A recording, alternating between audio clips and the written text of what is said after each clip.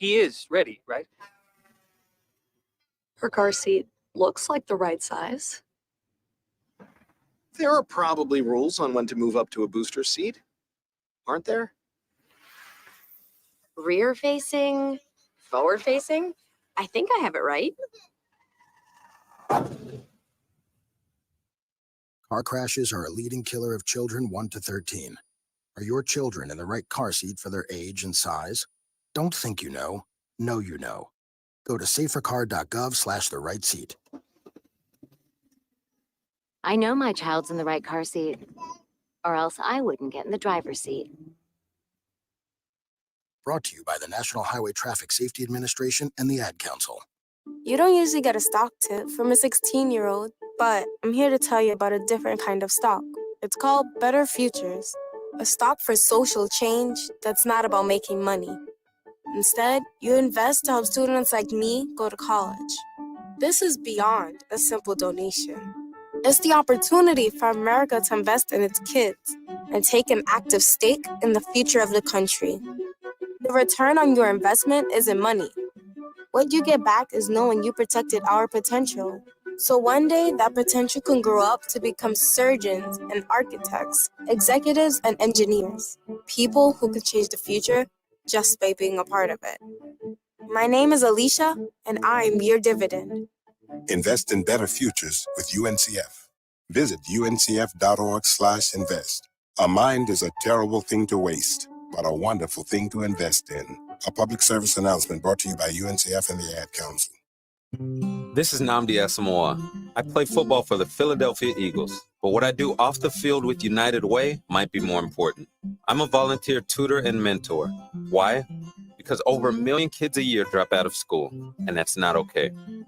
It takes 12 years to create a graduate, but it takes about the same time to create a dropout. And the difference between a child becoming one or the other could be me, or it could be you. Studies show that if we get to these kids earlier, their chances are better. And kids who read well by 3rd grade are more likely to graduate. So join me in United Way. Suit up and take the pledge. Become a volunteer reader, tutor, or mentor. Because when a child succeeds, we all succeed. Give, advocate, volunteer, live united. Take the pledge at unitedway.org. Brought to you by United Way, the Ad Council, and the National Football League.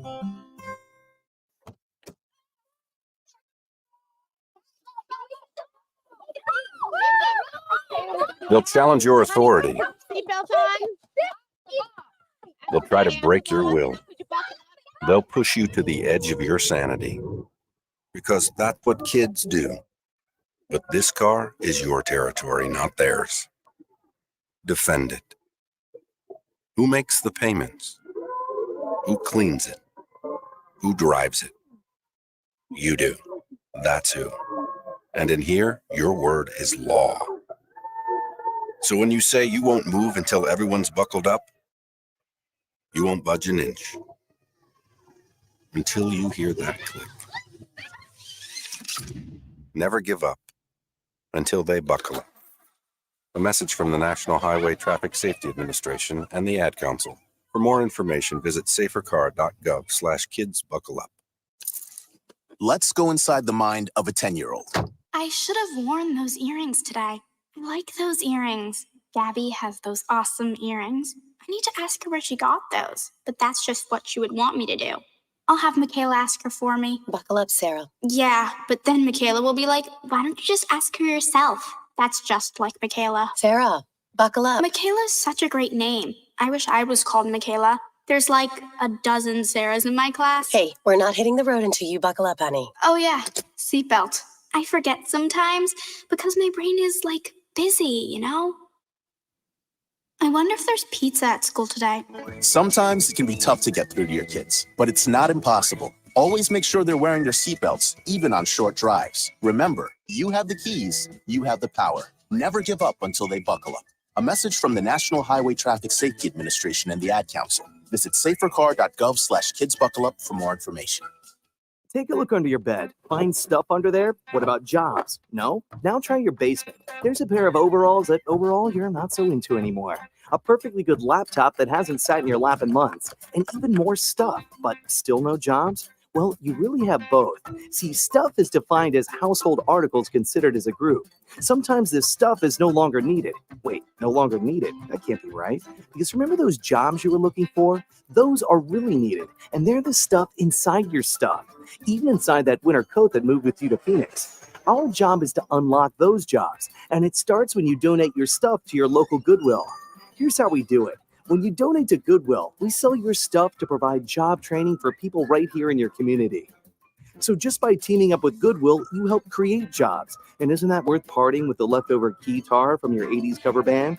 Goodwill. Donate stuff, create jobs. Find your nearest donation center at goodwill.org. A message from Goodwill and the Ad Council. Dear John, I was hoping it wouldn't come to this, but you've left me no choice. I'm leaving. Uncontrolled high blood pressure is really serious, and lately you seem to really not care. I've been there for you since day one, and I know you think I'm going to keep ticking. But no, my friend, I can quit whenever I want. Why can't we get back to the good times, when we were more active and ate more healthy foods, and you checked on me every once in a while? Is that too much to ask? I don't want to leave, but unless you stop ignoring me, what else am I supposed to do? Remember, when I quit, you quit.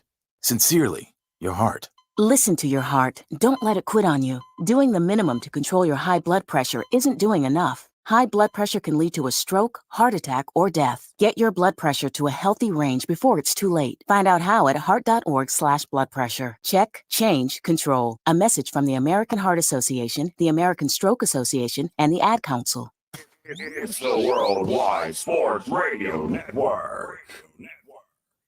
Haason Reddick requests a trade from the New York Jets. Colin Kaepernick says he still wants to make an NFL comeback. And the NFL likely won't suspend Rashee Rice before the season. And much, much more for a little bit later. Sports Loudmouth.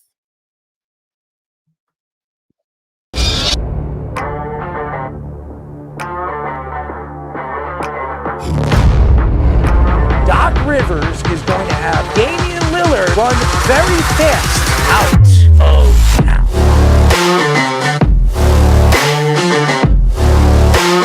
Does he help them win? You're under 500. Aaron Judge helps the Yankees win. You're paying the player $300 million. You better be sure that guy's going to help you get over the hump.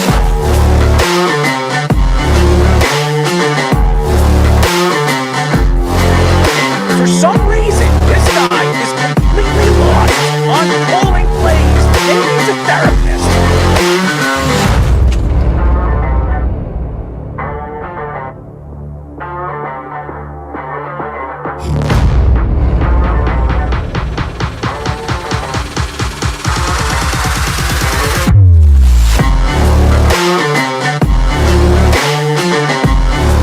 Did you see Lamar Jackson cry to the referee? No, he didn't.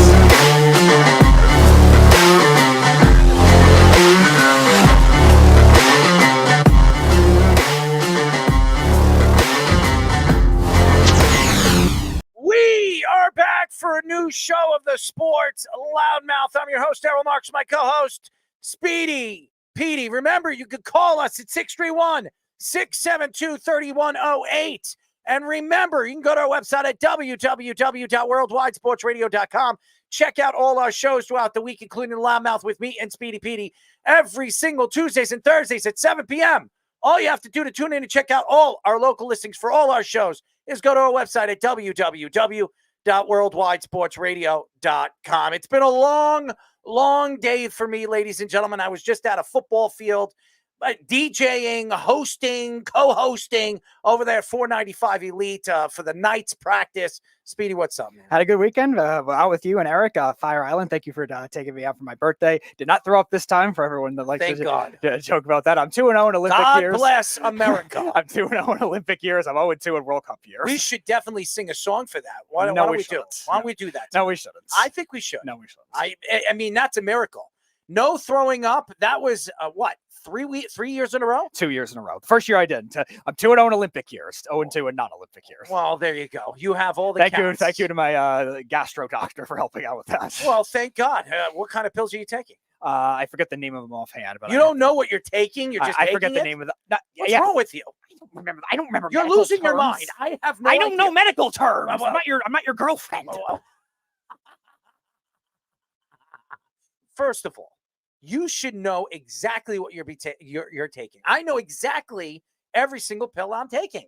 If it's blood pressure, cholesterol, anything, you should know the name of the pill that you're taking and what it does to you.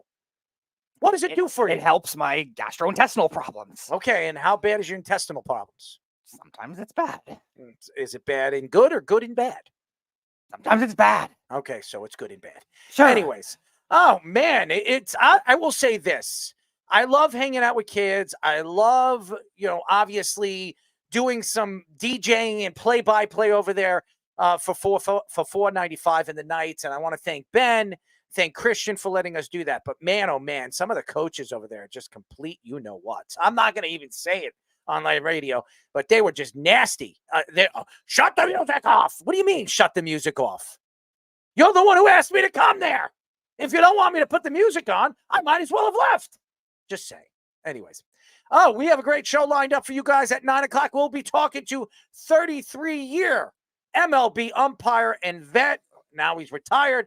Dale Scott will be joining us for what? The fourth time. Fourth time, I believe, yes. And at 9:30, we'll be talking to 3-time Super Bowl champion running back Kenjon Barner. We love Kenyon. Our fellow Swiftie. Yes, our fellow Swiftie. And we'll have him on. I know he knows how to dress. We enjoy each other because we like, dressing and going to the same places to shop. So looking forward to getting Kenyon on the show. But why don't we get into it? Because the New York Jets are the lead story right now here in the NFL. The NFL Network's Ian Rappaport reports that Haason Reddick officially requested a trade from the New York Jets. The Jets told Reddick they are not going to trade him, and he will keep being fined if he doesn't show up to practice. Yahoo Sports reports that Reddick could hold out into the regular season like Chris Jones did last year with the Chiefs. Colin Kaepernick says that the Jets continue to prove they don't know how to deal with crap. Boomer Esiason says that the Jets should add Reddick in a potential Davante Adams trade. Reddick has been asking for a contract between $25 and $28 million per year. First of all, for all the Jet fans out there on social media attacking Joe Douglas, this is Joe Douglas's fault. It's all because of him. Joe Douglas took a shot on this. Shot in the dark.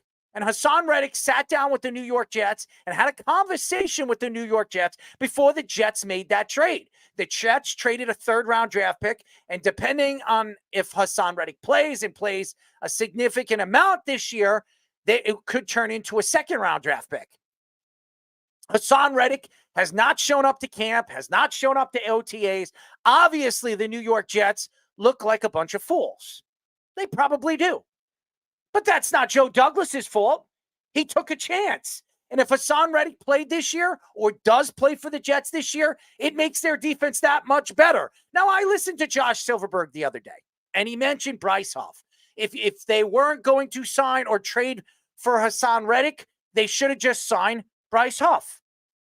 Bryce Huff, obviously, was not a guy that Robert Saleh believed that fit his defense. He was a third down defensive lineman. He barely played all three downs. Haason Reddick is a triple threat. He can play all three downs, even a fourth down. He's that type of player. They're two different players. And I know most Jet fans were excited when Haason Reddick was traded to the New York Jets, including yours truly. So I'm not going to sit here and cry about it that Haason Reddick is sitting out and moping that he doesn't have a new contract. What I do know about the New York Jets is the Jets organization for years have made terrible moves, and it's turned into turmoil. Turmoil for the organization.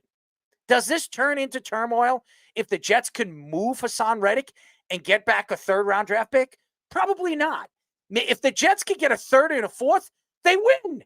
They win on the move. Why? because they get their 3rd round draft pick back and they get a 4th or they get a 5th.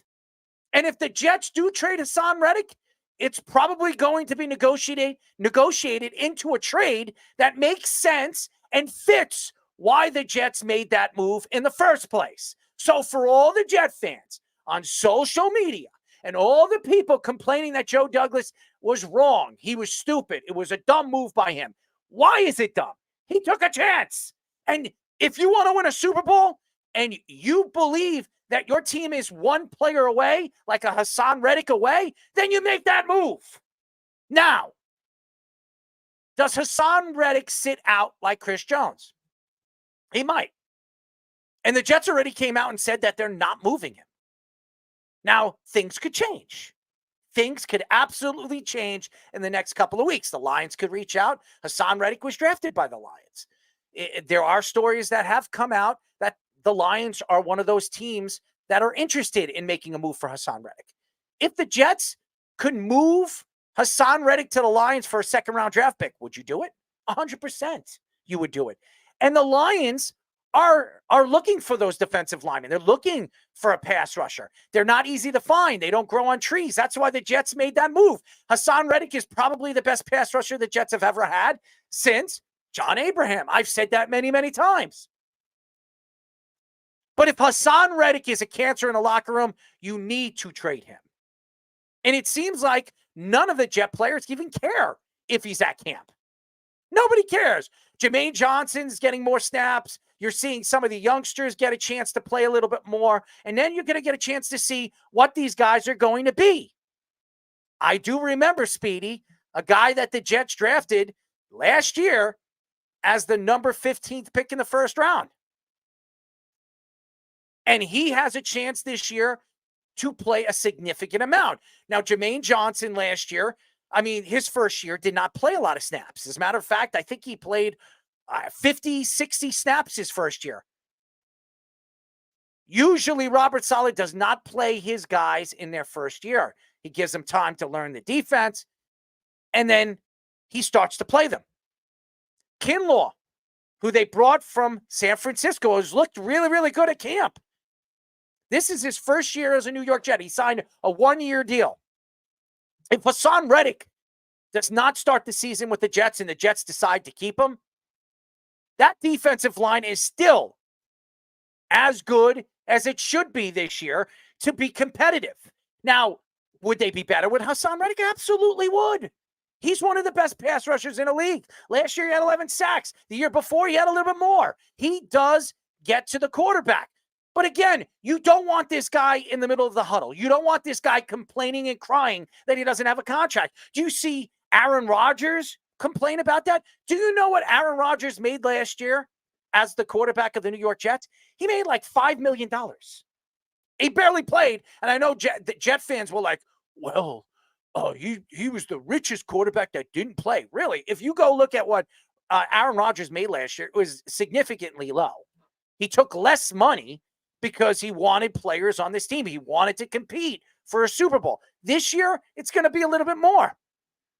And the Jets understand where their position is. And their position is win the division or it's a complete loss of a year. They should make the playoffs this year. They're that good.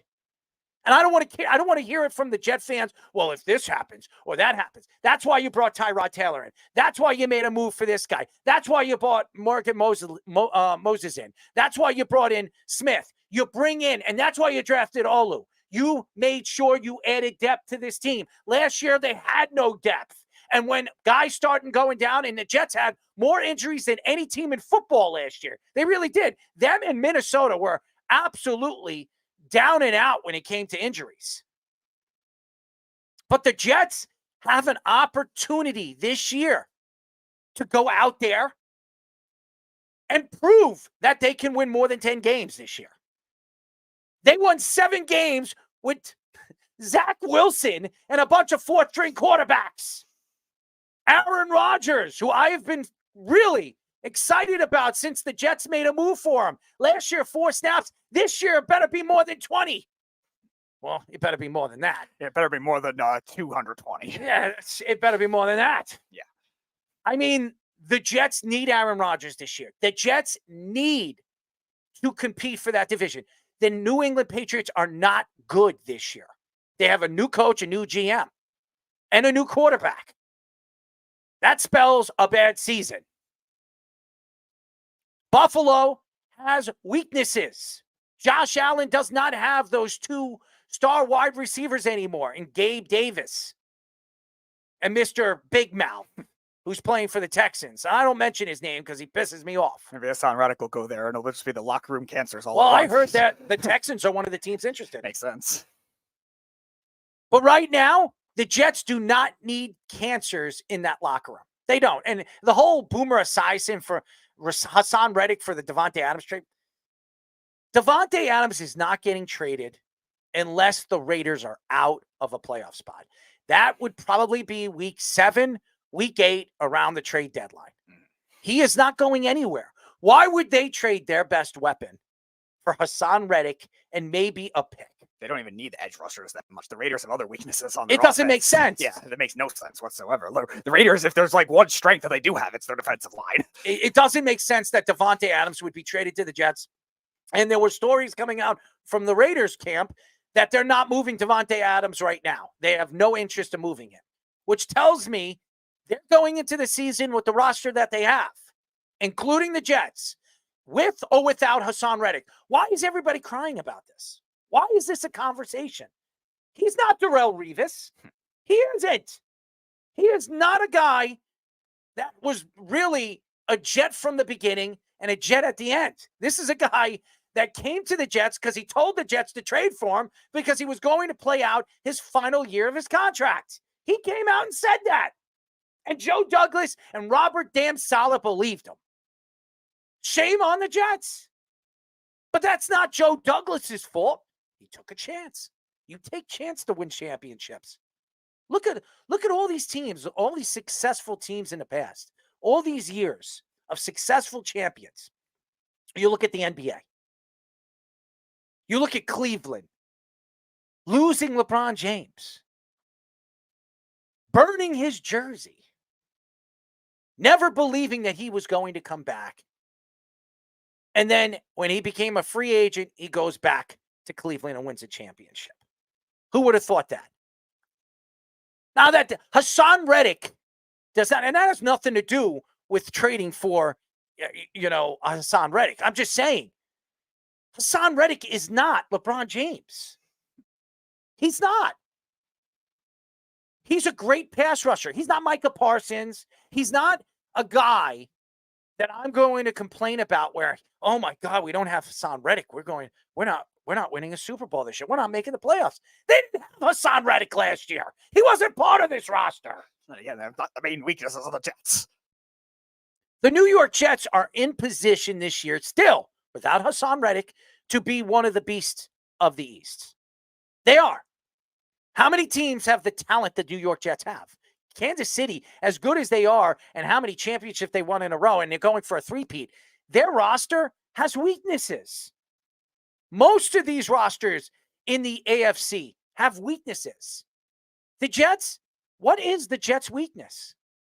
What is it? I'm just speaking, not as a Jet fan. Honestly, when you look at this roster, what is weak about the New York Jets? Their special teams is one of the best in the league.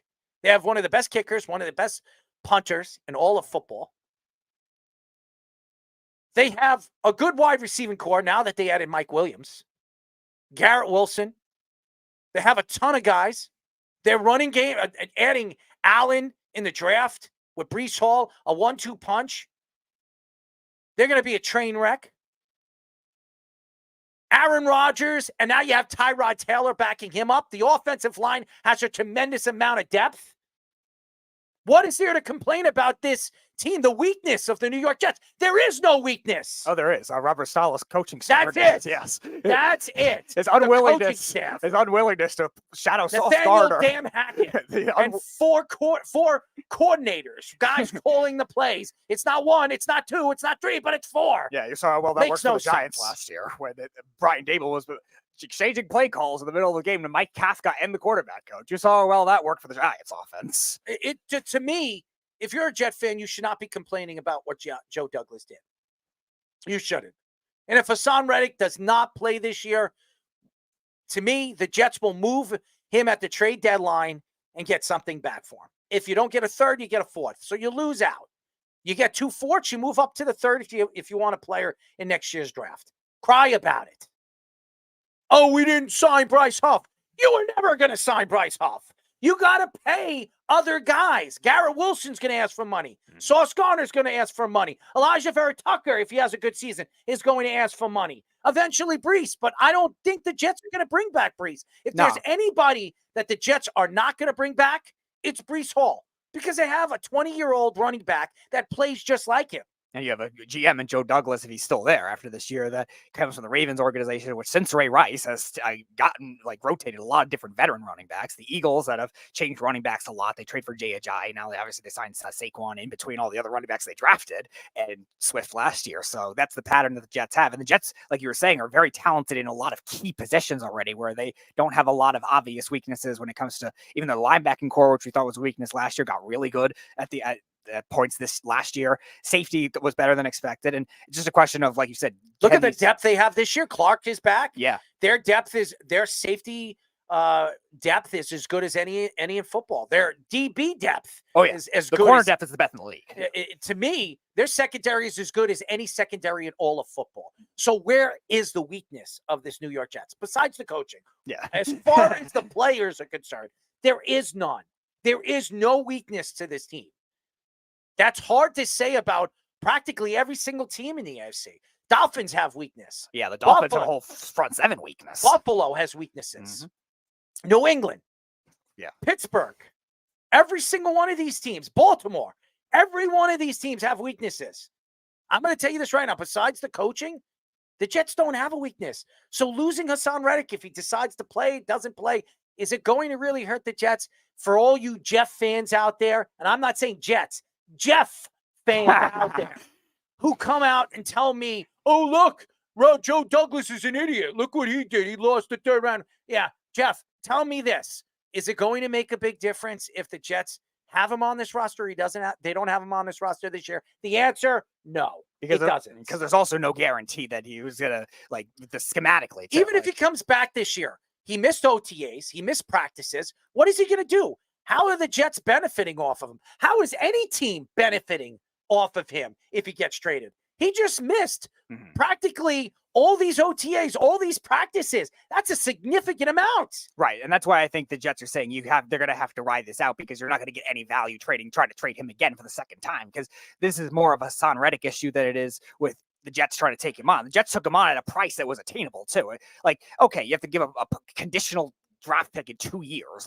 Okay, fine. It might become a second round pick, but that's only if he played well. So it's going to be a third round pick in 2026, which the Jets could get compensation picks for that back as well. So it's not a Jet issue as much as it is a Haason Reddick issue. This isn't with a lot of these other players that the Jets have had issues just maintaining and keeping them happy in the past. Keith, I'm not talking about you. I see you writing all this stuff and you say, I'm not talking about you, Errol, I guess, LOL. But again, we haven't read any of your stuff. We're starting the show late. I want to apologize to all the fans. We were at an event doing play-by-play and DJing for the 495 Elite Nights. Very happy to fill in and do the things that we do here in New York and Long Island, to be representing a very big organization like we do, and an organization that really represents the best in Long Island football. We're very happy to do that. So, but again, going back and finishing up with the New York Jets, I know everybody listens to Colin Cowherd. I know everybody watches Boomer Esiason and Gio, Boomer and Gio in the morning. To me, these guys are just trying to stir things up. And Colin Cowherd, the fact that he comes out and throws the Jets under the bus, weren't you the one that told the Jets to draft Sam Darnold? Oh, yeah. Weren't you the one that said Sam Darnold is going to change the game? Mm-hmm. That he is going to be one of the best quarterbacks to ever be drafted, not only from college football, but from USC, from all the crazy garbage that's come out when it comes to quarterback plays from USC. One of them, in Caleb Williams, who's coming from the USC Trojans, I think he's going to be the best one. There's no question. But nevertheless, you're the one who told the Jets to draft Sam Darnold. Who's stupid now, buddy? You're the dumbass. Yeah, he was the second biggest Sam Darnold. Where is Sam Darnold right now? He's going to I start. rest my case. He's going to start for the Vikings because now JJ McCarthy's hurt. So Not that's fine with surprised. that. And you know what's going to happen with JJ McCarthy? He's going to lose his starting job because Sam Darnold's going to win that job. Oh don't worry. There's also the great Nick Mullins that's going to compete with that too. Oh, ooh, Nick Mullins. No more Josh Dobbs though, so we won't have that kind of fun with the astronaut meme. So we were having last year where Josh Dobbs beat the 49ers and all those other teams that were in playoff The contention. fact is, if any Jet fan's going to sit here and complain about the position that the Jets are in with this Haason Reddick, and again, I didn't want to speak about this today, but we're going to have to spit our feelings about it, and I'm going to spit it out because I'm a Jet fan. And for all the Jet fans that don't like this take, well, go sit on it because the facts are facts. Haason Reddick on this roster or not, the Jets should win more than 12 games this year. There is no excuses for this team and this organization. There is none. And for all you fans going to the practices and kissing ass, well, you know what? Now you got to put up and shut up, okay? I don't want to hear it from the Jet players on social media. If we have this guy and we have that guy, we can win a Super Bowl. Well, now you have them. Yeah. Now you have them. Now let's see you win a Super Bowl. Before we go to break, Keith says that every team in football has a weakness. No, what we're saying, though, is the Jets don't have it. Obvious. The Jets' weakness, the Jets' weakness is their coaching staff. Yeah. It's not even a question. The weakness of the New York Jets is their coaching staff. It's a fact. You go up and down that roster, there is no weakness of that team. Their secondary, their front seven is as good as any team in football right now, even without Haason Reddick. Their offense, the depth that they have with Mike Williams and all the players that they've drafted, the running back position, they have 3-4 running backs in there that are good, that could start on any other team or be a secondary running back on any other team. Their offensive line finally has more depth than they could use. So this team is stocked. Now they got to go out there and put up and shut up. Put up or shut up. That's what I mean. They got to put up. This is a team that has been always saying, well, we don't have this, and we don't have that, and we don't have this, and we don't have that. Now we have this, we have that, we have this, we have that. There is no excuse for this team, ladies and gentlemen. And for all you Jet fans out there in the middle of a season when the Jets go 1-5, and they better not go 1-5. No. But if they're 1-5, there is no excuse to this organization and team. It means that it's a crock. And all these Jet fans that have been all over the social media market saying Aaron Rodgers and this guy and that guy are going to take it to higher heights. Well, do it. When we come back, ladies and gentlemen, we will be talking to former 33-year MLB umpire Dale Scott. But first, our Sports Minute with Tommy Scopes. This is the Sports Loudmouth Sports Minute. Are you ready to get loud? With Tommy Scopes. Ladies and gentlemen, another week means another Sports Minute with the man Tommy Scoops. And getting straight into it, over in the NBA reveals in-season tournament schedule. The league announces the dates, times, and the matchups for this year's tournaments, with matchups such as Warriors hosting a returning Klay Thompson and Spurs Victor Wembanyama getting his Olympic rematch against LeBron versus the Lakers. As over in the NFL, the Cowboys linebacker Micah Parsons expects CeeDee Lamb to get his new deal. While Parsons is also in line for a new deal, he fully expects his teammate to suit up for Cowboys come week 1.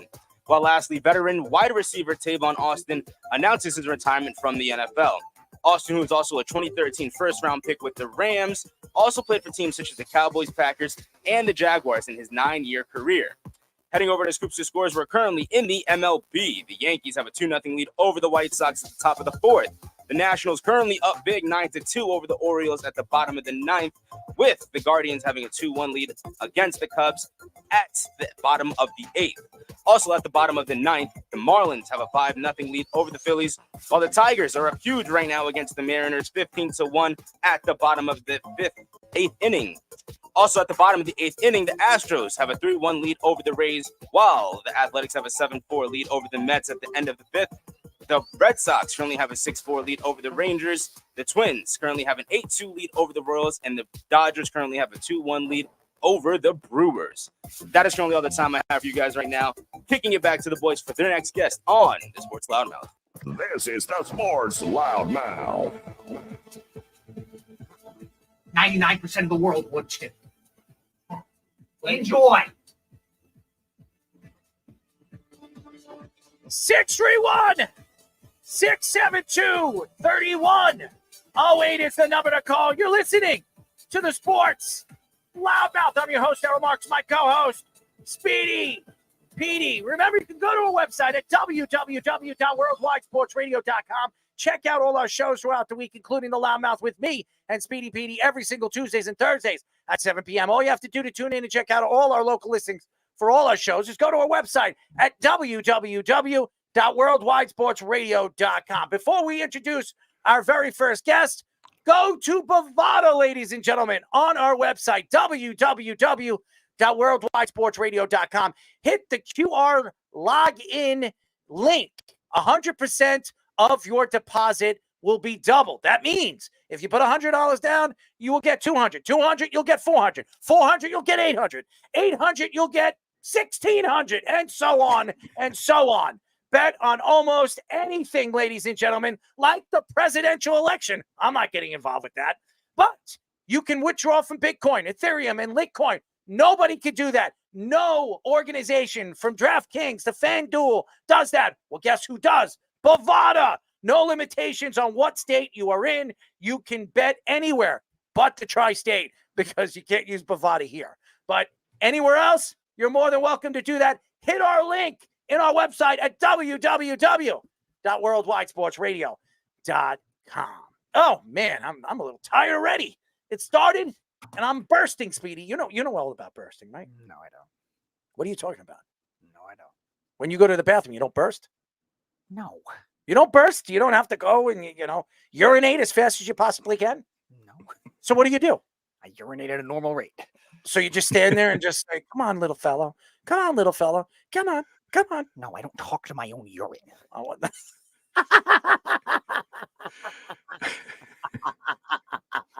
anyways, I don't want to scare off our guest. Please don't.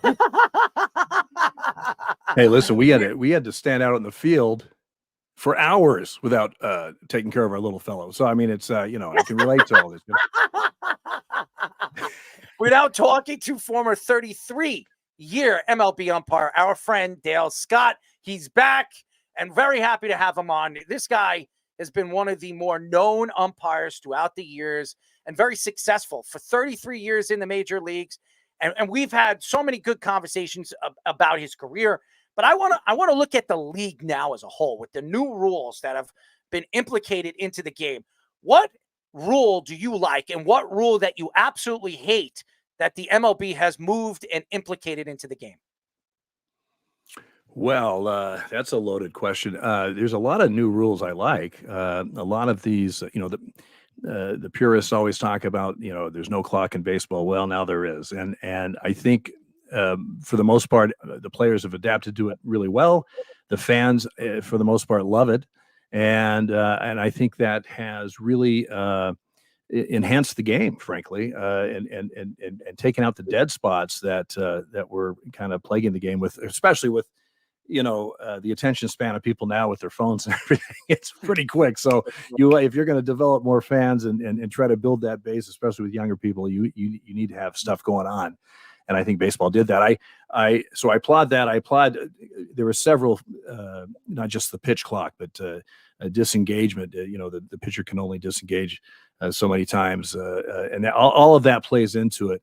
And I think it's done really well. The rules, rule that I don't like. I don't. One of the most misunderstood rules was the running lane and the batter runner and interference with the running lane. They did tweak that this year to make the running lane a little bit more, bigger. That you can be on the fair side of the foul line, which doesn't make sense, but the fair side of the foul line. And they've made it a little bit easier to understand, but it's still a confusing rule because it actually is there to protect the first baseman trying to catch the throw, which seems weird because everyone thinks it protect, or what it is a limit. What the rule is there so you can eliminate the catcher, or usually the catcher, but not always, throwing the ball they have to make a true throw, whatever. But it's actually there because for the first baseman or the fielder that's fielding at first base. That one's a little tricky. That one's a little confusing to people. I think another one that's confusing that's been around forever is the infield fly rule. The infield fly does not have to be caught in the infield or by an infielder. It is, it's obviously a judgment call by the umpires as far as if a infielder with ordinary effort can make the play. And you can, it was really highlighted in that Atlanta playoff game a few years ago where you had, and it was called 100% correctly, but it looked very strange because you had a shortstop that went out. He faced up toward the infield. He was under it. And then right at the last minute was called off by the left fielder who did not make the catch. But the rule had been imposed because you had an infielder that was camped under the ball. And it doesn't matter where the ball's at as long as an infielder with ordinary effort can get there. And so that can be a little confusing. So one of the big things that MLB could implement is challenging balls and strikes. It's the only thing you can't overturn with the replay review as of now. And pitchers and hitters could both do it like within, I think, 30 seconds or something like that. So what are your thoughts to that? And do you think MLB would have to monitor something like that if it does happen? Well, the ABS, the automated ball strike system, ABS system, was used, in all of AAA this past season. It's been used in other leagues and stuff and AAA throughout the last couple of years as they've tried to fine tune it and all that stuff. But they use it almost exclusively this year in AAA. And until just a few weeks ago, they used it under if you had a 5-game series or whatever, 5 of the games would be with a challenge system and 5 of the games would be complete ABS, no challenges. The ABS system calls every pitch. And what they changed a few weeks ago is they said, okay, from now on, all the games are going to be ABS challenge system. And I think that's where they're going with this once they get it fine tuned and into the big leagues. Barring just a technical issue where they just can't get it to where they're comfortable with it, it is coming. Trust me. And I think one of the reasons it's coming, just getting off this challenge a little bit, one of the thoughts is because with gambling now so prevalent from your couch right on your cell phone, on your app, on your Bovada app now. Come on. On your Bovada. Well, that's what I'm sorry. I meant to say Bovada. Yes, absolutely. A few years ago I couldn't say anything because I'd be struck down. I'm an umpire. I can't say that. Don't tell Pete Rose that. Or Shohei Ohtani's interpreter. Or Shohei Ohtani. With gambling so easy now to do, and you can basically bet every pitch or whatever. The plate work, all calls, but plate work, people want perfection. And as good as Major League umpires are, and that's, I'm sure some people will debate that, but as good as they are when they call hundreds of thousands of pitches in a year and have a 97, almost 98% staff-wide rate, that's pretty good. That being said, it's not perfect. And I've got my misgivings on an ABS system. That's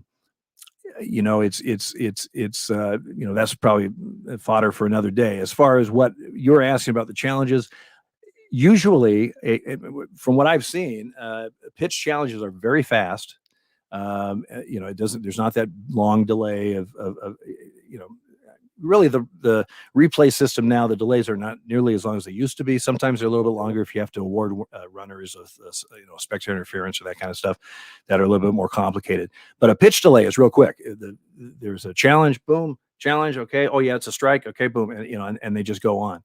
But it still will affect the game. I mean, you have runners at first and second, less than 2 outs on a 3-2 pitch, and they're running on the pitch.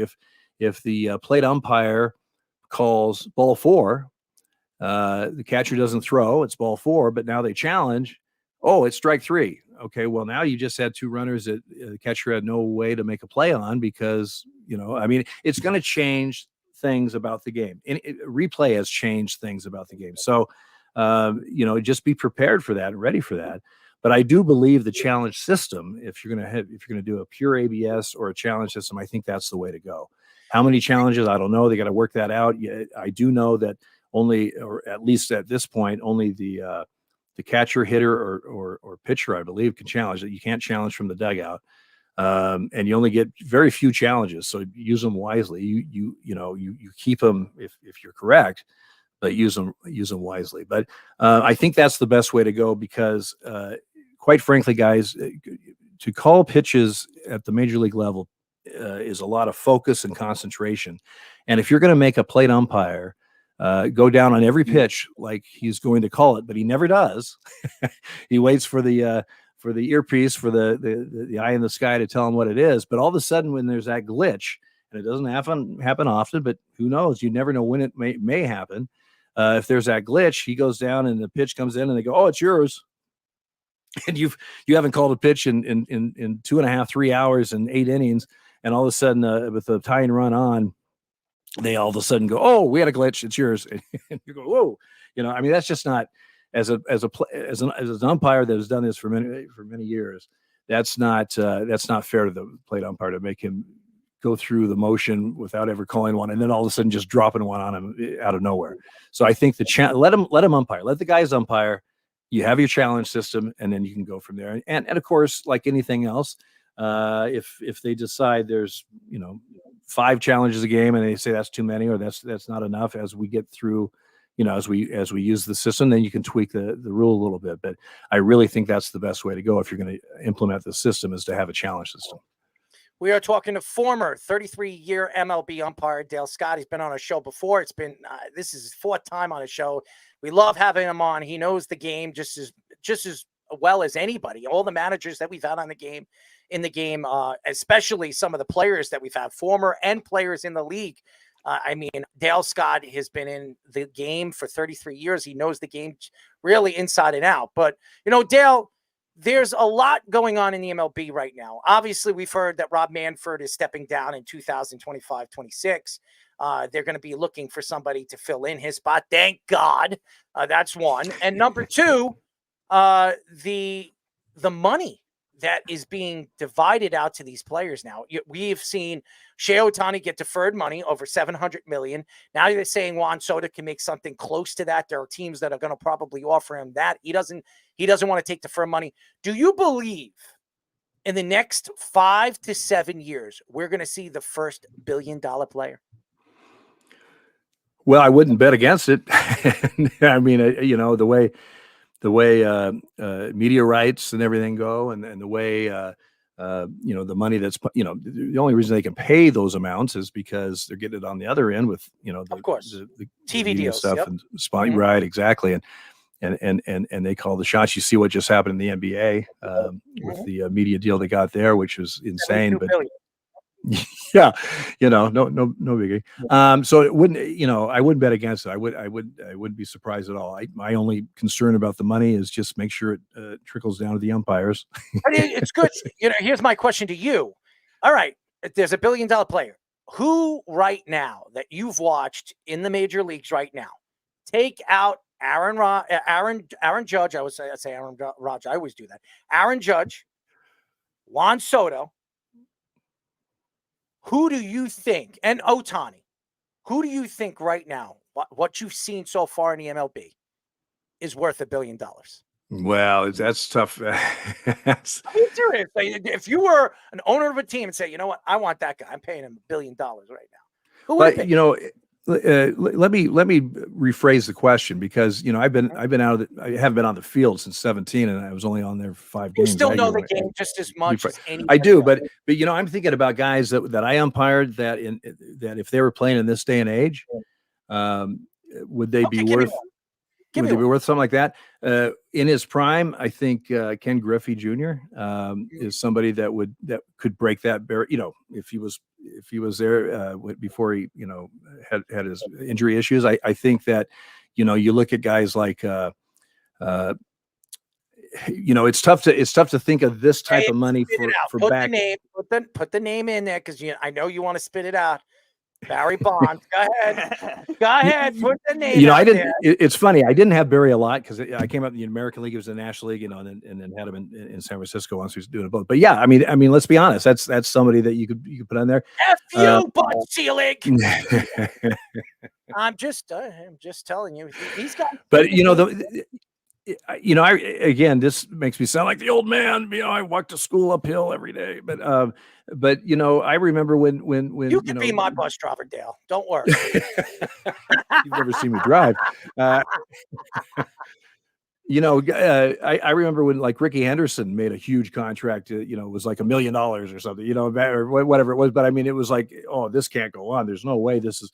These money, these salaries are getting out of control, and in the early 90s, and it was like, this thing, there's no way this is sustainable. And here we are talking about the possibility of $1 billion player. So I mean, never say never, and the way things have been, that trend line that's been going, I don't think it's going to be that very much longer before we see something like that. So we're in New York. Obviously, both the Mets and the Yankees have been making headlines. I'm a Mets fan, and they had one of the hottest winning streaks as of right now. But there was a lot of thinking of Pete Alonso's leadership. And that's why Speedy hangs out in the bathroom. He got so excited. I would be hoping to get bigger things for the Mets, but we'll see. I'm not going to go and jump the gun with that. So excited.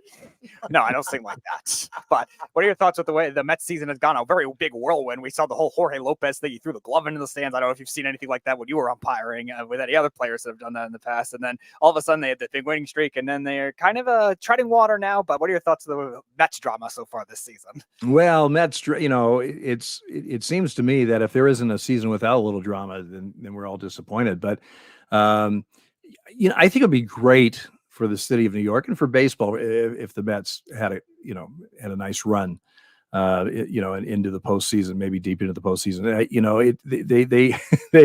They seem to always, so close, or they get they got the right combination. Nah, they just didn't quite make it, or just whatever. And this. That's anything like that. Like, no, I have not.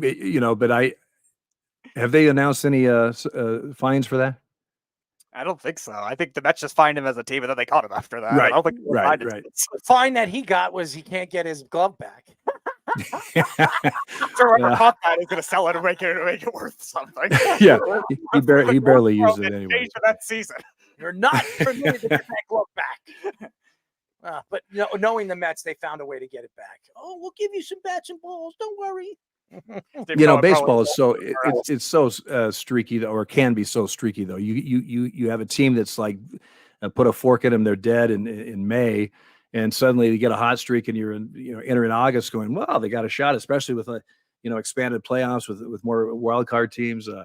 As an umpire, I remember when they added the wild card, and then they were talking about another wild card. I'm thinking, here's a team that we're working a series with a team that's 15 games out of first place, but they're only 2 games out of the wild card. So it's like, okay, well, I guess at first glance it looks like they don't have a shot at all to October, and suddenly, they're in it. So it's such a streaky game. You never know what's going to happen. But I honestly, Petey, I'm going to say just right off the top here, I just hope your Mets do okay, because I think it would be good for the city. I think it would be good for baseball if they showed a little life in October.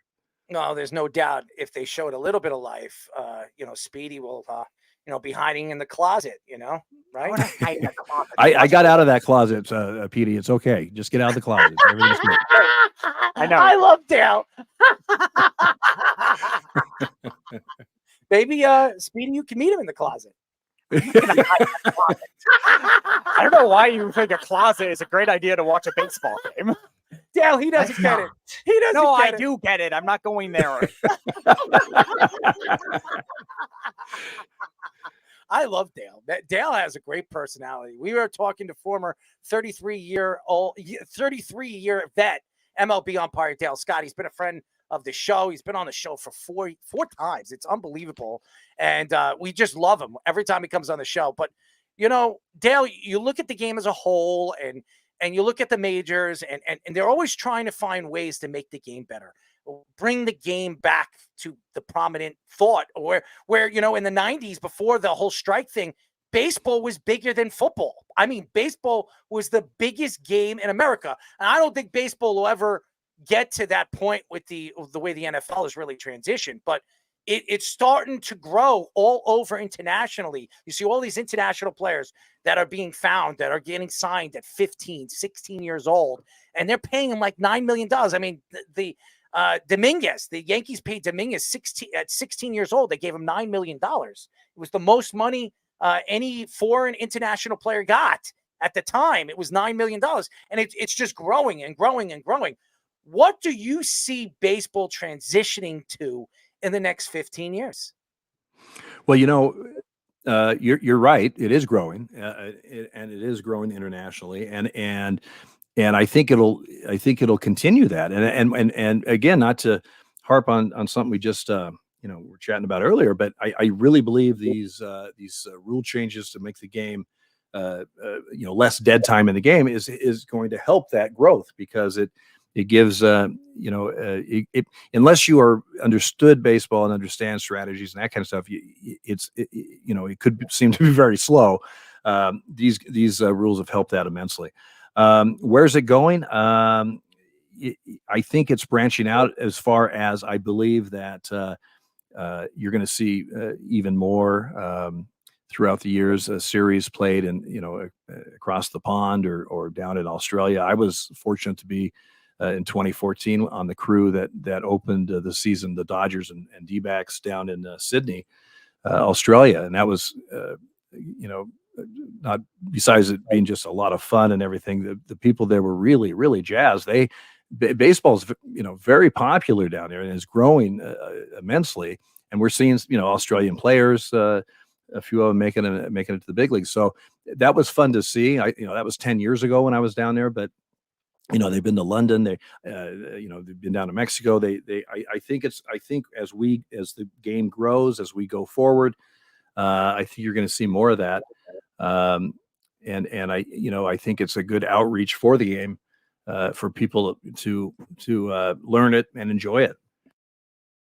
So I know one of your stories, obviously you being the first umpire that coming out as gay. You mentioned it in your book as well, and we had a conflict with that over the weekend with Jaron Duran. He slurred something, and there was a lot of controversy. The Red Sox suspended him, but have you dealt with that? Obviously, experiencing that in your career as an umpire, and what do you think the MLB and the Red Sox should do with him?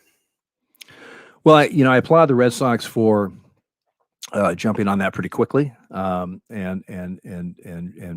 reaching out to the community and saying, hey, listen, we don't approve of this, and this should not have happened. I think he seemed very contrite and remorseful, from what I've read. Like that.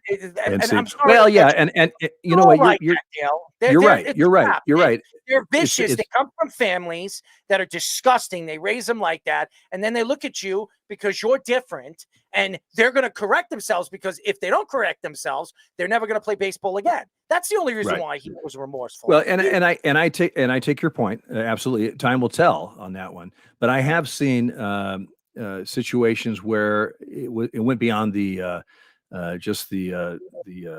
veneer of, oh, I'm sorry, I didn't mean to do that. They actually tried to show how much here's the thing though, guys, and you see this down, especially young boys, men in their teens or whatever, that, I mean, just a common put down, not thinking anything of it as, oh, you're so gay, or you're such a F, the F word. Yeah. And it was almost like, and I think finally, well, not finally, I'm hoping that people understand that that's just not a throwaway word that it's it's just not a good thing to be saying that. And you never know. The thing is, I heard it all the time. Not directed at me necessarily, but I've heard it, and of course, this is before I was out to them, publicly, in locker rooms or wherever.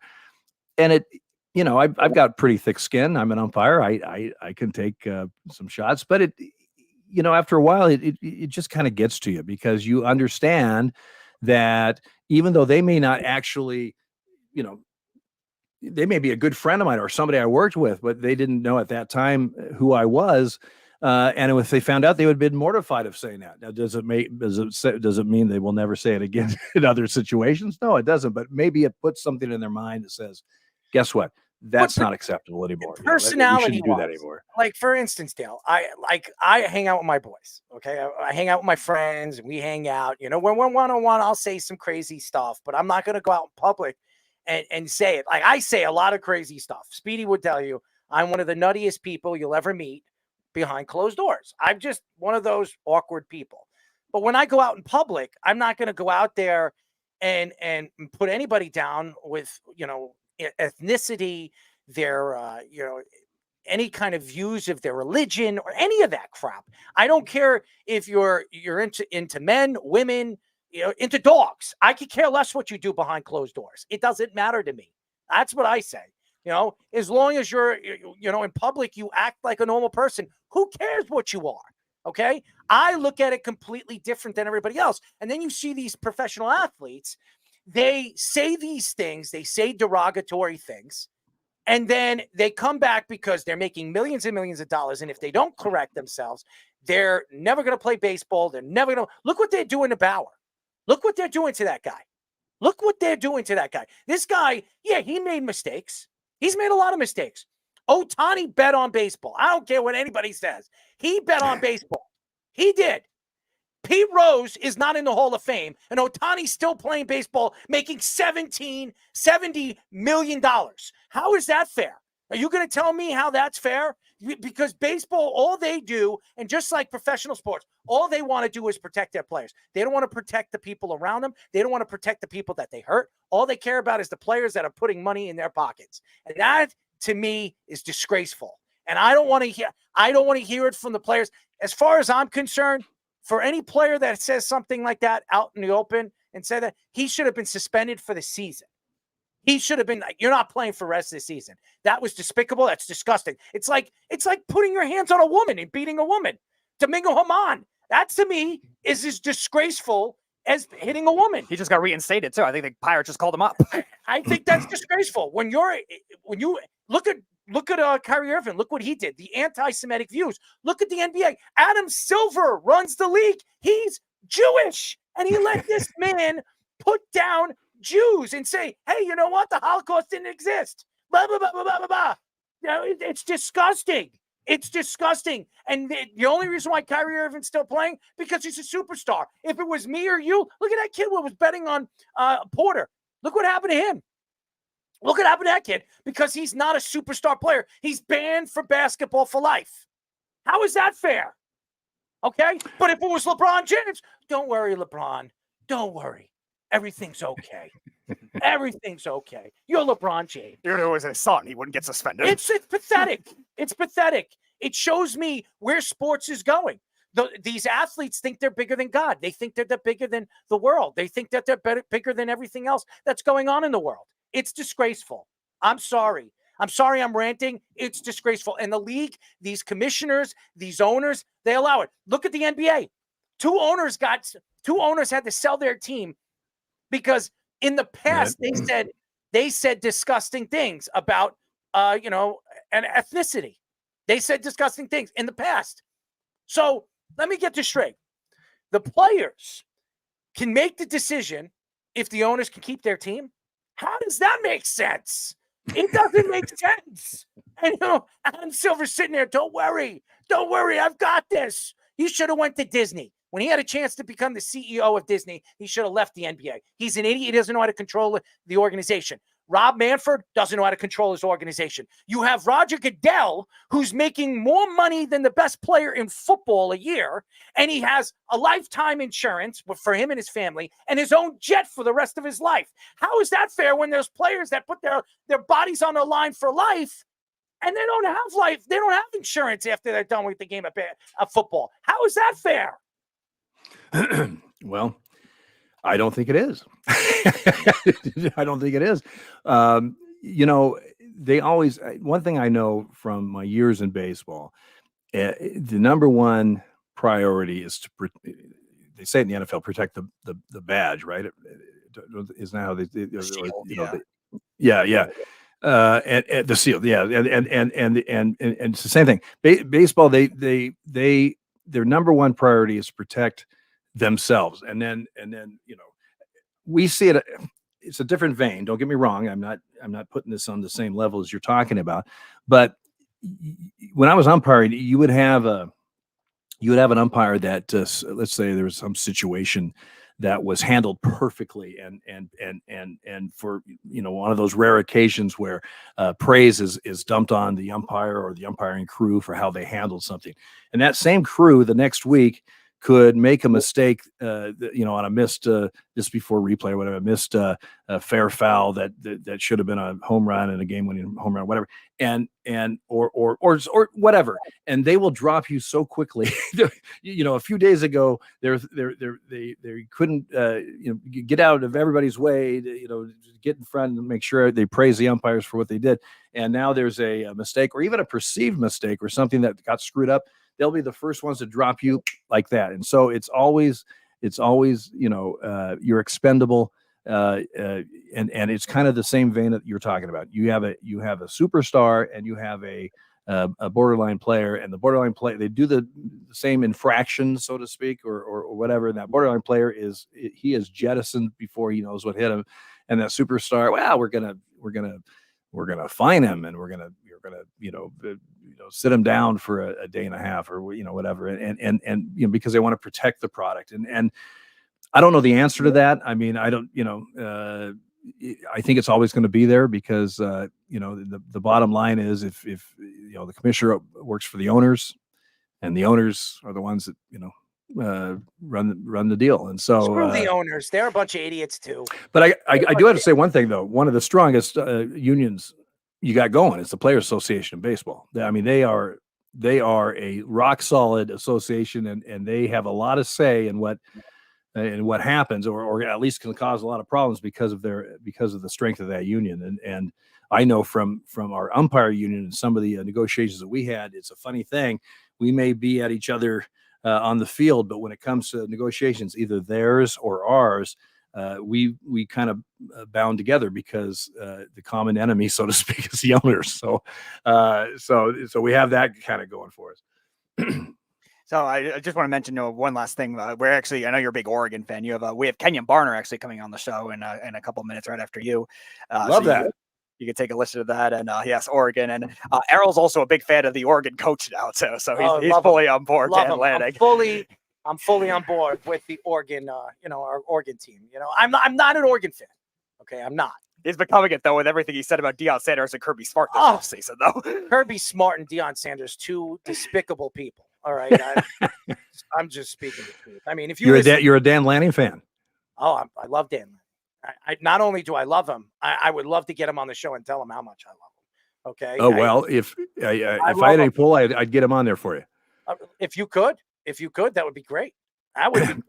We're really excited as Duck fans. The whole new. First of all, we're excited about Dan Lanning and what he's brought to the Ducks, and quite frankly, last don't want to sour grapes, but last year just one bounce here, one bounce there, and we're in the championship game. But whatever, that we're not going to go through that.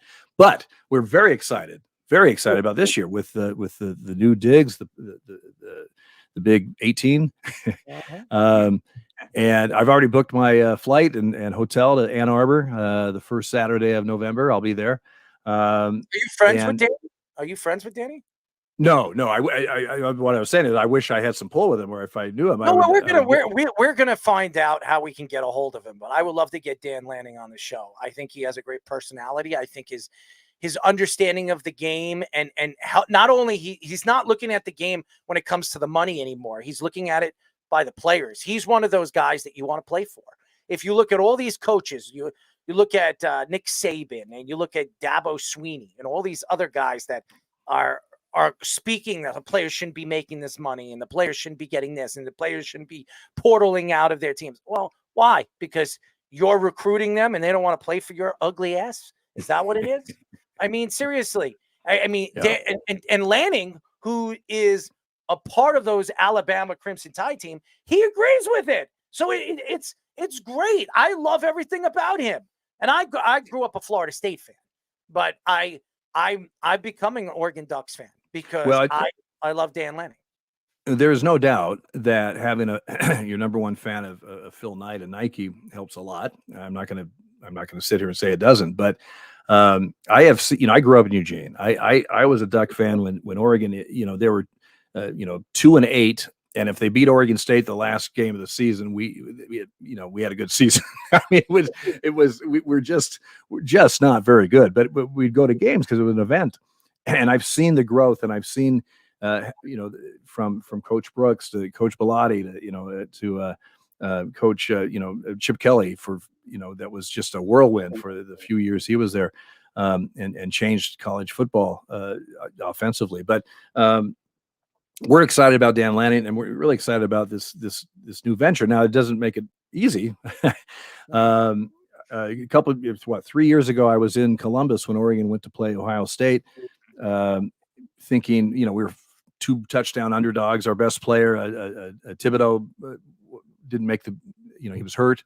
And Oregon won that game. And it was one of the biggest thrills being the Horseshoe as a visiting team. It was so funny, guys. A pregame at tailgating, I had some friends that Ohio State people, and they have great tailgating and stuff.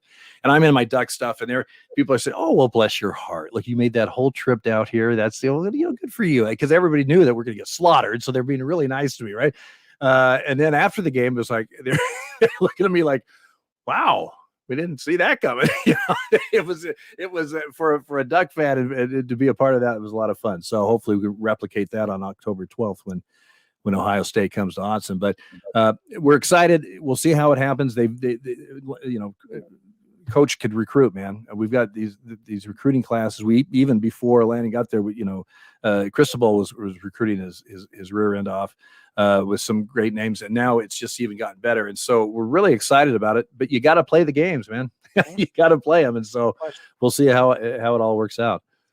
Dale, we love you, man. Keep up the good work. We'll get you on very, very soon. When the playoffs come around, we'd love to get you on and your thoughts of what's going to happen. But you know how to get a hold of me.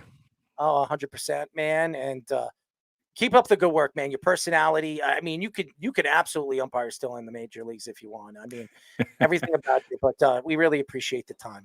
I appreciate it. I got my birthday tomorrow. I'm officially on Medicare tomorrow. Happy birthday. Speedy, you better sing to him. Ready? Here we go. A 1, and a 2, and a 3. Happy birthday to you. Come on, let's go. Happy birthday to you. Being like you're out of a closet, right? Birthday, dear Dale. Happy birthday to you. He's saying that is a very unique rendition. Thank you. If I sang that in the closet, it would not sound that clear. Oh, Dale. Hey guys, thanks again for having me, and you know how to get a hold of me anytime. Oh, thank you, Dale. Dale Scott, fantastic. Always, we love Dale. He's fantastic. Great personality, knows his baseball, and he knows how to have fun. It's sports radio, and I want to let everybody know something because I don't think people understand. It's entertainment. You have to entertain people. You can't sit there and go, da, da, da, da, da, da, da. This is what I talk about. Da, da, da. It's boring. All those podcasts out there, I just want to let you all know that is garbage. That doesn't sell to the public eye. And if you want to watch that, good luck. I'm not going to sit there and watch your crap. You have to entertain people. And to get great guests like that and a person that brings out his personality, that's stuff you want to hear. And it's not, oh, you just said that? I can't believe you just said that. I mean, Speedy, you did get caught in the closet. You know? I did not get caught in any closet. You did. I don't know where you get this You're idea. a little lost in the closet. How do you get lost in a condensed space? That seems pretty hard to do. Unless you're in the like world's tallest closet and you're trying to climb and go through like a maze. Would you climb in somebody's closet? I mean, if it's like an escape room, it might be interesting. Besides that, I don't think so. Like I don't think 99% of the world would too.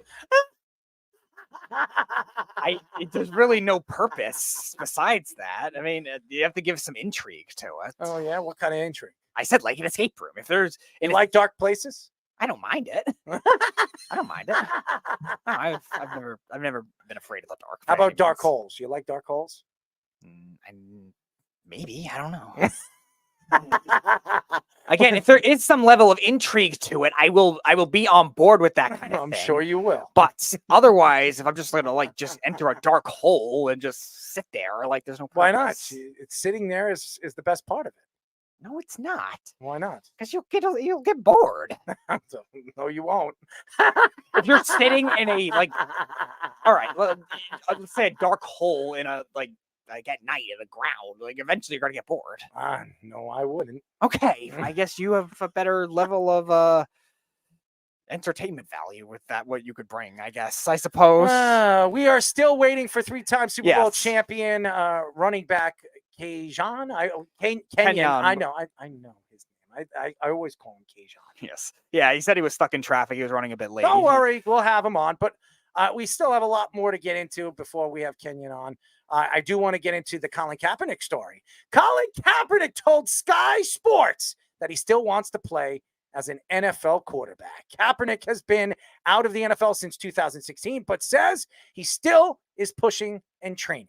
He added that it will take a lot for these NFL owners to open up. He added that he would be interested in joining the Olympic flag team in 2028. Many players and coaches, including Jim Harbaugh, mentioned there has been collusion against Kaepernick that was unfair and should have had, he should have had a job years ago. Kaepernick is 36 years old and will be 37 in November. Could you imagine that? You've been out of football as much as he has. He left football at the age of 30, 29. Yeah. I mean, listen, I'm not saying Colin Kaepernick was right for what he did. Okay. Because I could go back and forth on why he did it and the reasoning behind it. Okay. I don't think Colin Kaepernick is all there personally. I don't know him. I've never interviewed him. I would love to interview Colin Kaepernick. I really would, because I would like to know what he's thinking in his head when he shouldn't be thinking it in his head. But what I could tell you about Colin Kaepernick personally is what the NFL has done to him is wrong. And they threw him under the bus. There were other players that were kneeling. Why aren't they suspended? Why aren't they kicked out of football? He started it, so you're going to treat him like that? It's not fair. I'm just speaking the truth. If I was an owner of an NFL team, this is the truth. And I'm not saying Colin Kaepernick was right for what he did. I would never say that. But listen, there were other players doing the same thing he was doing. They all have jobs. They're all still playing in the NFL. Why is that fair? Because he was the first to do it. There were other players that have done it in the past in the NBA. Some of them never played basketball again. Now, isn't the world, we live in the United States, the USA, freedom of speech? Isn't that what is said? You're allowed to say what you feel. You're allowed to believe what you want to believe. Again, I'm going back to Colin Kaepernick. I'm not saying Colin Kaepernick was right for what he did, because I don't think he was right. But to throw him to the wolves, this guy had a career. This guy was 1 or 2 plays away from winning a Super Bowl. Just think about that. 1 or 2 plays away from winning a Super Bowl. And people just brush him off like he was nothing. No, he was Colin Kaepernick. Oh, he's not remembered for all the great things he did. He's remembered for the one bad thing he did. Just think about that.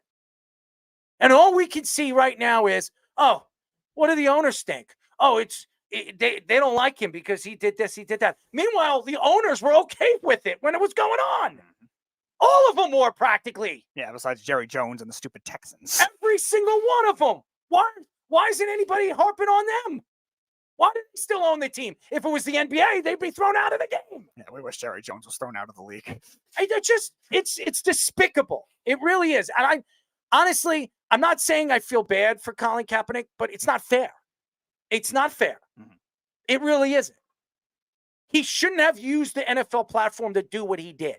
It wasn't his platform to do that. But even if he didn't do it on that platform, People would still kill him. He would have still been suspended. He'd still not have a job. It's just, and I'm tired of listening to these haters on social media. People that love him and people that hate him. We are going through so much stuff that's going on in the world that nobody's even talking about. Innocent people dying in different countries, getting their heads cut off. Children getting their heads cut off. But as soon as you mention Colin Kaepernick, as soon as his name gets brought up, oh, that guy's evil. He should never play in the NFL again. He's despicable. Did he kill somebody? No. Did he murder somebody? Did he rape somebody? Did he beat somebody? It's just, come on, guys. Where are we going with this?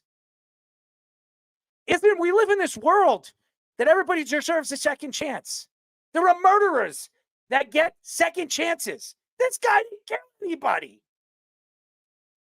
He didn't kill anyone. But everybody hates him because he did something that shouldn't have been done on a platform the way he did it. So, again, going back to Colin Kaepernick, how could a kid who's 37 years old, who had all the talent in the world, let me tell you, all the talent in the world, get thrown out like a piece of dirt? Like a piece of dirt. And all these writers, all these people speaking up, saying all of they're just trying to draw fans. They're just trying to draw people to read their crap. It's not right, okay? It's not. It isn't. And Roger Goodell, shame on you, okay? Shame on you as a commissioner. All these players right now that have knee problems, elbow problems, ankle problems, foot problems, back problems, head problems. You're not going to fight for these guys to have a lifetime of insurance when they have built the game for what it is. You just got a $70-something billion deal. Television. Corporate deal. And you don't want to help these guys. You don't want to fight for these guys. And you owners, shame on you too. Garbage, what you say, Jerry Jones. I don't want to hear your crap. Woody Johnson, oh, you're going to be working in England and your brother Chris is going to take over when Donald Trump is in office. Give me a break. Give me an effing break. I'm not going to sit here and make up any excuses and say Colin Kaepernick, right? Because it was shameful what he did. But not shameful enough that he's not playing in the NFL anymore and he can't make money. That's wrong. The NFL is wrong. The league is wrong. And anybody that thinks that this was okay. 3 years, you want to keep him out of the game for 3 years? Fine. Keep him out of the game for 3 years. His career? Ray Rice just been trying to clean up all the stuff that he did. Right. This man is a good man. I met Ray Rice. He is a good man. He made a mistake. And he never stepped on a football field again. But there are other guys. I don't want to mention names. Guys that play for the Cowboys. Yeah. I'm going to mention his damn name, the fat piece of garbage. Greg Hardy. Yeah. Okay? Mr. UFC fighter got his butt whipped not once, not twice, but 3 times. Yeah, you heard me. 3 times. Standing in the octagon, think he could fight. And think he could fight with some of the best fighters in the world. And he got his butt whipped. Okay? That man is a despicable man. But he got a job. He got money. Millions and millions of dollars. From who? The great Jerry Jones. Mm-hmm. And there's plenty of other domestic violence cases in the league, too. And we were just talking about it with Dale Scott, too. Like the selectivity of the MLB with Trevor Bauer. Now, I'm saying what Colin Kaepernick did and Trevor Bauer did are 2 different things, obviously. Trevor Bauer should have a job. I'm not advocating for what Trevor Bauer did. But Trevor Bauer should have a job right now. But that's the point, the selectivity. He was never convicted of anything. He wasn't convicted of anything. As a matter of fact, those girls were lying. Right. They were lying. And they proved it. His lawyers proved it. And this guy can't step on a baseball field anymore because nobody likes him. Mm-hmm. That's what I'm referring to, though, with the selectivity. Albert Bell is not in the Hall of Fame. Yeah. Because nobody likes him. Uh-huh. And that's where the selectivity of this goes on to it, too, with the football. Like, yeah, Colin Kaepernick, yeah, he came off a bad year that year, like those 2 years, but like he still was a good starting quarterback. You're going to tell me You're going to tell me right now, at the age of 30, Colin Kaepernick wouldn't have been one of the best backup quarterbacks in the NFL? Absolutely. 100%. He would have been. He would have been. But the NFL just brushed him to the side. Mhm. It's just despicable. It really is. And it's wrong. It's wrong. And I don't care what anybody says. You can hate on this take. Go hate on the take when we post it up on TikTok. I could care less. Right. On I don't care what you guys think. On the God's honest truth, I think he was wrong. He obviously apologized for it on that platform. So you completely push him away and banish him from the game of football.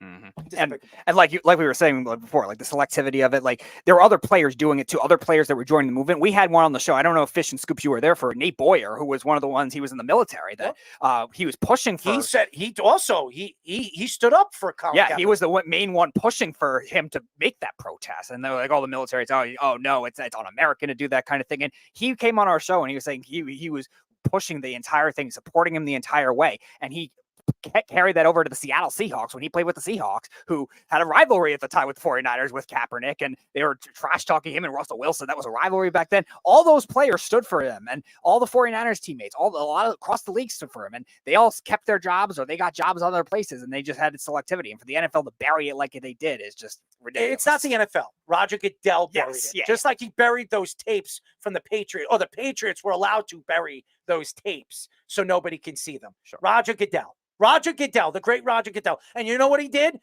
When Tom Brady really probably wasn't at fault for Deflategate, he suspended him for 4 years and dropped the hammer on him. Does that make any sense to you guys? For all you fans out there, all you football fans that want to kiss Roger Goodell's ass, I'm not going to do it. I don't care. Roger Goodell could kiss my ass.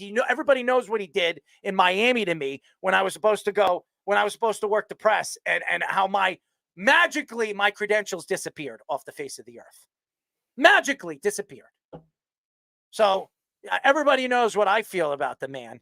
I think he's a piece of garbage. So, and I don't care. I don't care what he says. And if Roger Goodell ever wanted to come on this show and have his own take to it, because he doesn't have the balls to do it, but if he did want to come on this show, I would be glad to give him a thing or two. I would be glad to take him on with a 1-2 punch, because the man he was on drugs at the draft. I mean, this guy's making millions and millions. He goes on with tennis sneakers on a stage with a suit. He looked like he was stumbling. He babbled. He couldn't speak. I mean, come on. Anyways, I'm sorry. I know I'm spitting out, and I know Kenyon has been waiting for us, but why don't we go to a quick break? When we come back, our friend, 3-time Super Bowl champion running back, Kenjon Barner. But first, our Sports Minute with Tommy Scoops. This is the Sports Loudmouth Sports Minute. Are you ready to get loud? With Tommy Scoops. Close to the top of the hour means another Loudmouth Sports Minute with Tommy Scoops. And starting off with some drama in the NFL, Bengals head coach Zach Taylor says wide receiver Jamar Chase's situation is currently day-to-day, as Chase, who is holding out for a new contract, has been present at practice but has not participated to avoid injury, as Chase is currently slated to make a little over $1 million next season. While also on the topic of the Bengals, backup QB Jake Browning is expected to miss some time with a rib injury. Browning, who stepped up last season following a Joe Burrow injury, will be out, and is unclear when Browning will return. Lastly, over in the MLB, Yankees Jazz Chisholm is headed to the injured list after leaving yesterday's game with the White Sox. Chisholm has suffered a UCL injury in the left elbow, as Boone said. Chisholm will sit and on the injured list till further notice. Heading into the Now Scoops' scores over in the MLB, at the top of the 7th, the Yankees have a 4-0 lead over the White Sox. And at the top of the 9th, the Athletics have a 9-4 lead over the Mets, while the Twins are a big 13-3 against the Royals at the bottom of the 8th. And the Dodgers have a 7-1 lead over the Brewers at the top of the 7th, while currently at the bottom of the 1st, the Blue Jays have a 3-0 lead over the Angels, and the Rockies and Diamonds, Pirates and Padres, and Braves and Giants are all currently tied up at 0 apiece, all at the bottom of the 1st. That is currently all the time I have for you guys right now, so I'm going to kick it back to the boys for their next guest on the Sports Loudmouth. This is the Sports Loudmouth. I don't drink a lot of milk. You sound like a fat. Willie Whopper, Speedy! Willie Whopper! You don't like powder? Are you a meat vendor? 631-672-3108 is the number to call. You're listening to the Sports Loudmouth. I'm your host, Darren Marks, my co-host, Speedy. Speedy, go to our website at www.worldwidesportsradio.com. Check out all our shows throughout the week, including the Loudmouth with me and Speedy Petey, every single Tuesdays and Thursdays at 7 p.m. All you have to do to tune in and check out our local listings for all our shows is go to our website at www.worldwidesportsradio.com. Before we get to our next guest, go to our website, ladies and gentlemen, and go to Bovada. Hit the QR link, 100% on your first deposit. That means $100 gets $200, $200 gets $400, $400 gets $800, $800 gets $1,600, $1,600, Speedy, what does it get? $3,200. $3,200. Well, I mean, Speedy, you'll be getting some double of that money. You can withdraw from Bitcoin, Ethereum, Litecoin. It's the only betting company that does that. No limitations on what state you are in. You can bet anywhere. All you have to do is click our link in our website. You cannot use it in the tri-state, but anywhere else, ladies and gentlemen, on this deal, you can absolutely get some free money. So there you go. And by the way, we have our Let's Parlay guys on and our Moneyline Mania for our Weekend Crunch on 103.9. So guys, you should be tuning in, get some information. Anyways, this guy is one of the best guys we've had on this show. One of the nicest guys. I'll get into it first. We are talking, and we're now talking to three-time Super Bowl champion running back Kenjon Barner. Obviously, if you don't know who he is, he played from 2013 to 2022. The Panthers, the Eagles, the Patriots, the Falcons, and the Buccaneers. He's had a great career, and he has 3 Super Bowl rings to prove that, ladies and gentlemen. And Kenjon actually signed a game-worn jersey and a jersey of this particular person's father, and I wrote to him, and he was so gracious to do that. And I really, let me tell you something, man. I really do appreciate it. I know you're in a process. I think you just got married, right? If I'm not mistaken, or you're engaged, soon to be married, soon to be. Oh, I mean, congratulations, man. If you need a DJ for your wedding, man, I'm one of the best, man. So just let me know. He's already doing one for Devin Marrero, an ex-baseball player. Now he can add you to the schedule. Listen, I go all over the world. I DJ for a lot of people. I've DJed for some hip-hop artists and everything like that. I've been doing it a long time. But if you need a DJ, you just let me know, man. I'll hook you up, and wherever it is, wherever it's going to be. But I really appreciate what you did, and I know you're a good person, and you've had a long career. You're doing so many great things, but there's a lot of things to get into since this offseason. And one of these things is the quarterback position. And Caleb Williams went number 1. A lot of different people over the last couple of years, I've always thought that this kid was predominantly going to be the number 1 pick 3 years ago. And I said, you watch, we've had analysts, we've had players, and they're like, I don't think he's the number 1 pick. I said, this guy's going to be the number 1 pick. He's going to be one of the greatest quarterbacks we've seen come out of the draft in a very long time. You see him get drafted to the Chicago Bears. The Bears parted ways with Justin Fields. He goes to Pittsburgh. What do you see in this kid? He's on right now in Hard Knocks. I haven't got a chance to watch it, so don't feed me any information I haven't had a chance to see it yet. I watched the Giants. I'm moving towards the Chicago Bears. What do you see in this kid that maybe other people haven't? The potential is there, man. And let me be the first to say this. I haven't always been big on Caleb. I haven't. You can probably go on X and see tweets that I made. I didn't. Watching him play in some of the games that he played last year, I didn't see him as the best player on the field. I just didn't. He didn't impact the game to me in a way that a number 1 draft pick should. Now, if you're talking about potential, if you're talking about flash, if you're talking about the ceiling is high for him. You see the flashes of the best quarterback in the game right now, Pat Mahomes. You see the ability to throw from different angles, throw off balance, throw off one leg, throw off, he can make the throws. So it's the upside. That's what the NFL draft is about. That's what they draft guys off, potential, upside. And he has that. He has shown flashes of what he's capable of. And, looking at some of the clips that I've seen from him, I think I might have been wrong about him. Time will tell. So you're one of your teams. You played for the Atlanta Falcons. Had an interesting QB decision. They signed Kirk Cousins and then they draft Michael Penix, 8th overall. A lot of people. So what were your thoughts on that? I loved it. Michael Penix was a guy that I thought was the best quarterback in this draft. I got the chance to watch him up close and personal a few times this past season. And the kid can absolutely throw the ball. The kid can absolutely take over games. The throws that he makes, the windows that he throws in. I was extremely high, and I'm still high on Big Mike. So I was excited about the pick. I know a lot of people, why'd you pay Kirk? Well, it doesn't hurt to have the best backup in the NFL on your team.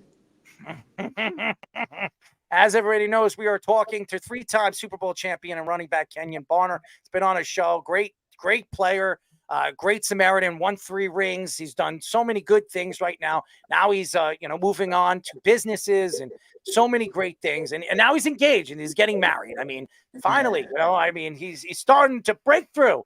So, it's so interesting. You look at the game and the transition of the game, the new rules, the new kickoff rule, which, could you imagine Devin Hester? Could you imagine Devin Hester with the kickoff rule? He'd still be playing right now. He'd still be playing right now. It's crazy. We see what Devin Hester did all those years, and they didn't have anywhere the ability or the opportunity that some of these kickoff returners are going to have now. It's pretty ridiculous.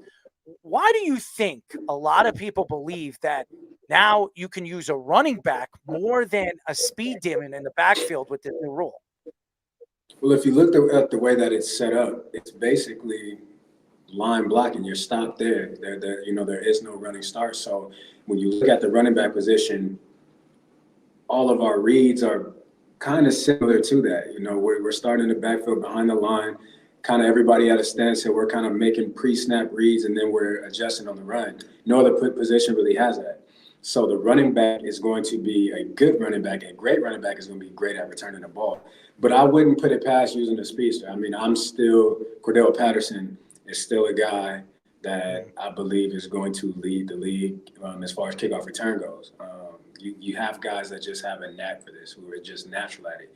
And he's one of those guys who, again, no matter what the rules are, how you shape it, how you try and make it, how you shift it, he's going to be great at it. But I do believe that based off of our position and our start and how the game goes for us, I believe it's prime prepped and ready for a running back.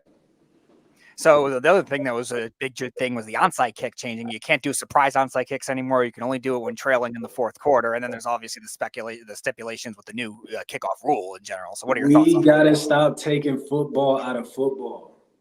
We have to stop that. I get you want the safety of the game and all of that, but at the end of the day, this is football. It's a violent game. It's a dangerous game. We all know that when we sign up for it. From the time we put those helmets on as kids, playing through Pop Warner, Junior All-American, high school, college, you know what comes with this game. I understand guys want to protect it, but we gotta stop taking football out of football. It's going to completely change the game. It's going to completely eliminate what football is at its core. I don't like it. Why can't a team surprise onside kick? What is the issue with that? The object of the game is you want to have more possessions than the next team. That's what you want to do. So I don't like it. I don't agree with it. But hey, I don't make the rules. Mr. Goodell does. Yeah, Mr. Goodell. I'll give you Mr. Goodell. Mr. Goodell. That piece of garbage. Anyway. I know. I knew you threw that. I knew you threw that in there. I knew you wanted to lay that in there. Speedy, you got to get back into that closet, No, I don't. There'll be no closets of any sort. I'm going to shut that closet. Anyways, Kenyon, there's a running back that was really disrespected by their team this offseason, and that was Saquon Barkley. Hard Knocks. I mean, absolutely embarrassing what Joe Shane did to him. Put that on Hard Knocks. I think Saquon Barkley even looked better than he really did when obviously Tiki Barber threw him under the bus on a radio show, and then all those other guys, all those former giants that came out and said he's not a real giant, he's not this, he's not that. And your former team, the Eagles, went out there and said, you know what, we'll pay him. You know why? Because we haven't had an electrifying running back like this in a very long. I don't even remember the last electrifying running back. Shady McCoy. Yeah. If you're talking about top tier, top of the line, it hasn't been since Shady McCoy. No doubt about it. So let me ask you a question. If you were Saquon Barkley right now, and you had a choice, and the Giants said, you know what, we'll match you for that money to the Eagles. Who do you do you go to the Eagles or do you go to the Giants? Do you take away for all the things that the Giants have done to him over the last year and a half, and just wave it to the side and say, you know what, I want to be a Giant for life. I'll stay with the Giants. What would you have done if you were Saquon Barkley? What do you think I would have did? I know we've kind of got an opportunity to kind of know each other. So what do you think I would have did? You would have went to the Eagles. You would have said, screw you. Absolutely. Listen, the Giants have done nothing to help Saquon. Nothing at all. You know, everybody Saquon he gets a bad rap over the past couple of years, but it's hard to be a great running back when you have to make 4 or 5 guys miss in the backfield. You can't be a great running back. Any great running back will tell you they were able to do what they were able to do because of the guys that they had in front of them. And the Giants did nothing to help him. They brought in no pieces to help him. Then you go and pay Daniel Jones. Don't get me started on that. I don't. You know what I'm saying? It's just you disrespected this man so much. And then when it comes time for him to make a decision, you expect him to stay loyal to you when you aren't loyal to him. That makes no sense to me. He was extremely disrespected. Saquon is, in my opinion, a top 3 back in this league. When he's healthy, I don't think there's anyone better than him. You look at the film. You turn the film on. Nobody impacted that Giants team more than Saquon Barkley did. Nobody. Not Daniel Jones. Not anyone. No one impacted that team from an offensive standpoint. You go to the defensive side of the ball. But no one was more important than Saquon. Point blank, period. Because without Saquon, that team is not in the games that they're in. That guy was touching the ball, whether it was running the ball or catching the ball. He was making an impact on the game. And I think at one point in time, majority of Daniel Jones' passes were going to Saquon. Mm-hmm. Yeah. It was like I think he would touch the ball, I think, on 61% of 2022. It reminded me of Le'Veon Bell in Pittsburgh. No one was touching the ball more than Le'Veon other than Ben Roethlisberger. When you have a guy that his usage is as high as it was in New York, how do you not pay him? How do you not show that guy respect? And then I got all the respect in the world for Mr. Barber. I do, but he was out of line for what he said. You go over there, you're dead to me. First of all, this is a business. And as someone who knows the business of this game, when an organization decides they're done with you, they're done with you. So for a player to take his career into his own hands and make a decision that's best for his career, for you to then turn and say, oh, you make that decision, it's crazy to me. That was absolutely absurd. And he was out of line for that. Completely out of line for that. So speaking of the Eagles, there were some rumors last week of fly, Eagles, fly. Yes, sir. Let's talk about it. Yes. Just so you know, Kenyon, I'm a Jet fan, but all 3 of these guys, my executive producer, Fish, Speedy, and Scoops, they're all Giant fans. So, and by the way, my second favorite team growing up, because I'm a Donovan McNabb fan, is the Eagles. Just so you know. I apologize to all 3 of those young men over there. No, you don't. No, you don't. Not at all. I don't mean it. I'm sorry for lying.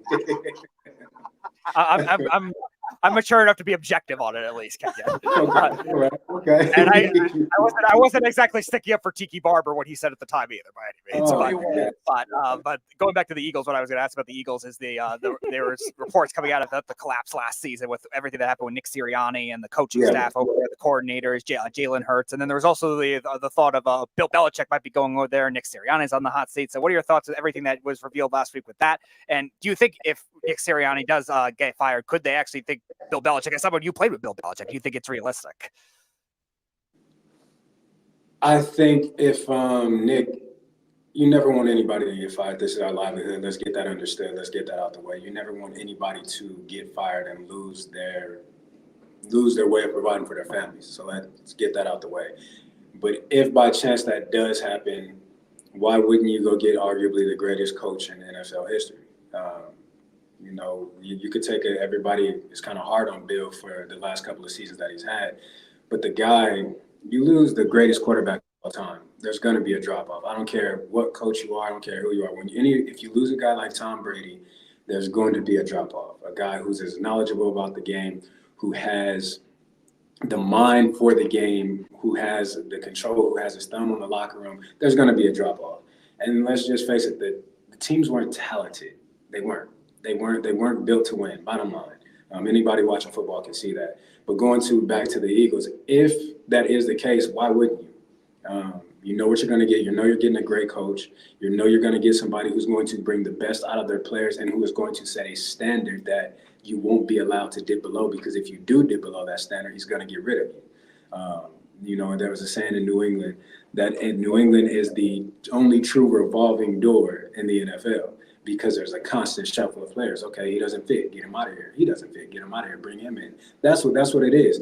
Bill sets the tone, he sets a standard, and it's a standard of excellence that he's not going to allow you to dip below, and that goes for anybody.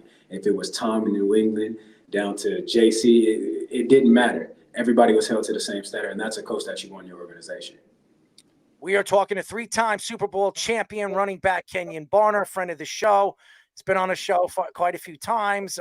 Played from 2013 to 2022 with the Panthers, the Eagles, the Patriots, the Falcons, the Buccaneers. Won 3 Super Bowl rings. Yes, ladies and gentlemen, not 1, not 2, but 3. He has as many as Patrick Mahomes does and more than Aaron Rodgers does. And Kenyon, you could give your Wait a minute.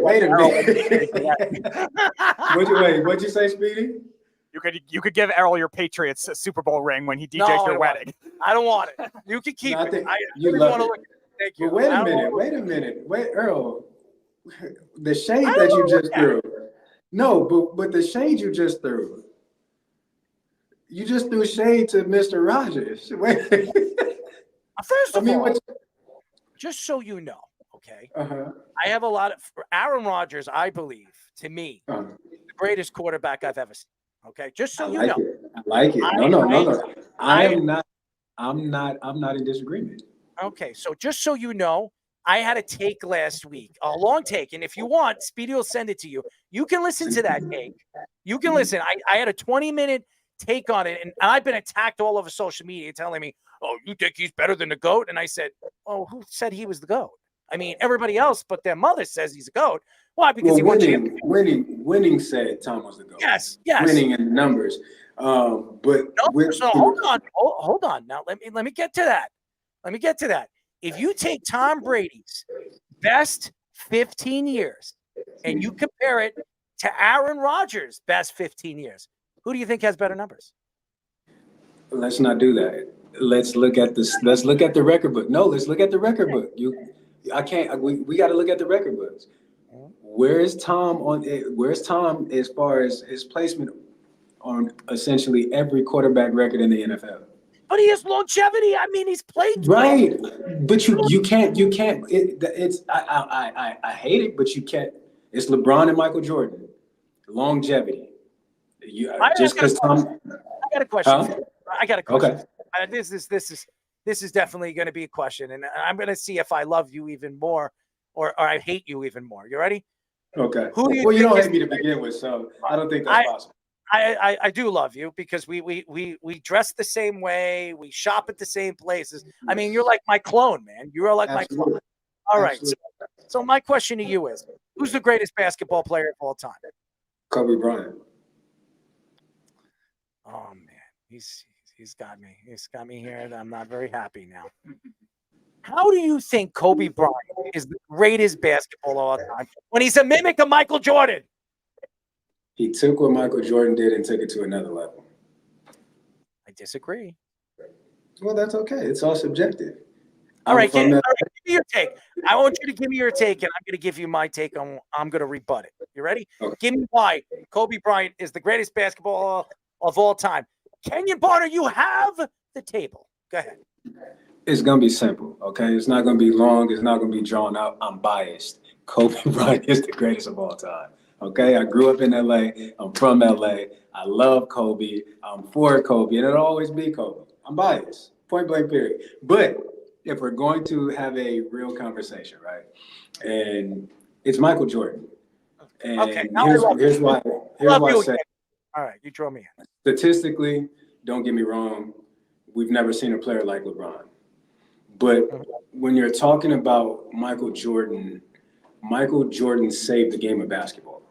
No question. He saved the game of basketball. Without Michael Jordan, who knows what the NBA would have went to, where it would have been. And at that time, you've never seen a player like Michael Jordan.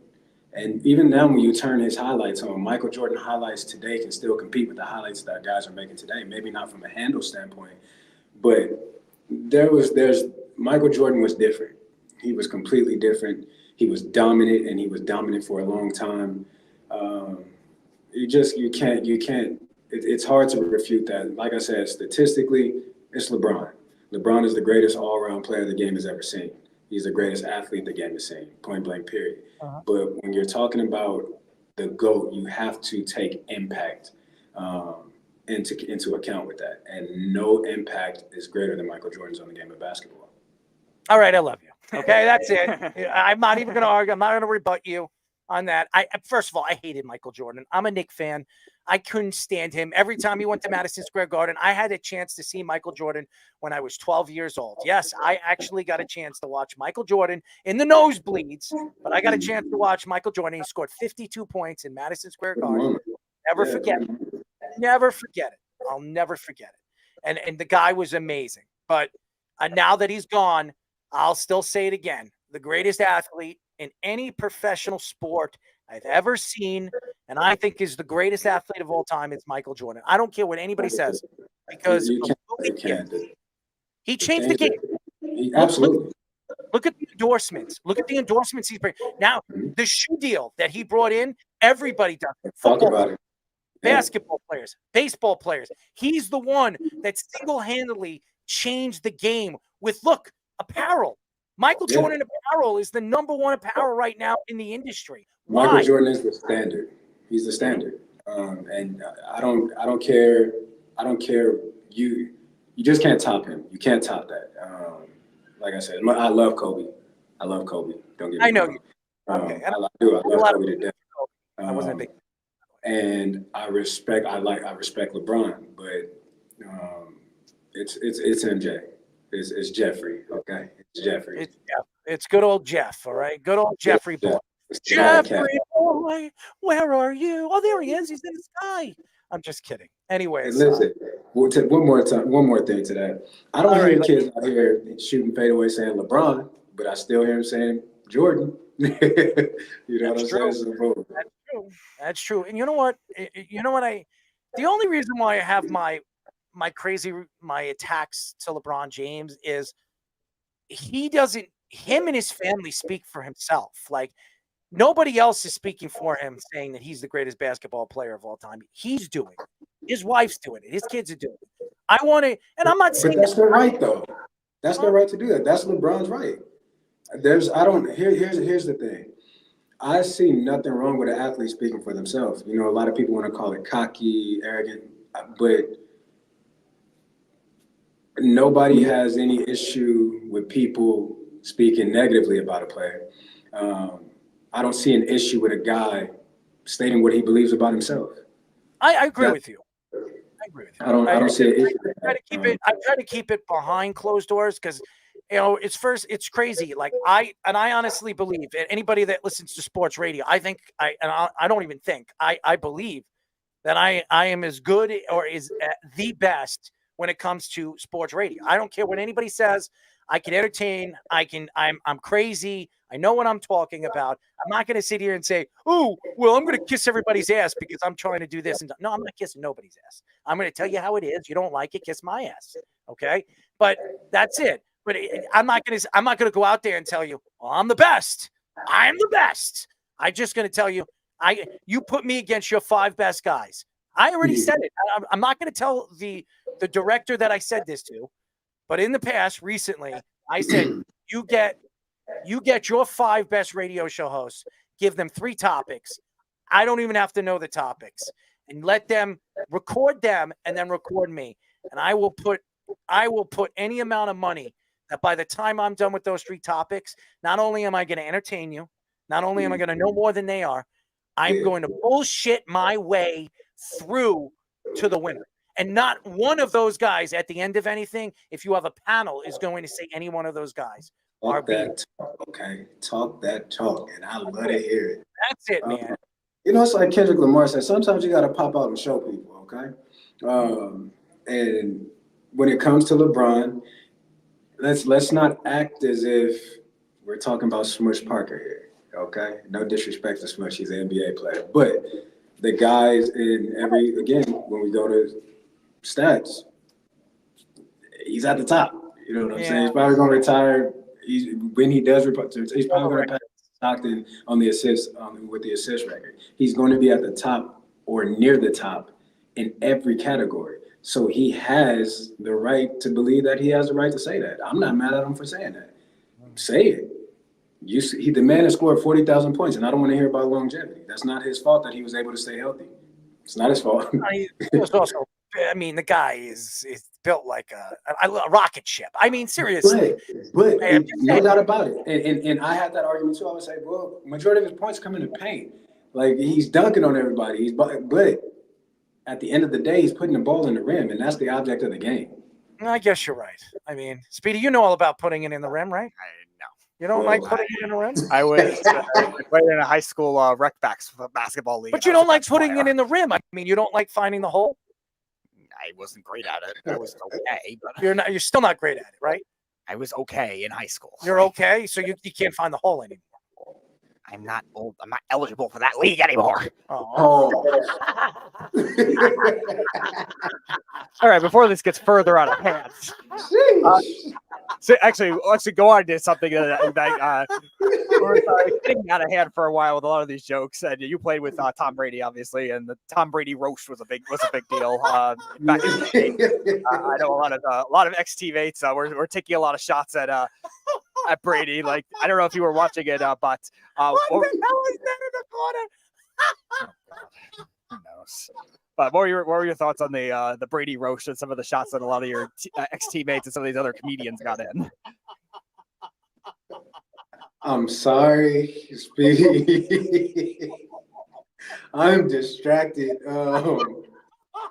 I'm trying to figure out what's going on here, okay? I'm trying to figure out what's going on. They got me right now.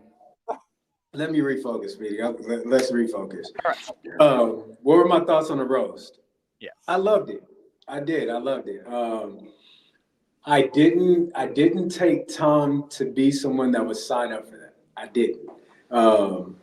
And I think when the joke was made about Mr. Kraft, I think we kind of seen how Tom was feeling in that moment. But I thought it was a beautiful thing. I thought it was great. It was entertaining. You got a lot of laughs out of that. I don't know the young lady's name, and I hate that I can't call her name. But she was funny. She was by far the best one there. Yeah, no question about it. Absolutely killed. Kevin Hart, all of them. She killed it. I thought it was dope. It was really cool. It was really cool to see. I'm not a big Kevin Hart fan, anyways. I don't find his jokes to be really that funny. No offense to Kevin. I think he's talented. He's made a living doing it. By the way, I was crying laughing. I mean, I'm still cleaning off the tears. But I'm not a big fan of his. I never was, but I watch a lot of comedy, and I'm kind of a comedian myself. So I'm not gonna sit there and say, oh well, he's bad. He obviously is one of the best in the business. I mean, the guy's making a ton of money. But when you look at all those comedians that were there, I would say Kevin was like the fourth best or the fifth best. A lot of them were really, really funny. A lot of them were. They really were. Randy Moss, please stay away from comedy. Please. He was horrific. That was the worst. I mean, I wanted to throw Julian Edelman was so much better. He was Julian was there. Yes, yeah. Julian did his thing. What is the obsession with the Kardashians? I have no idea. I didn't understand it. It was just out of place for me. It was that which one of these do not look like the others? Which one of these do not belong? That's what it was to me. But overall, I love the show. And Speedy, to your point about Kev, we all got different tastes. My favorite comedian of all time is Bernie Mac. I love Bernie Mac. Bernie, yeah, rest in peace. Legendary. But we all got different tastes in comedians, and there's nothing wrong with you saying that you're not really on Kevin Hart. He was the real king of comedy, just so everybody knows. And I'm not going to mention names that people screw it. I am going to mention Cedric the Entertainer, all the people that were pushing Bernie Mac out and treating him like he was a secondhand Samaritan. Bernie Mac was so much better than they were. they were so jealous of Bernie Mac. DL said, even Steve, he was the guy. Bernie was the guy. Bernie was the guy. Bernie, and he was naturally funny. It was natural. Hey, listen, I try to be naturally funny too, Speedy. Am I naturally? I don't. You're out of pocket a little bit though. What did I? I got you back. I got you back. Did you say I'm packing a bit? No, I said you're out of pocket. Oh, all right. What did you say? What did you think I said? I thought you said I was packing. I was like, how would you know?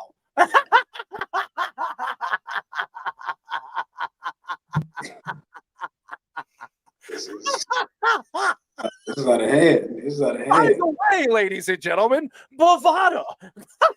This is out of hand. This is out of hand. What's going on? Listen, to me, life is just a joke, and I'm just in it. So I'm a part of the joke. So it's crazy, but before we let you go, man, you understand the game how it's completely changed.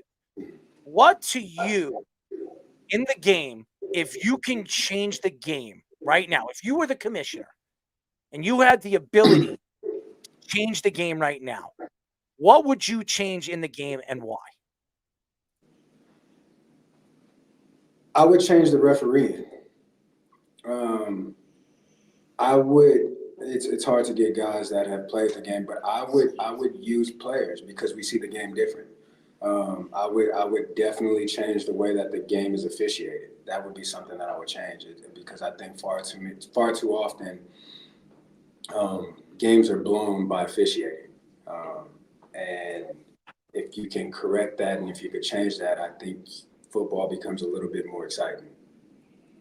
I've never, ever heard anybody say, hey, you know what? Why don't we get the players to be the referees? That would make a lot of sense. I never even thought of that. That's actually a really there was one in the Super Bowl that was a former player. I think he played for the Titans for a little bit. I'm talking about like Ray Lewis, having Ray Lewis as a referee. You're not getting any defensive calls with Ray Lewis out there. I'm letting you know right now. There will be no defensive calls made. Could you imagine Ray Lewis, Ed Reed, and Troy Polamalu as referees? That would be hilarious.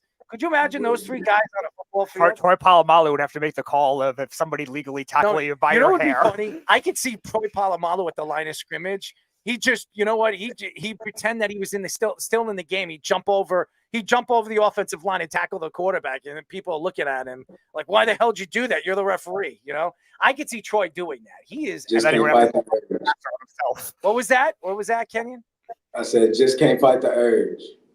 No, man. I'll tell you this. Troy Polamalu is a guy that I would love to just hang out with for a day and just like get to know him and his personality. Because when I watch his commercials, the Head and Shoulders commercial, I'm like, I have to laugh every time he's speaking.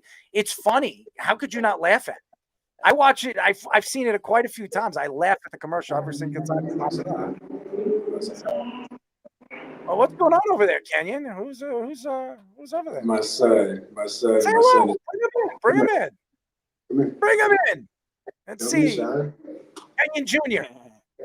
What's up, buddy? What's up, buddy? How are you? Hello. How are you? What's your name? Kaylin. Oh, are you going to be the next running back of your family to go to the NFL? What do you think about that? Maybe. Maybe. Okay. He's not an egotistic guy. I like that. I like that in him. All right. He's super competitive. Aren't we all? Aren't we all? By the way, where'd you get that hat, man? I like that hat. Oh, this whole thing? I know what it is. I like that hat. Look at that. He's a duck. Oh, there it is. Hey, well, listen, we had Dale Scott on. He's a big Oregon Duck fan too. He's a big fan of yours, by the way. A very, very big fan of yours. So well, tell him I appreciate the love. Well, you know what? Maybe we should go to an Oregon Duck game this year. All of us. We should. Let's go to a game. I think you should go to the Ohio State game. All right. So you invite me. I'll fly over there and we'll go. How's that? He was going to he's going to try to go to the Michigan game then when they play Michigan. Michigan, Ohio State, or Michigan, Oregon. Michigan game because now they're in the Big Ten. I think they're playing for the You, first I'll time. tell you what, Michigan this year. Kenyon, I'll go. Well, let's go. I'll Have go you to been? the Have game. you been to a game in Eugene? Have you ever been down there? Never. I think that for that to be your first experience in Eugene, I don't think anything would top that for you.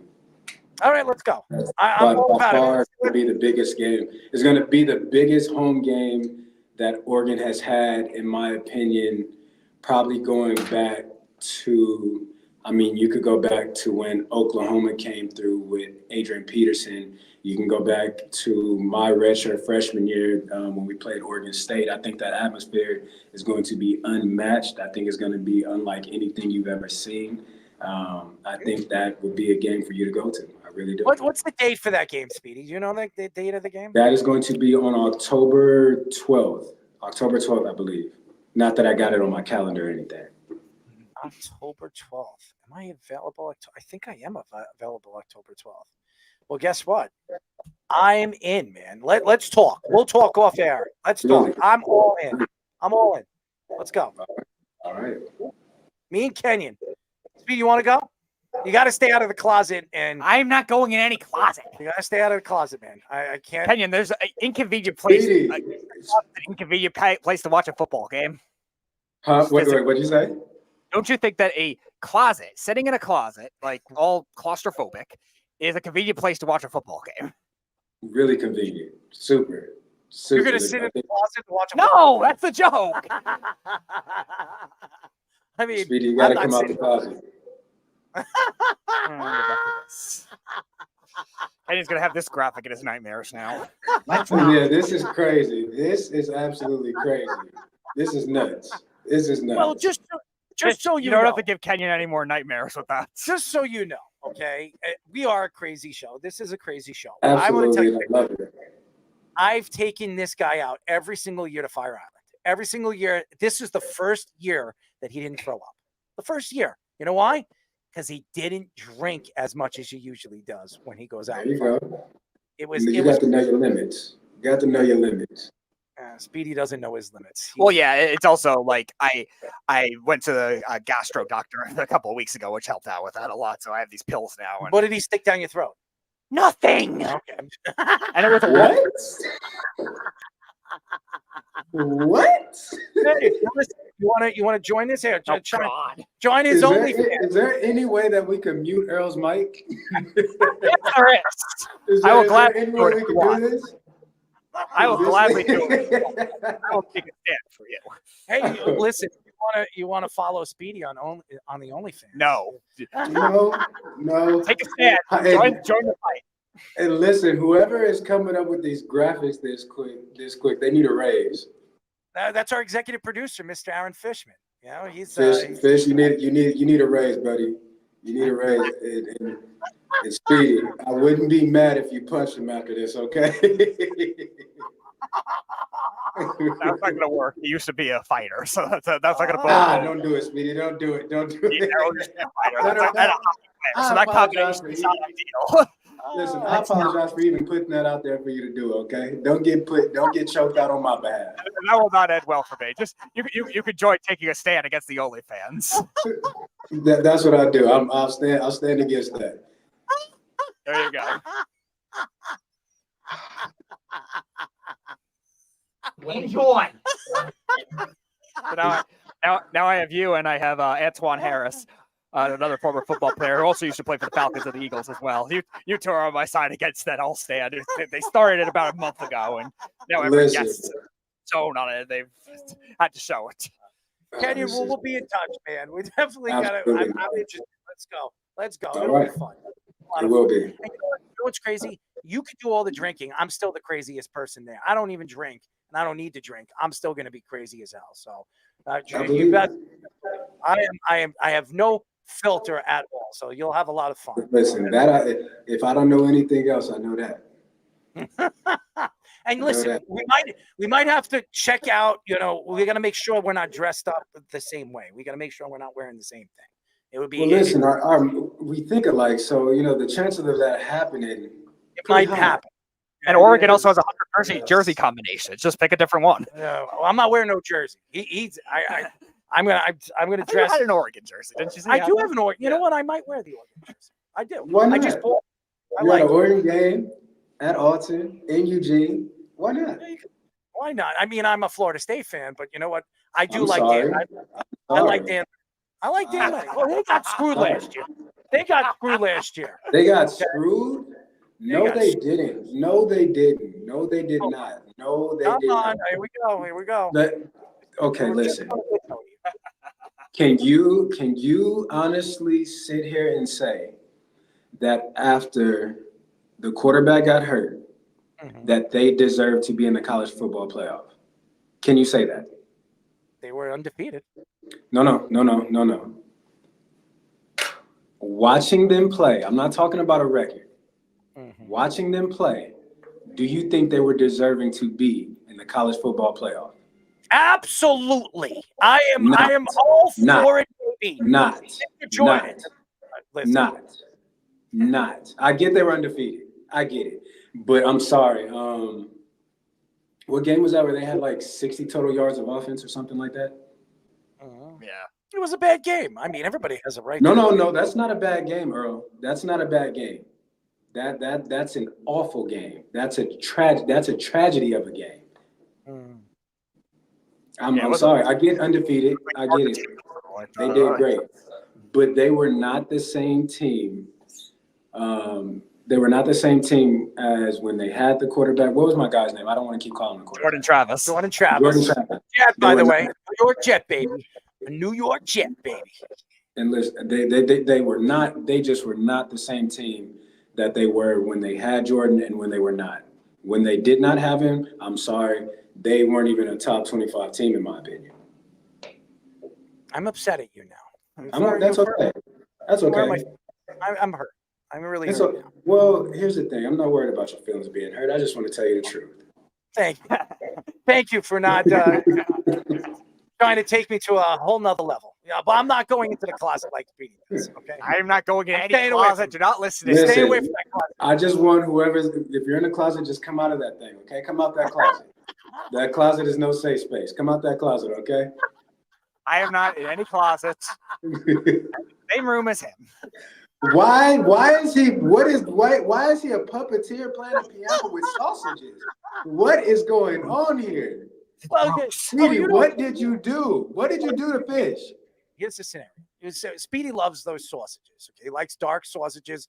He doesn't like white sausages. He thinks they're too bland. He likes them long, thick. My son just called me and he told me I have to go. My son said it's time to go. My son said, "Daddy, I got to get ready for bed. I got to go." Right. Well, we love you, Kenyon. Keep up the good work. Man. I'm going to be in contact with you, man. I'm for it. I'm for it. I would love to go to a Duck game with you. Ohio State Buckeyes. It would be fun. It would be really fun. It'll be a great game. The environment, I'm sure College Game Day will be there. We can get up at 4:00 in the morning, go check that out. Yeah, let's do it. I'm 100%, man. I'm all for it. Let's do it. And you can bring your son too. We'll have a party, baby. We'll have a party. I'm all for it. We'll have a party. What are you in the shower over there? What is that over there? I'm just kidding. No, we've interviewed ex-NFL players in the shower, just so you know. It was pretty fun. How did that work? How did that work out? Well, I don't know. You can ask him.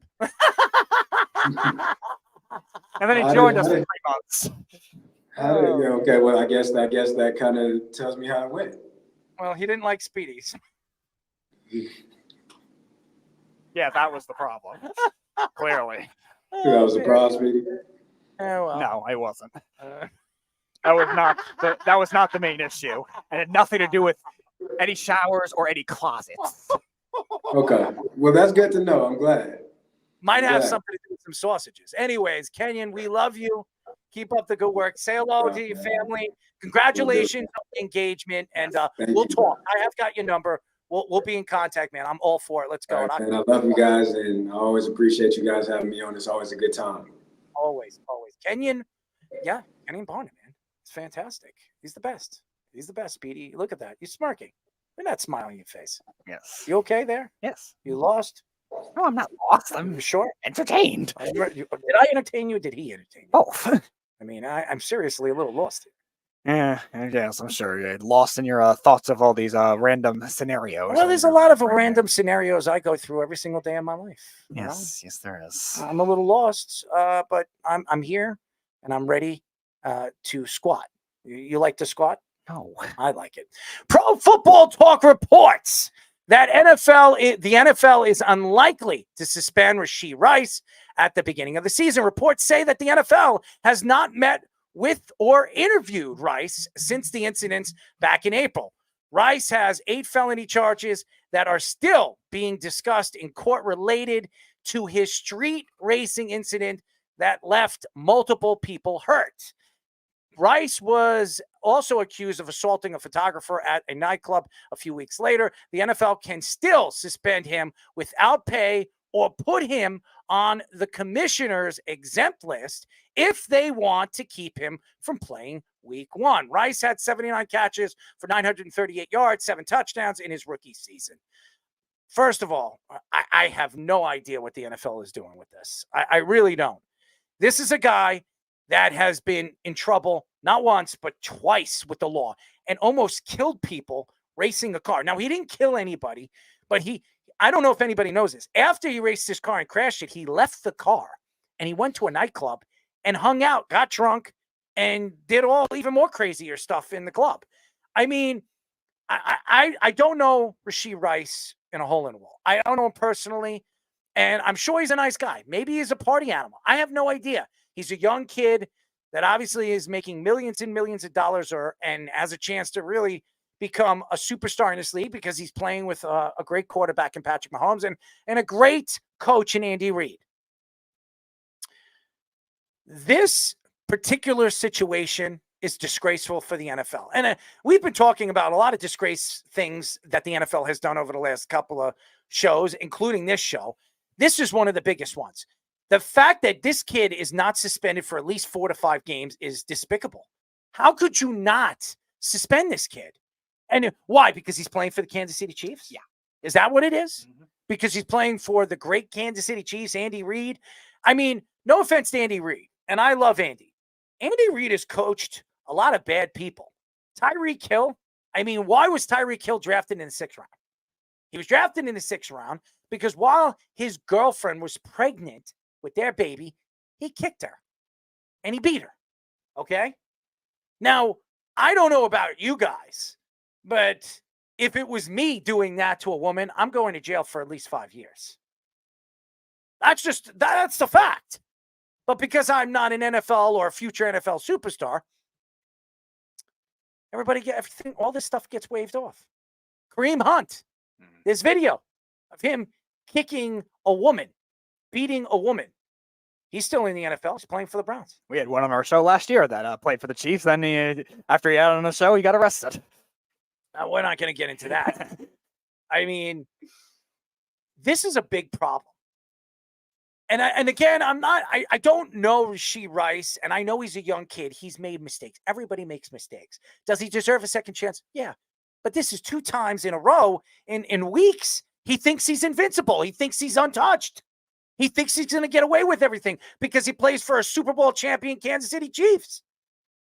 And why do you think the Chiefs went after a wide receiver in the 1st round? Because they believed that Rashee Rice was going to be suspended.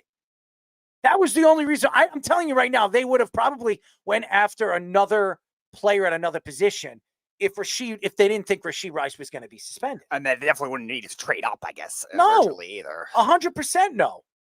They did that because they wanted to protect themselves. Now, I'm not saying they made the wrong choice or the right choice. I don't know. Only time will tell.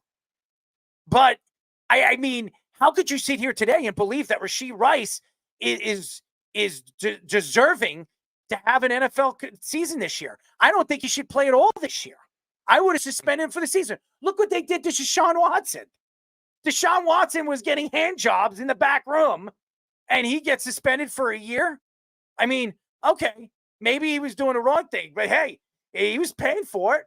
I mean, Rashee Rice was trying, whatever he was doing on the road, it wasn't likely that he was trying to be nice or he was trying to get any fun pleasure out of it. No. Okay? And as far as him beating up a photographer, what was he doing? What did he do wrong? What did he do so wrong that he was beating him up? Okay, honestly, taking a picture? Is that really something that you're going to beat somebody up for? Tyreek Hill, he's over there hanging out by the boatyard or whatever. He's on a deck over there. A marina, yeah. A marina. And because somebody wouldn't let him do something, he beat him up. Like he wouldn't let him like buy the boat or something like that. It was like, He beat him up? yeah. I mean, come on. These guys think that they can get away with everything. They think that they're invincible. That's what they think. And Rashee Rice should absolutely the hammer should have been dropped on him weeks ago, months ago, that he should have known that he's suspended. He could practice with the team, but not play in any games until week 8. That's a suspension for what he has done. At least give him an 8-game suspension. This is despicable. And again, this is another NFL move because Roger Goodell wants to keep his players and keep these teams up and as the elite teams right now in the NFL because they knows that they're going for Super Bowl number 3 in a row. No team's ever done that. And they're going to do anything. Anything. The NFL is going to do anything to get that Kansas City Chiefs into the Super Bowl because, whoa, boy, oh boy, would that be a story, a Super Bowl 2 weeks. That 2-week, vacation before the Super Bowl. That is the biggest story. Not who they're playing or who they're defending their championship against. It's just the fact that they're going to go for Super Bowl number 3 in a row, which no team in NFL history has ever done. Nope. And also, you look at the bias we've seen with certain players in these other cases. We were talking about the domestic violence, obviously. Now, I'm not advocating for any of that, obviously, but the NFL has been very inconsistent with a lot of the judgments that they've had with a lot of even these drunk driving instances, these reckless driving instances. And Rashee Rice definitely should get at least half the season. Like, there's no reason he shouldn't get 8 to 10 games of suspension. These are 2 separate instances, too. Like, the assault of a photographer, for one. Like Devontae Adams, I think a couple years ago was criticized for like going after a photographer and like he got suspended, I think for the next week, but like he didn't even do nearly to that what Rashee Rice did to at like a random one at a nightclub. And then the driving recklessly and injuring people. Like it's like, okay, just because you didn't kill somebody, like all of a sudden you shouldn't be suspended. Like you still had intent to do it. You were still driving recklessly. You were still immature. Like Henry Ruggs, we were talking about with him a couple of years ago. Like obviously that was tragic what happened to those people in the car, but he's not he's in jail and he's not going to play in the NFL probably until like he gets out, if he does get out, and he probably won't play in the NFL again. Like, never. And Rashee Rice is just going to get off scot-free because of that. It just makes no sense. By the way, we do have Keith on the phone. Keith, what's up, buddy? What's going on? What would you like to talk about? Hey, as far as the letting the players officiate is probably the dumbest thing I've ever heard you guys say. I didn't say it. I know you didn't. What the hell was he talking about? He just thinks... Yeah, these guys are going to... Speedy, you're right. There was one. These guys are going to retire. Oh, let me go officiate. Come on, you're so stupid. Well, he's saying, Why well, not? hold on. If you can't play, you can referee. He's saying that the players know the rules and they understand how the game should be run. And yeah, so what? They still can't officiate because they're not going to want to. They're going to be, you know what I mean? They're making millions of dollars. Let me go officiate for a few thousand a game. Well, if they're retired, they're not making millions and millions of dollars. So why not make? What was it? I think the NFL, the average NFL player, only guys who didn't maybe play a year or two, if that, got hurt, maybe they do it. But then again, they're not going to be able to run up and down the field like that. It's just I don't know whether he was fucking around, but it was really painfully dumb thing to say or to think. But no players are going to do it. If they want to be able to do something outside of football because they couldn't play football long enough, and maybe you didn't want to coach, maybe you didn't want to be an athletic trainer, why not? Yeah, Speedy, how much? Because they're banged up, because they make shit money. They'll get more from their pension, even though the pension sucks now. Do you really think, Speedy, that's realistic? They want to referee. Let them referee. Like, what's the harm? They're not. They wouldn't do it. I'm not saying they would, but they could. You know what, Speedy? If they want to referee, they would be right now. Ex-players, because they can. Okay, why not? I said they could. Okay, but they choose not to. So counting on that, even bringing it up was just dumb. Because anybody could be a referee. You got to go through the schooling, whatever. I officiated in school and go up to college if you want to. Then I got hurt, so they went that. They got to get him by the bus. But either way, these guys are not going to do that. There's only one player. I agree, Steve. I remember the guy you're talking about. Yeah, he used to play for the Titans. I forget his name offhand, but he was refereeing in the Super Bowl this year. But, he wanted to do it, so he did it. He's the only player who's ever wanted to do it. So it's not realistic to even say that. Well, he knows it's never going to happen. And just because they're great players, don't make it great officials. Yeah, but he knows that's never going to happen, Keith. He just said that's something that he would do. That's what he would implement into the game if he could. That's all he said. Now, obviously, it's what he thought. That doesn't mean that he believes that's going to happen. That's all he was saying. Yeah, it was a pointless. I disagree. I think he has a right of his own opinion, and he made. Oh no, he does. It's just dumb. No, but he's allowed to. We will make stupid comments. Speaking about stupid comments, a lot of comments. Now let's talk about the Olympics, boys. Oh God, you haven't brought it up. What do you think about the men's basketball team? Your candidate choice didn't win, Errol.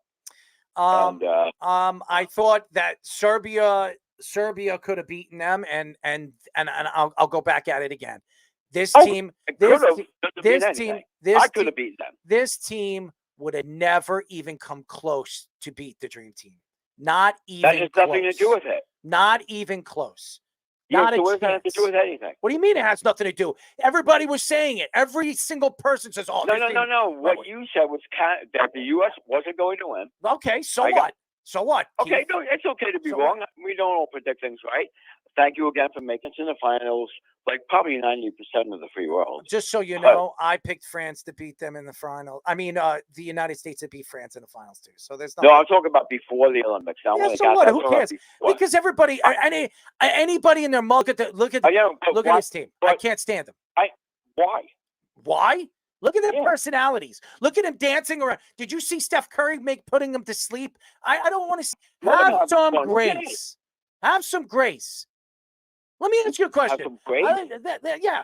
Have some class. Class, grace, whatever the hell you want to call it. Whatever you want to call it. But he wasn't throwing their face. He's always done that. Stop. Yeah, and that's why I don't like him. Well, Michael Jordan said he's the second best point guard ever. Yeah. After Magic. Yeah, well, good. Michael Jordan's on drugs. Maybe he's smoking something. No. Maybe he's smoking crack. Maybe he's smoking crack. Michael knows. Maybe he's betting or he's playing some cards and he was smoking some of that. Or maybe he's right. That Kit Kat, crack. I mean, whatever it is. Well, you have to admit he's one of the greatest ever to play the game. Who, Steph Curry? Obviously. Yeah, he changed the whole game. And so he ruined the game. You mean he ruined the game? He didn't ruin the game. He ruined the game. Why? Because he was a great outside shooter? Was he supposed to not do He ruined the game, Keith. Come on. No, he didn't. Yes, Nobody else has ever said that but Stop. He ruined the game. Speedy, do you think he ruined the game? And be honest. I don't. I'm neutral on it. I think he's a big influence on the game. I'm neutral on that. I don't mind it. I don't mind it. I don't think it's better or worse. I just think it's worse. Neutral. And I'm with you, Speedy. And you know what? But Errol, that's what he's great at. Which is, let me just take a 2-pointers instead. And he's the most, obviously the greatest shooter ever by far. Okay, and his range is sick. I didn't say that he wasn't. You got to admit, the last 2 games, LeBron, him, KD, and Davis, but especially Steph and LeBron. Yeah, and it just shows you how stupid Steve Kerr is. Just shows you how stupid Steve Kerr is because he never played Jason Tatum. You know what? If I was Jason Tatum, you know what? If I was Jason Tatum, I would not even try to play for Team USA basketball in 4 years. I would say, you know what? Screw you. Screw you. No way. Jason Tatum sucks. Jason Tatum is one of the top 7 players in the NBA, and you didn't play him. Not during the Olympics, he wasn't. He didn't get a chance to play. Jeff would agree with He never got a chance to play. I don't care what Jeff. He did play. When he played, he did shit. Because he barely played. How are you going? Because he barely played. What are you talking about? Why is it because he barely played, Errol? Dude. He didn't play at all for 2 games, right? The other games he played as an average probably as much as anybody else. But he didn't deserve to. Just like he sat White, too, at the end, because he got the most out of him. The last game he played his best players, who were playing the best during the time. Jason Tatum, yes, is a great player, but he wasn't one of the best players of that team during that time. He wasn't playing well, Errol. If you don't trust your players, then you shouldn't. No one said you don't trust him. He didn't trust him. He didn't trust him. He didn't deserve to play. He didn't trust him. And you know what? I think Kerr did a great job, obviously, because they won. Stop. And it was. What do you mean, stop? Stop. What Kerr was doing great. Everybody was attacking him. He doesn't even know his own players. Not me. I think he's one of the greatest coaches ever. Oh, stop. Now I'm going to hang up the phone on you. Now I'm going to hang up the phone on you. What are you, nuts? Why isn't it? You're lost. It's the greatest coaches. Bill Jackson, you overrate in the biggest way. You talk about Kerr talent? Not near the talent that Jackson had, because you even say that Draymond Green was always overrated. So they had two good shooting guards, or great shooting guards. And he won anyway. 4 times. So you got to give credit where credit's due. No, I'm not, because 2 of those championships, they bought that with Kevin Durant. Stop it, Keith. They bought it with Kevin Durant. Wait, what about Kevin Durant? They bought those championships with Kevin Durant when Kevin Durant 2 was of them. Two. All right, he won 4 of them. So he really only has 2 of them. Okay? Durant won Stop. 2. No, he doesn't. He still coached the teams. What are you talking about? Me and you could have coached that team and we would have won a championship. Stop it, Keith. Stop it. Oh, Stop it, Keith. Stop Listen, it. Stop. In the NBA, I've always said, it's not even about the coaching anyway. No, you just got to know who to put on the floor when. If you have great talent, you win. That's why Phil Jackson won. Keith, I could have been taking a dump in the back every Same single here game. With the Lakers and 82 games, and I would have still won 70-something games, not even coaching the team, and would have gotten the credit for those championships. But Errol, Stop. I don't know if you saw it. Did you see when I actually overheard Kerr said to Steph Curry, where Errol being whispered in the Kerr's ear, can you believe Errol Marks picked us to lose? Did you hear that? Are you hanging out with Jeff and seeing the stupid crap that he's sending you? Is that what No, you're doing? I haven't got anything. Seriously, what are you talking about? Well, here's my serious notion to that. Steve Kerr can What kiss notion? my ass. Here's my notion. Steve Kerr can kiss my ass. Team USA Why? can Don't kiss you my like ass. Why don't you like Durant? Because what do you mean I don't like I don't like Durant? Because Durant is one of the most overrated players I've ever watched. And that's one of the most ridiculous statements. That's I've ever fine. heard. That's your opinion. I think he's an overrated Dude, player. you even said he's one of the greatest players. You know That doesn't.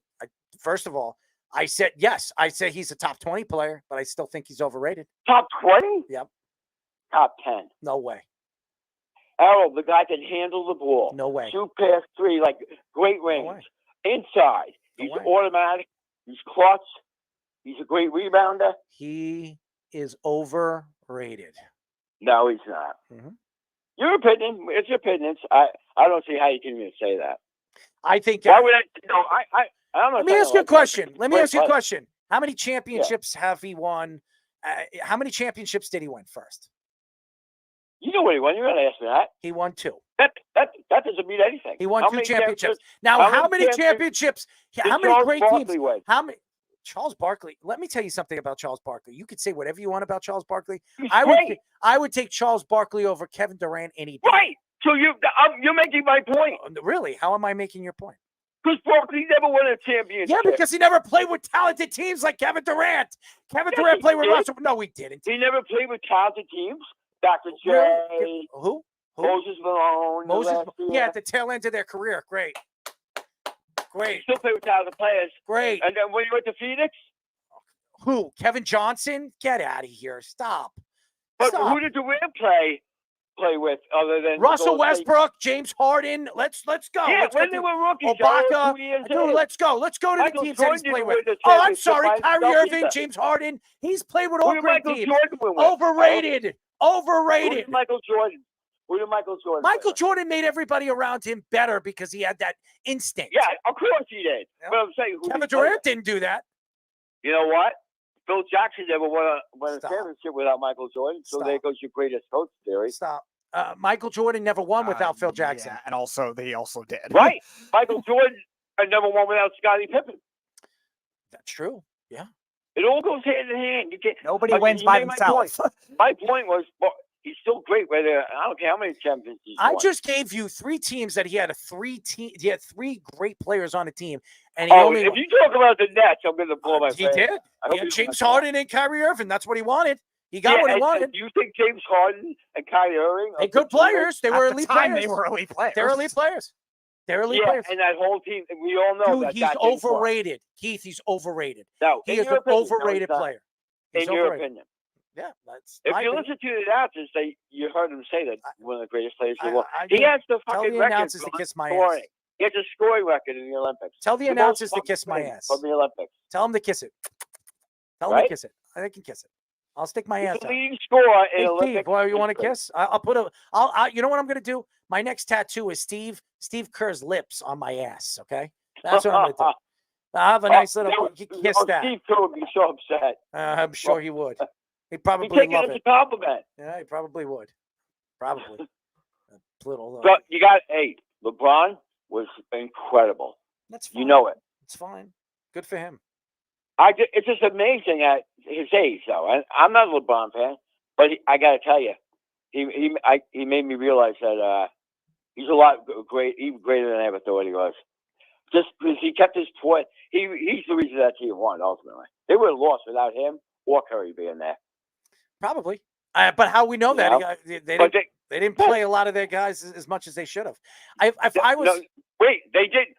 Should have. They won the fucking. They won. Listen, so they barely beat Serbia. Stop this shit. I'm gonna happen. They barely beat them. They barely beat them. They got lucky. They got lucky. They got lucky. They got lucky. They got lucky. They got lucky. Serbia has one player. One player. Keith? Could you tell me besides Jokic? Could you give me another player that played on that Serbia team? Oh, all I have to do is say whatever. Could you? I'm just asking you. Could you? One great player. One great player. France had fun. Well, France is obviously the second best team. But you know what? It just goes to show. That's not always about those talented players out there. Serbia played great together because they beat France, and you knew they controlled the whole game. You knew they were going to. France still played a great game, and they're good. The rest of the world is catching up in a big way. There's no question. You know and watch what's going to happen. He's going to be the greatest player ever. Watch. When all is said and done. I don't think so. I don't. You don't think so? No, did you watch him? Yes, I did watch him. I don't think he's okay. Errol, what is he, 20? Yeah, okay. I like the kid that's coming out from Duke, man. He's amazing, dude. What weakness does he have in his game? I didn't say he has a weakness, dude. Here's his weakness. So wait. You don't think he has? I'm not saying for sure. Wait. But you don't think he has a chance to be the greatest player of all time? Wait. That's what I think is his weakness. A what? His weight. Oh, he'll add weight on. We'll see. But he's still great despite his weight. Kevin Durant's not heavy. He's always thin. He's still a great player. But come on, his range, the way he handles the ball, his passing.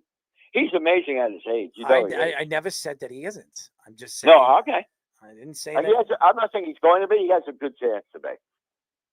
And you know these guys always put on. I think this. I'm not saying that. I'm telling you, watch this kid Cooper Flag. I'm telling you right now. I'll mark my words. What? This kid Cooper Flag, he will be the #1 pick in next year's draft. And if he isn't, of course he is. Everyone already knows that. They know that he was in 10th grade. I'm just telling you. Watch that kid. I know that. I've been following him since he was fucking. I have too. I have been too. Yeah, everybody. But he's the next big. He's the next big superstar in the NBA. Well, after Wembanyama and the other guys, I think he's going to be. I think he's going to be better than Wembanyama. Oh, I know, but he could be. He's going to be a great NBA player, most likely. Mm-hmm. We don't know for a fact. No, we don't know anything. But I could definitely see it. Dude, he was when he played the Team USA practice with the Team USA team. Everybody said he was outplaying everybody on the court. So that's against LeBron James, Steph Curry, and all those other guys. They said he looked the best. So, well, out of that on the guy of the new guys, yes, they did. I saw that. They said he looked the best. Yes. They said he looked the best. So, but well, if you go by the pros word, then Michael Jordan, who was the greatest player ever, Steph Curry's the second best behind Magic. I disagree. All right, but it's hard to say. You can't. People do all the time. Even LeBron and Michael Jordan, we'll never know because these guys never played against each other. Mm-hmm. And comparing errors is stupid because Oscar Robertson was amazing before that. Elgin Baylor, Mm-hmm. So you can't. We'll never know. It's all guess. Keith and hypotheticals. Keith, I call up on Thursday. I want to finish up the topics that we need to get through. Listen to the show because we still have a lot more to get into, and we have a little bit more time to go. So tune in and call up on Thursday, bud. Well, maybe next Tuesday I can come in and teach you guys a thing or two. Anytime you want to come in, man. I don't know about teaching me, Oh, I'll school you. I'll school Fish. And Speedy, you too, little guy. Oh, all right. The only thing Peace you're out. gonna listen Remember, if you want to not jump lying, if you want if you believe it. if you want to come out of the closet with Speedy, you're more than welcome to, buddy. Not from the Well, closet. you know what?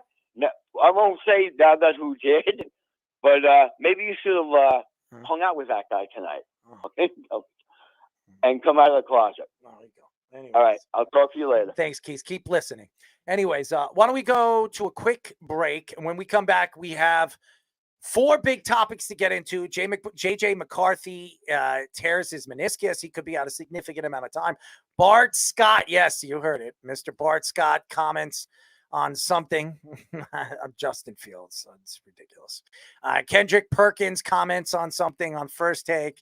And Dana White comments. So on Pat McAfee's show. Very interesting stuff. When we come back, we'll get Fish involved with it here on the Sports Loudmouth. But first, Tommy Scoops for a Sports Minute. This is the Sports Loudmouth Sports Minute. Are you ready to get loud? With Tommy Scoops. That's right, another Sports Minute with Tommy Scoops. And starting off over in the NFL, the 49ers and wide receiver Brandon Ayuk are not far apart on a long-term deal, as Ayuk, who has recently been pretty vocal on his recent contract frustrations, have reportedly restarted talks last week and could be nearing a deal real soon. As other NFL news, Saints running back Alvin Kamara did not practice today, as Kamara actually missed today's practice with a back tightness. Head coach Dennis Allen said that the injury isn't considered serious and could be back within a few weeks. As lastly, Giants rookie wide receiver Malik Neighbors' ankle injury is not serious. Neighbors, who sprained his ankle a few weeks back, head coach Brian Dable said Neighbors' injury isn't serious and is expected to be ready come week 1 of the Giants season.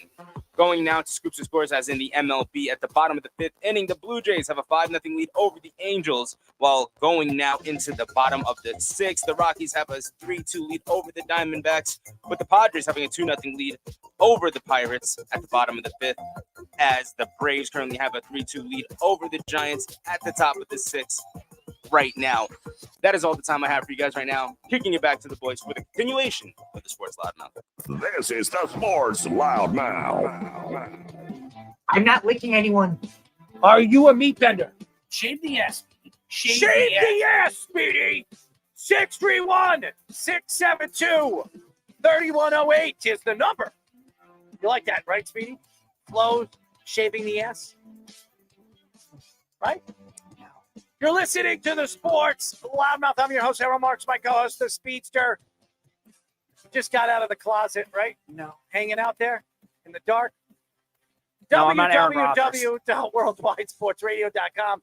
Check out all our shows throughout the week, including the Loudmouth with me and Speedy Petey every single Tuesdays and Thursdays at 7 p.m. All you have to do to tune in and check out our local listing for all our shows is go to our website at www.worldwidesportsradio.com. Oh, man, what a show. What a show. And we still have a little bit left. I do want to get into this. Vikings head coach Kevin O'Connell says that JJ McCarthy suffered a torn meniscus in his right knee. The Vikings have no timetable yet for his return, but it is expected to be around 6 weeks. McCarthy played 30 snaps in the Vikings preseason game versus the Raiders. It is unclear whether McCarthy will need surgery, and said he didn't feel any pain during the game. If McCarthy just has a trim in his meniscus, he will be able to have or return this season. If it is torn, he will likely be out for the rest of the season. Sam Darnold will be likely the starting quarterback for the Vikings, and still they have Nick Mullins and Jaron Hall as their backup quarterbacks. This is terrible. I mean, think about it this way. This is an organization that decided to let Kirk Cousins go. Goodbye to Kirk Cousins, to bring in a new age of quarterback in JJ McCarthy, who Jim Harbaugh came out and said that this guy is the best quarterback in this class, hands down. You're going to see this kid really develop into a superstar in this league. Kevin O'Connell, on 30 snaps, lost his starting quarterback, his rookie quarterback. For now, could be at least 7 to 8 weeks of the season. Now, if I were right now the Vikings, I don't play him this year. I don't play him this year. It's sad. I know everybody's going to say, why wouldn't you play him this year? Why would you bring him in the middle of a season and put him in harm's way? If he doesn't have surgery on that meniscus, you're putting him in harm's way. Now, if he gets hit again or his knee gets, bent another way, his whole ACL could go, and then he could be out another year. That's 2 years. He'll be another Trey Lance. That's what's going to happen. If I were the Vikings right now, I just ride Sam Darnold. I'd ride him because if Sam Darnold has a good season this year, you use him as a trade piece. Sam Darnold is 26, 27. Remember, he was the youngest quarterback drafted in NFL history. He was 20 years old when he was drafted. He's been in the league for what, 6 years, 7 years? Yeah, he's entering year 7. Yeah. He's going to be 27 years old. He's still fairly young. Teams are going to need a starting quarterback. Quarterbacks do find their way later in their career. We've seen quarterbacks do that. Rich Gannon was one of them. So it does happen. Now, if I were the Vikings, I would go with the veteran quarterback anyways. You have Justin Jefferson. You have a team. You have a running back. You have an offense. You have a defense that played pretty well in the second half of the season. Why couldn't you compete for this division? The division is wide open.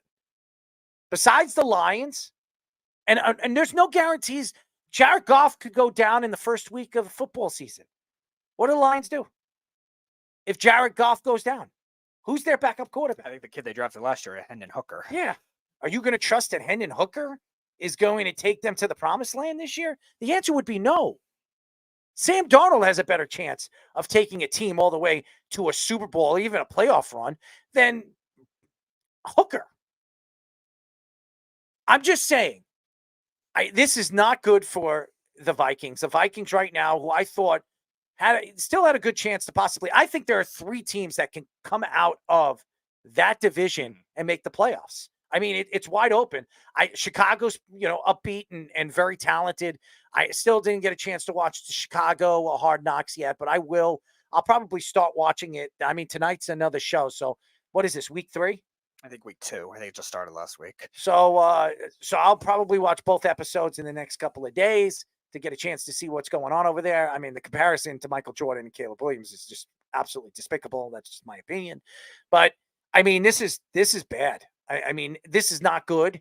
And again, if I'm the organization right now, and you believe JJ McCarthy is your future, don't put him in harm's way. I think this is a bad move if they do that. And you don't want to bring him into the middle season. And by the way, I don't know what their schedule is, but doesn't their schedule get a little bit harder in the season after week 7? If I'm not mistaken, I haven't at Speedy. I'll look it up right now, the Vikings schedule, but I'm willing to bet you that their schedule it gets harder as the season prolongs. Yeah, I thought they played the Packers twice later in the season, so maybe that it could be. I'm not sure exactly the timetable of the Lions, but yeah, judging on McCarthy, it's always that tricky dilemma. Do you play your guys in the preseason and try to get them developed, or do you try to rest them? And Sean McVay, I think since he's come in when he was coaching the Rams, he'd probably come back in the bye week. Okay. After the bye week, which is after October 6th. Okay. Yeah. Here's the schedule. You ready? All right. Detroit, the Rams, Indianapolis, Jacksonville, Tennessee. Yeah. Okay. Yeah, you got some tough ones in there, definitely. Tough ones. Yeah. Now you're putting your quarterback in harm's way. Mm-hmm.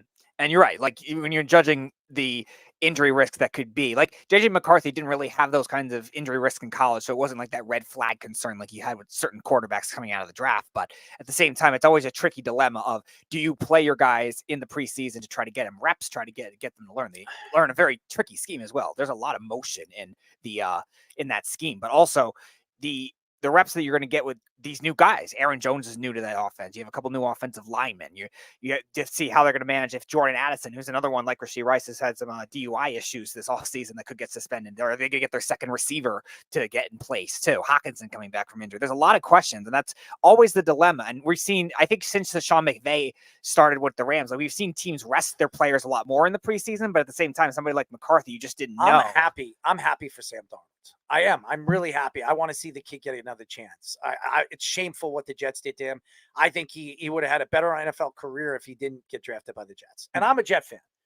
If the Jets never drafted him, I think Sam Darnold's a successful quarterback in this league. It's interesting, too, because I was reading in that same article where they're talking about McCarthy that I think they were saying Sam Darnold's development from what he was last year with the 49ers and the stuff he learned from Kyle Shanahan could help him get that kind of second chance to be able to succeed. And the Vikings have very good offensive skill players to try to make that work, and a good offensive line. They just locked up their star left tackle and Christian Darrisaw. They locked him up on a big contract, and they have a very good arsenal of skill players if they can stay healthy and don't get suspended like Addison. Let's bring Fish in because I want to know Fish's opinion. Obviously, he's a football coach. I mean, this is horrible. If you're a football fan and you wanted to see JJ McCarthy, I know the women wanted to see JJ McCarthy because they have some infatuation with this guy, like he's the sexiest man alive. What are your thoughts of losing JJ McCarthy for a significant amount of time? Look, he's the All-American boy coming off a national championship from Michigan. You know, it wasn't a sixth-round pick Tom Brady. This was even more high profile. And we know how people love Tom Brady. So there's a lot of excitement around McCarthy. He went a lot higher in drafts. There was buzz of him going as high as 3. He obviously fell to the Vikings. But it's a big problem when a guy tears his kneecap, basically, is what he did with the meniscus here. And he's going to miss a lot of those reps. He's going to miss learning by experience. And that's a real big thing. You know, when we have a new high school quarterback, and we have a couple of those this year on my team, it's all about getting them those reps because you know they're going to take their lumps. Now, obviously, it's different at the pro level. It's not as bad as what I may have to deal with this season in some facets. But I'll tell you what, it's a lot harder, as we all say. There's a big jump, and it takes rookie quarterbacks a while. So now I have to agree with you, Errol, about sitting him this year. I don't know if you want to bring him into that buzzsaw of that really difficult schedule off of that knee without the reps. You know, you want him to build up those reps against the weaker teams. Darnold, this is a great opportunity. This is a second chance at his reviving his career. A lot of people have said his metrics have been pretty decent the last couple of years. Wasn't terrible. Had an injury. Started off pretty well one year. Forget exactly. It might have been Carolina. First couple of games, he had a lot of rushing touchdowns. They were 3-0, I think, to start the season. Or something He played like very that. well. I think he had 5 touchdowns all season. Oh yeah, there was a great stat. He led the league in rushing touchdowns at one point. Yeah. Yeah, he was doing some real interesting things that made you think if he's not a starting quarterback, he's going to be one of the best backup quarterbacks in the league for a little while. So there's a great chance for him. There's a lot of room on rosters. You know, we talk about Kaepernick wanting to get one of those backup jobs about 10 years ago. This would be a similar situation where he'd be like a little overqualified to be a backup, but maybe not what you want as a winning starting quarterback. Let's see what he can do. It would be nice to see that. I think the Vikings are going the wrong direction. Now, think about what happened if the Giants took McCarthy now and he tore his meniscus. Think about the calamity that would have been. The season's over. You know that, and then they didn't get a weapon to help the team. I think the Vikings probably would have went defense if they didn't go with McCarthy. But look, it's a big problem for that franchise. I'm just glad the Giants didn't go that route, and we got this guy Neighbors who looks unstoppable in camp. Yeah, they did go defense later in the draft, though. They got Dallas Turner, the second pick. You have to stay healthy, and you're hearing Neighbors has ankle problems already. That's not a good sign. Remember Odell Beckham with his hamstring problems, and Hakeem Nicks too, at the start of his career. It's not a good sign when you're hearing like nagging injuries, even though it's not bad. It's a nagging injury that can contest and continue moving into the season where he could have problems with that ankle. I mean, you're talking about all your weight, and this guy is a speed demon on the outside. I mean, having a bad ankle is not a good sign. If I were a Giant fan, and again, he has looked unstoppable. Nathan was over there because he's very close with a bunch of Giants or ex-Giants that got him obviously credentials over there. And he told me, he says Neighbors looks good. He said that who's the kid that they drafted? Jalen Hyatt. Hyatt. He said Hyatt looked pretty good. He's gonna have to. He says that tight They're end. saying a lot of things about Hyatt building up his body in the offseason. Like he's a different looking guy out there now. That's a real interesting development. If he can grow his route tree a lot more, like they're gonna need him to do that. He can become electric with speed. It's the physicality, though, because he's going to have to play X receiver. Neighbors is going to be in motion a lot. He'll be the Z on the other side, with it to the tight end side. You want Neighbors in that Tyreek Hill type of move him around type of shit. Neighbors going to be throwing to Neighbors like 13, 14 times a game. Oh, hell yeah. 100%. Absolutely. But as far as like an X receiver, that's a guy like we were talking about with Brandon Ayuk last week. You have to be physical to get off the line of scrimmage, right? So Hyatt really wasn't physical last season. If he put on some weight and now he's getting off the ball, now he can run a better route tree because he hasn't been, stuffed in the first couple of steps of it. You've got to get to that mark where you're making those breaks to be consistent to set up defenders as a receiver. And he just never really got into that. He used his speed to blow by people last year. But as you know, Daniel Jones and every, Tommy DeVito and all those guys didn't have time to find him. The O-line looks better. The secondary looks like a sieve, is the reports I'm hearing from Giants camp. So it might be some high-scoring games this year. But look, if it was JJ McCarthy and he's hurt, it could have been a big disaster. I'm just happy the Giants went receiver. Bart Scott said on Get Up that Justin Fields is not doing himself a favor winning the Steelers' starting quarterback job. He added that Fields takes too many sacks and fumbles too much and won't make it as the starting quarterback by doing that. He also added that Fields is burping the baby. I don't know what that means. And patting the ball too much and too long before he throws. He added that Fields' weaknesses are very similar to Tim Tebow's. Fields was 5 for 6 for 67 yards and was sacked twice in the Steelers' first preseason game. Mike Tomlin says he is leaning towards Russell Wilson to be his starting quarterback, but hasn't made that decision yet.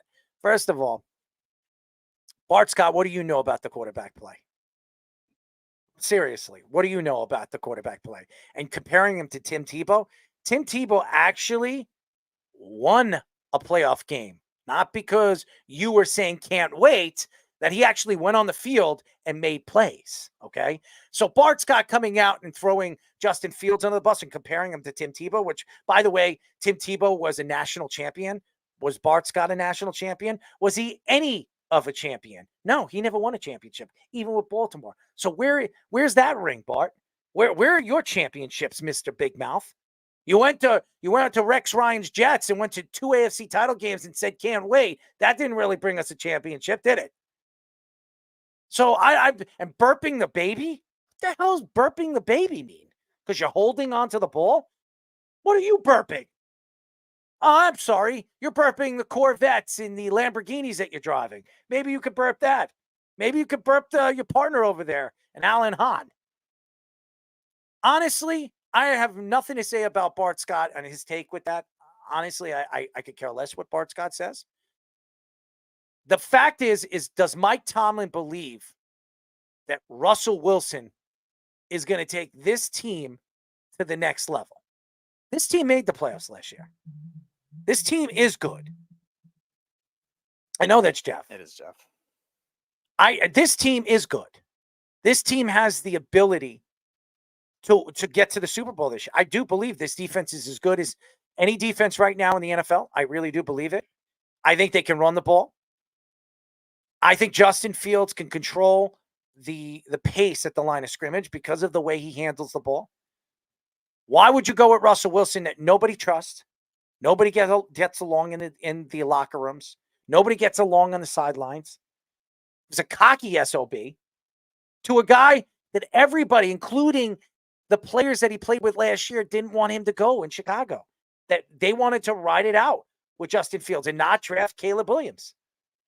What does that say about Justin Fields as a player that people is passionate about? If you were to ask me right now, if somebody came out and said, "Hey, listen, that Errol, that guy's a sensational person inside and out. I believe in him. I think we can develop him. I think we can change him. We need to give him more. We need to give him another year." If there's 10 of my captains or 7 of my captains saying that, Am I going to believe him? I would. I'm not going to believe the coaches because the coaches are in and out. They're gone. They're here today and gone tomorrow. How many coaches get fired after 2 or 3 years? Or even 1 year? We've seen a couple of coaches get fired over the years. They don't last. Players do. Captains do. They're there for the long haul. So Bart Scott, who was a captain for the New York Jets, who never won anything, by the way, never won anything, even with my Jets, never won nothing. I'm not going to sit here and say, well, he doesn't hold the ball long enough. He needs to work on that. He's 23 years old. 24. What? 24, 23? He's a kid. Still got a lot of football to learn. Why couldn't Mike Tomlin do that? Why couldn't this team? Why couldn't the Pittsburgh Steelers develop this kid? I would play Justin Fields. He's not doing himself a disservice. He's proving that he's a better quarterback than Russell Wilson, who, by the way, won a Super Bowl, who had one of the greatest defenses of all time behind him, to a guy that never got a chance, was thrown to the wolves, thrown with nothing. And then you look at Caleb Williams. Look at what Caleb Williams has over there. He's got weapons all over the place. This kid had nothing for 2 years. And then they give him JJ Moore. And they knew they were going to go after a quarterback in that draft the next year. They knew it. If they had the number 1 pick, but Carolina being as bad, they were drafting that quarterback. They knew it. And Justin Fields knew it. He was never given a chance. This man is going to be a great quarterback in this league. He's going to be a great quarterback in this league. It's a shame. And I'm going to tell you this right now. If they give him a chance, he's going to fly with this. I think that Pittsburgh could be the best team in that division this year with that defense. I do. And if Justin Fields just has enough in him to get the ball out quicker, I think they win a lot of their games. I think they win 10, 11, maybe even 12 games this year. It's interesting because Bart Scott's also praising a quarterback at the same time that's had the same issues at the beginning of his career with Russell Wilson. Russell Wilson, until he really got that elite quarterback form, maybe in 2015 or so, always held the ball too long for a while. Now, granted, Seattle didn't have a great offensive line either, but their line was still better than what Justin Fields had with the Bears his first couple of years of his career. And those development trajectories are very similar to what Russell Wilson was at the beginning of his career too. Now, Russell Wilson had some better passing years than Fields did by a little bit, but it's not by much. It's not like Russell Wilson was in a massive passing volume at the beginning of his career. It was really only that 2015, that second half of that season when Marshawn Lynch got hurt. Then he started throwing the ball more. And then 2015 on until he got hurt with the finger injury. That's when he started to peak. Justin Fields can get that peak with better coaching, with better offensive stability, which the Steelers had in comparison to 2021 He's the best quarterback Chicago. in that class. There's no question. I think he's the best quarterback in the class. And he's going to prove that. And Trevor Lawrence got a lot of money, and I'm not taking down or putting down Trevor Lawrence. He could be a good quarterback. He's not an elite quarterback. He's not what they said he is. I think Justin Fields has the ability to become that elite quarterback. I really do believe that he could be that guy. I think Chicago made a mistake. Yeah. Now, I'm not saying Caleb isn't great, but you don't just give a guy away that he could be a future quarterback for nothing. A 6th-round draft pick. Yeah, and again, I credit to them for giving him a service, a team that he wanted to go to as well. Like Justin Fields, they were using classy by that because they know they had a tough decision and they wanted to make sure that they didn't do him wrong completely. We've seen a lot of other teams have these ugly quarterback endings too. But going back to the Steelers situation though, Russell Wilson, if he actually wants to mentor people and be mature about it, that's a good guy to learn from what Russell Wilson did in the beginning of his career. Like Ryan Tannehill. Maybe not. It might not work. I'm not saying it will. I'm just saying that's a. Why would you train or work with somebody that you know is going to take your job when you still think you have another 5 good years left? Why would you do that? No. I'm not saying he should, but I'm just saying Russell Wilson, you never know with his maturity, but nevertheless, that's a good guy to judge the trajectory of. First of all, Keith, are you listening to me? Lawrence right now is a better quarterback than Justin Fields. That's because Justin Fields was never given weapons like Trevor Lawrence. Are you listening? You have the Jets. You have the Jeff effect. That's the Jeff effect. You come out with things and you say things that I said when I didn't say it. I said I believe Justin Fields is the best quarterback in that class if given a chance. Is that better for you? You want to sink that in your ass?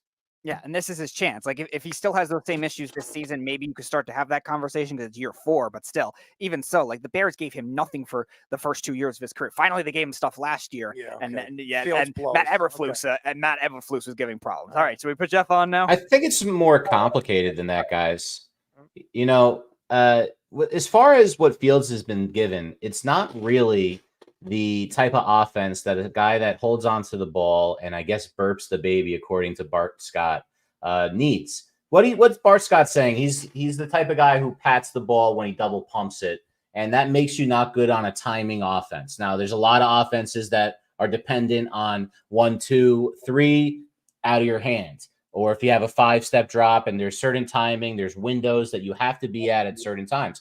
However, if you take a look at Jalen Hurts, for example, who runs more of a college-style offense, I would say if Justin Fields was running the Jalen Hurts offense, he wouldn't be putting up bad numbers. He would be similar numbers to Hurts. I don't know if he's as good as Hurts as a leader, but I will say this, it's the same style of offense that he needs. He did not get that in Chicago.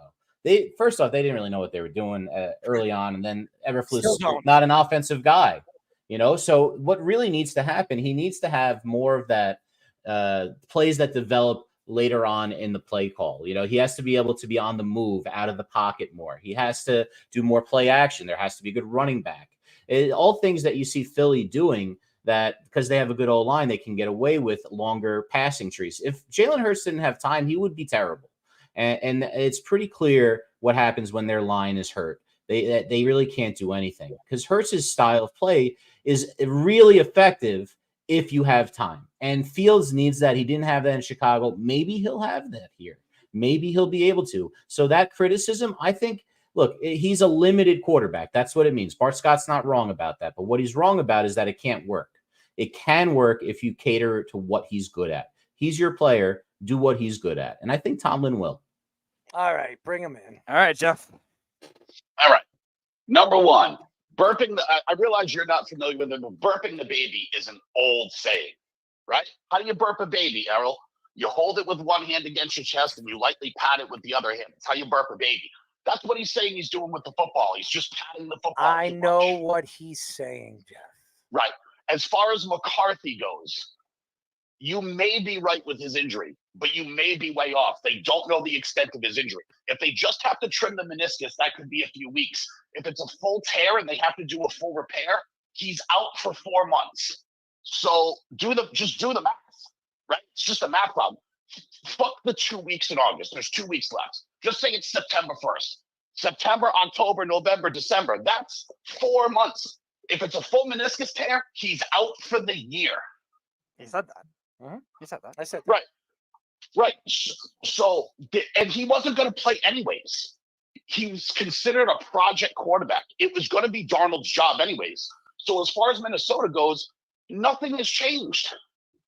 No, and I love that Sam Darnold's going to get an opportunity to do this because I think he's been pushed around and really sent away because of what the Jets did to him. And I think this is an opportunity for him to redevelop as a quarterback and get an opportunity maybe to be a starting quarterback somewhere else in the future. Right, which is what I've been telling you for years. Years I've been saying this to you. 90% of a quarterback's success in this league is where you're drafted. That's just period, right? Like, look at all the terrible quarterbacks that are considered terrible that Cleveland drafted. Were they all terrible? I don't think so. They just were with the worst franchise on the planet. Right? That's half of what this is. Look at all the quarterbacks that Cincinnati went through, the Achilles Smiths of the world and that kind of stuff. They were a dumpster of a franchise. So that's what you've gotten with some of these guys. They've been lucky enough to hang around. We'll see what happens with Justin Fields. But yeah, he's the victim of being drafted by, that's the problem with being a good quarterback in college. You're going to the worst team. Yeah. That's just what it is. No, and there's a lot of bad quarterback franchises. So I have one of them that I root for. We'll see what happens with Justin Fields, but I'm not hopeful for him just because of now where he's gone as well. Look at what's happened in Pittsburgh the last 2 years. They were chanting to fire the offensive coordinator last year. Mm-hmm. So they have a new offensive coordinator, 2 new quarterbacks. They're in a fight for Brandon Ayuk because they don't believe in their receivers. Their receivers know that. How much better do you think their offense is going to be? Probably not much. I disagree because I think they believe in George Pickens. I think he's a really good player. You like George Pickens? He was there last year. Yes. And I like him. And they were still running around. Right. But they're still in the same boat. It's the same as last year because he was there last year. I love George Pickens, right? Great Georgia Bulldog. Great Georgia Bulldog. You know what I'm saying? I like him too. But the problem is he was there last year. And so, like I said, not much has changed. No, it hasn't changed. Except for the fact that their organization is now telling them, none of you are good enough where we need to bring in Brandon Ayuk. And we all know this, and I know what you're going to say, but a lot of people predicted that, or a lot of people have said that their draft class was the best.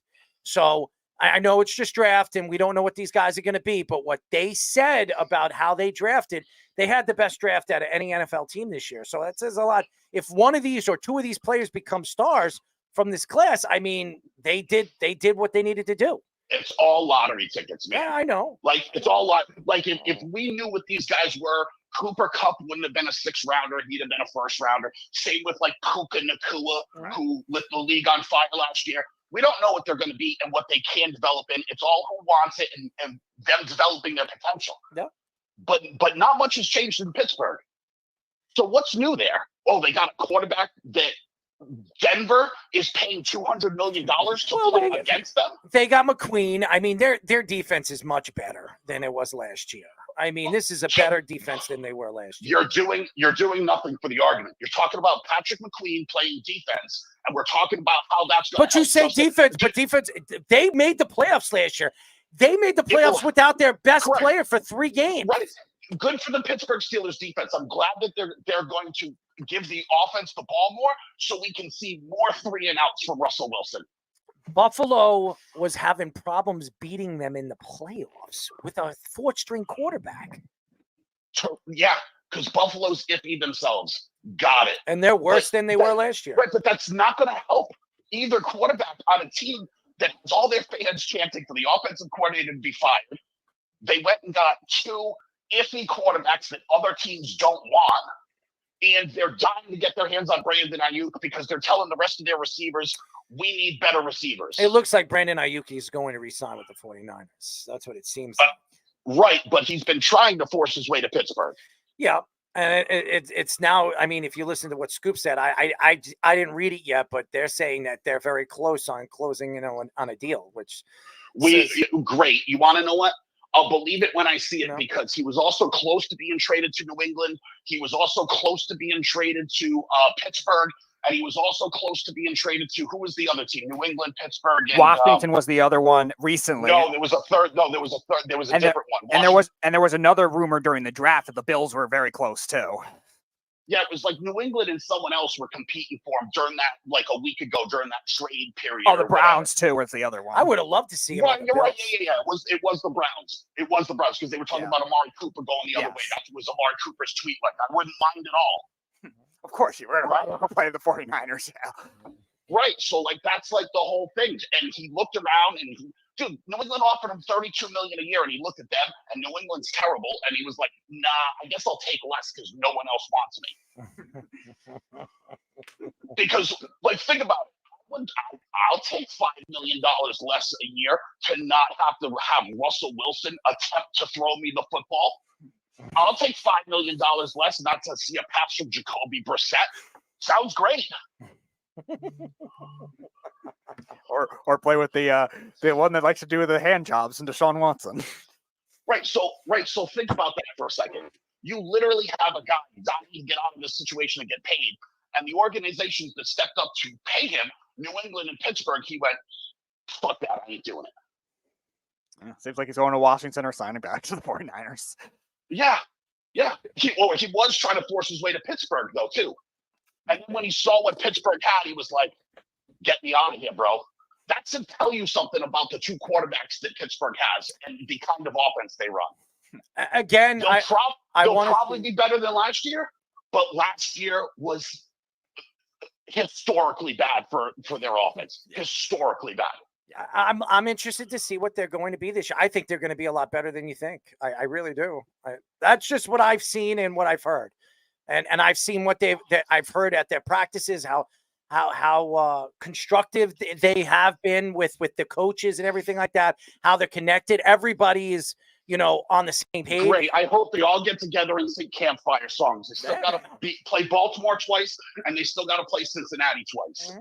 How many wins in division do you think? They got to play the Browns twice, too. Right. So how many division wins do you think they can possibly come up with? All right, so they're playing 6 games. I think they win 3. So you think it's a split between all of them? Yes. I all due respect, sir. That is violent. Well, they play very well against Baltimore. They've beaten Cincinnati, I think, once every single year for The the Ravens, last 3 I think years. they've beaten 6 times in a row. And they've beaten Cleveland. They've beaten Cleveland at least once a year for the last 3 years. So, yeah, I think they're going to split. I think that. Yeah. And last year, I think they won 10 games last year? They won 10 games last year. They quarterback. swept the Ravens. With They no swept, quarterback. They swept the Ravens and the Bengals. Granted, Burrow was hurt. Also, let's not go off of splitting with Cincinnati last year. They had to play Jake Browning twice. No, I know that. I'm saying that's the exception to the rule type thing, but they still swept the Ravens. So it took the entire offense of Baltimore to get hurt, right? With no Odell Beckham and no Mark Andrews and all of that. Yeah, all line. And then Joe Burrow had to get shot in the wrist by a sniper and miss the whole season. And they were like, oh, we can finally split with these guys. Well, they're all healthy, and Pittsburgh's in trouble. We'll see. I'm interested to see it. Jeff, thank you for calling, bud. They're paying Russell Wilson $200 million to play against them. How is that a good thing? Nobody said the Broncos were smart. No, the Broncos are smart because they're getting out from under that contract. That's how bad he is, that they're willing to take that cap hit and be terrible until that money comes off their books. That's how bad he is. You don't think he's that bad? Oh, I'm not anymore big on Russell Wilson. Not anymore. There's a reason why Seattle didn't want him. And within he doesn't 2 get along years, with anybody, man. Denver didn't want him. He doesn't get along with anybody. Right, because he's a douche. That's what I've heard. So how many weeks do you think it's going to be where his douchey attitude rubs Deontay Johnson the wrong way? Deontay Johnson got traded already. Oh, did he? He's in Carolina now because they couldn't pay everybody. So Jesus. So who's there for receivers besides Pickens? So they have Pickens, they have Calvin Austin, who they drafted last year. They just drafted Roman Wilson this year. Terrible. I'm not sure if they brought in any other veteran guys. I do like Fryermuth a little bit. And then they also have another Georgia Bulldog who drafted last year as tight end is Darnell Washington. I think could be good. He was playing hurt last year. Yeah. Come on, Speedy. You know what to do. Who's that coming down the track? Finish it, Speedy. What? God damn it. It's the Mean Machine in the red and black. And then you got to bark, Speedy. Bark? Oh, God. See? That's the Georgia Bulldogs song, bro. You don't know the Georgia Bulldogs song? I did not know the Georgia Bulldogs fight song offhand. You notice I figured that's what it was a reference to. I didn't know the lyrics, though. Exactly. Speedy's bark is better than his bite.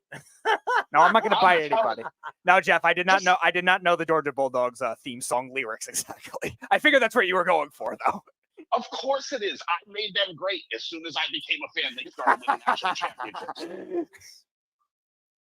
That's is that not what happened? Yeah, I would agree with you on that one. And week 0 is only, I think, 10 days away or something. Yes. So that's great as well. Yes, it is. Jeff, call. We'll talk to you, Ben. We got to finish up the show. Got 15 minutes. But we really appreciate Jeff. He actually was normal tonight. Yes, he was. He was normal. And I think there was a lot of takes that he made that I would agree with. I still think Pittsburgh's a lot better than he says they are. I think they can win easy 10 games this year. I wouldn't be surprised if they went 11 or 12. Their defense is good, man. The defense is good. Don't sleep on Tomlin, man. Tomlin's been great every year he's been there. He's just one of the best ever. His whole career. Is that a 500 record his whole career? So why wouldn't he have a 500 record this year? Their team's better. I do believe they need another wide receiver. I do think he's right.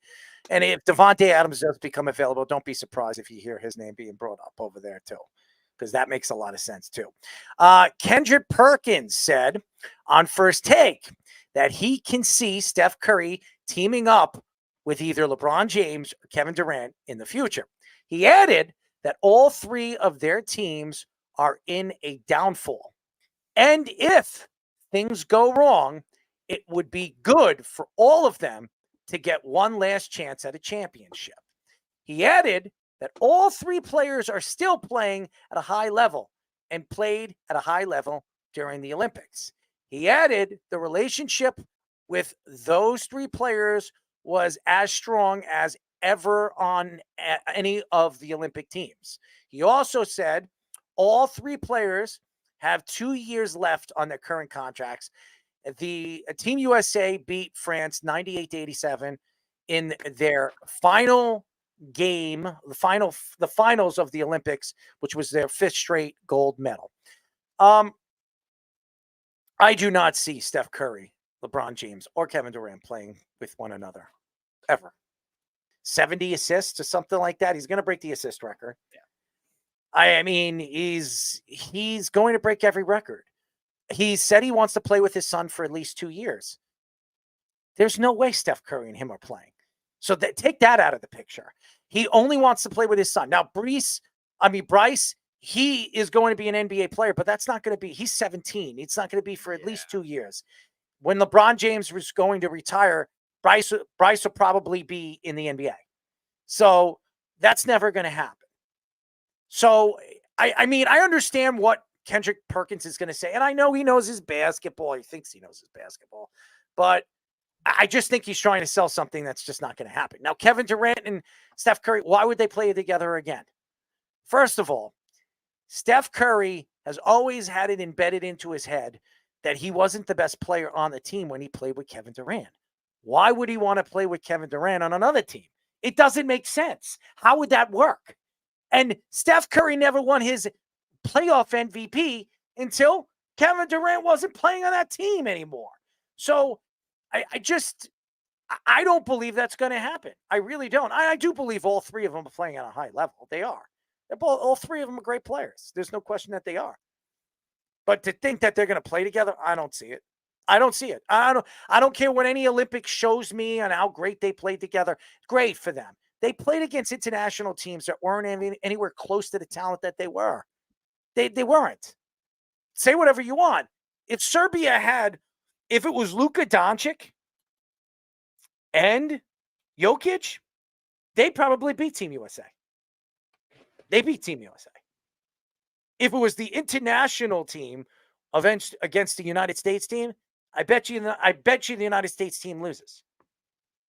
But it's not like that. It's not how the Olympics are played.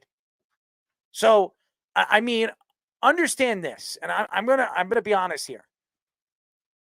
Basketball is a very interesting sport because they want to play with their friends and they want to do that, and LeBron James changed that for everything. And if you look at the Knicks did the same thing, but the Knicks did it the right way. What they do is they signed Jalen Brunson, they traded for Josh Hart, they signed Dante DiVincenzo when he became a free agent, and then they traded for Mikal Bridges. They did it all fair ways. They didn't cheat. They didn't threaten. They didn't tell the guys, this was not like that. They didn't have dramatic TV specials on ESPN just for them like LeBron did. It was different. It was completely differently sold. And I know New York fans are going to say, well, we're going to win a championship. There's no guarantees the Knicks are winning a championship. So stop it. All the guys and girls that are posting up things that the Knicks are right there, the borderline champ. The Knicks are probably a year away from being a real big contender. Now they're going to be a contender this year. They'll be able to play this. I just think health is going to really depend on the Knicks. And I don't know. I don't trust that the Knicks are going to be healthy this year. I don't. So until proven otherwise, I still think the Celtics will beat them. Now, if they stay healthy this year and they have Robinson and they can, they're going to be able to rebound and all that other stuff. And Randall stays healthy and actually he's not the bricklayer that he is in the playoffs. I think the Knicks could compete. We'll see what happens. But as far as the LeBron James, Kevin Durant, and Steph Curry, that's not going to happen. And I'm telling you, it's not going to happen. I don't care what they did on the Olympic team. LeBron's going to be done in 2 years. I'm predicting 2 years he's gone. And Steph Curry, how many years does he have left? He's had ankle problems. He's had hamstring problems. He's had foot problems and ankle problems. Why would he be playing any longer than he needs to? He's done everything. People are comparing him to the greatest point guards of all time. What does he have to prove? What does he need to prove? He's won How many championships? 4 championships. He doesn't have anything to prove anymore. Nothing. So I don't believe he's going to play. And Kevin Durant, nobody wants to play with Kevin Durant. I'm just being honest with you. Nobody wants to play with Kevin Durant. Kevin Durant is a cancer. He is. It's a proven fact. Mm-hmm. Everywhere he's gone, he's been a cancer. Him and Draymond Green didn't get along. Yeah. After Draymond Green was the one that sold him to come to Golden State. He goes OKC. Why did he leave OKC? Because he didn't want to be, him and Russell Westbrook weren't getting along, and he wanted the ball more than Russell Westbrook, and Russell Westbrook wanted the ball more than him. It wasn't going to work. That's why he went to Golden State. Then he went to the Brooklyn Nets, and he realized he wasn't the guy. Kyrie Irving was the guy. So he didn't want to be there anymore. It's like a spark, and now he's over there in Phoenix. How long is it going to take for him to realize that Booker is the guy? If he isn't already. It's just, this is who he is. With his, whatever, how many Twitter accounts. I mean, the guy, and I'm not saying Kevin Durant isn't a great player. I think Kevin Durant is a great player. To say he's one of the greatest of all time, that's ridiculous. It's ridiculous. And everybody keeps saying comparing eras. You can't compare the eras. And I don't believe Steph Curry would be the same player if he played in the time in the 90s. Because the game was different. And I don't think LeBron James would be as healthy as he's been in his career if he played in the 90s. It was a different game. So I just think defense was completely better in the 90s than it is now. So nobody wants to play defense. They're all bitches. That's what they are. They're all bitches. So as far as I'm concerned with LeBron, Kevin Durant, and it's never going to happen. So stop putting it in. Kendrick Perkins, stop with the sell of this. It's never going to happen. It will never happen. None of these 3 players, none of these 2 players out of the 3 are ever going to play together again, ever. Yeah, it doesn't make a lot of sense for both LeBron and Steph Curry. Like, their legacies are pretty cemented as it is already. Yeah, okay, maybe they could win another championship if they bring another star in, but it doesn't seem like it's, for the Lakers especially, who are very cash-strapped, it's going to be very hard for that kind of thing to happen. I just can't see the relationship working with Kevin Durant going back to the Warriors again. LeBron already said, Keith, that he's only playing 2 more years. Yeah, and LeBron's only going to play the 2 years with his son, like you were saying before. He's got, 2 years left? He signed a 3-year deal. All 3 guys have 2 years on the deal that they have. Yeah, so he's done. It doesn't make sense for either thing. I don't think Steph Curry's leaving the Warriors to go to another team. I don't think Kevin Durant will go back. LeBron will be 43 when he's done. I mean, with that contract. Mm-hmm. He's going to be 41 at the end of this year. He's going to be 43. Right. LeBron's not playing after that. And I think LeBron would have left if it wasn't for his son either. Like, I think LeBron wanted to maybe... He's going to get his son acclimated on the team, and then he's going to part ways. He's going to retire. He's got so much going on for him right now. He's a multi-billionaire. What does he have to prove? Yeah, LeBron and Steph Curry. I think LeBron would have left if it wasn't for his son, because his son was comfortable there. He obviously went to USC, and he had the house there. And maybe LeBron would have gone back to Cleveland maybe one more year and then retire or something like that otherwise. But nevertheless, he wasn't leaving the Lakers with his son there. And Steph Curry's not going to leave the Warriors because he's just beloved there. Kevin Durant's not going to go back to the Warriors because it's going to be awkward. Draymond Green's going to still be there probably because nobody's going to take his contract, so that's going to be awkward. So realistically, it doesn't make sense. Plus for the injury risk for all of them. Now, granted, LeBron and Steph Curry, I think longevity-wise, have done a very good job at maintaining their injuries, but Kevin Durant, not as much. So will it work for that reason either? No. Well, look, Bronny could be packaged in a deal with his dad to the Warriors, and I think that's the only way that any of those 3 guys could team up. Because, like you said, KD's not playing with Draymond again. That's just not happening. And Steph isn't leaving Golden State, so it would have to be LeBron, who's well-traveled, maybe not as much as Durant, but well-traveled, and he'd have to come back with his son. I don't see it happening. I do have one place, though, and I was thinking about this while you guys were going, and I watched this during the Olympics, and I was disgraced by watching Jimmer Fredette be our best player on our 3-on-3 team. But imagine 4 years from now, they're all retired. Let them be the 3-on-3 team for the United States. Who cares? They'll win the gold medal. They will. Let them do it, because it was an embarrassment watching Jimmer, the guy who couldn't play even minutes on the Knicks and was just chucked like 35 to 40 footers like he was Steph, but none of the other skills. It was ridiculous. So I would like to see that. If they ever come together again, that probably is the only way it would happen. Jimmer never got a real chance in the NBA. I'm sorry. He was good in China. He never got everywhere he's gone, he's been good. But the NBA, why? Because the NBA never gave him a chance because he's the Tim Tebow of the NBA. That's what I've always said that. He is the Tim Tebow of the NBA because, he can't do this or he can't do that. How do we know he can't do? He's Steph Curry-esque. He shoots a lot of threes, shoots deep threes. He's very consistent. Why couldn't he play in the NBA right now? Steve Novak could play in the NBA. He's a better player than Steve Novak is. And Steve Novak was in the NBA for 7-9 years and made a lot of money. Why couldn't Jimmy Fredette do that? He's a better shooter than Steve Novak. So why he's a dribble off the ball guy like Steph, right? And he just didn't have the athleticism to get his shot either in the did NBA. Steve Novak, either did Jeff Hornacek. But they made But no one was asking those guys to players. dribble, right? No one was asking Novak to dribble. All he was doing was coming off screens and trying to get wide open threes. Why can't Jimmy Fredette do that? Short. Yeah, and that was it. That's all it is. He doesn't have the athleticism. If he had Steve Novak's body, he would have had a much better career than Steve Novak. He's just, unfortunately for him, just a little undersized, a little unathletic. But let's get those three guys in the big three. All right. But before we finish up with the Dana White thing, I'd like to hear Scoops' thoughts to that. Truthfully, I know you kind of just said it, you can't really imagine, these guys playing together and everything, but I don't know, just for the sole fact that of what we've seen in the past few years, Harden and Kyrie and KD, that weird mess of team. And then, you got, of course, LeBron, AD, Russell Westbrook when they had Carmelo Anthony and those slew of random guys that they have. So truthfully, I do think it's a weird matchup. I mean, I don't really see, the fact of getting Curry to play with LeBron and who's, of course, like you guys said, is going to play with his son coming up. To get Curry over there, it wouldn't make any sense because nobody in their right mind over there in the Warriors front office is going to actually trade Steph Curry over there. And then on top of that, KD isn't going to go back to the Warriors and that's not going to happen because he's not going to play with Draymond. So I don't know. Kendrick Perkins, I think, likes to make up these weird narratives only to try to stay relevant in the news as of right now. So I don't know. I don't know what he kind of smoked before going on first. I want to smoke it. Can you share some of that with me? Maybe he should. I don't know. That's the only reason. I mean, Fish is all about that too. I mean, seriously. Maybe it'll help us make more outlandish takes. How about that? Maybe I've got a couple of them, man. We'll be on his level. What do you think? Would you hang out with a Kendrick Perkins in the closet? Hell no. Why not? He's huge. He might be huge in many different ways. Exactly. That's the problem.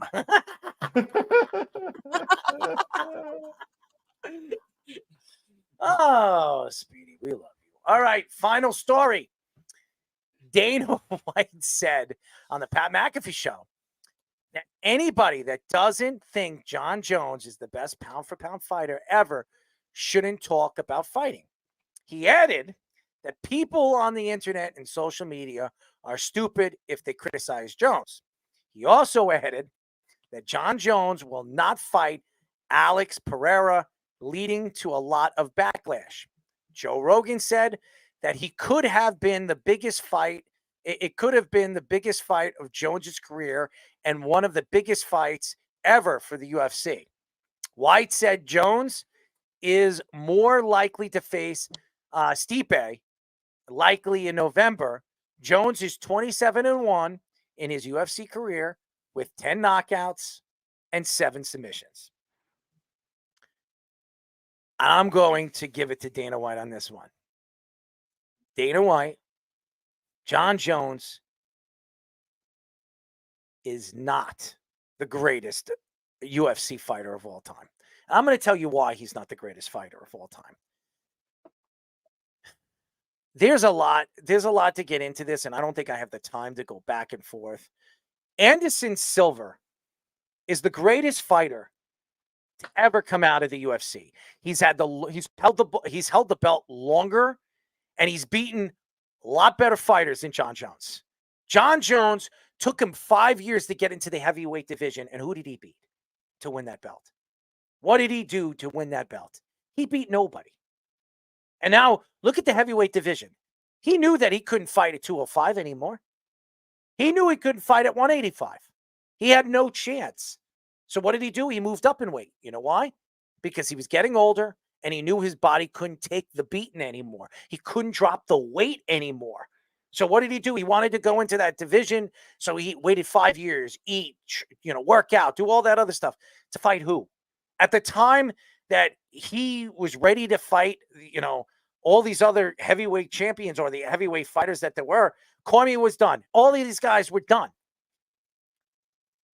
So again, going back to this, Dana White saying, if you don't think Jon Jones, you can argue that Jon Jones is the greatest pound for pound UFC fighter, but he's not.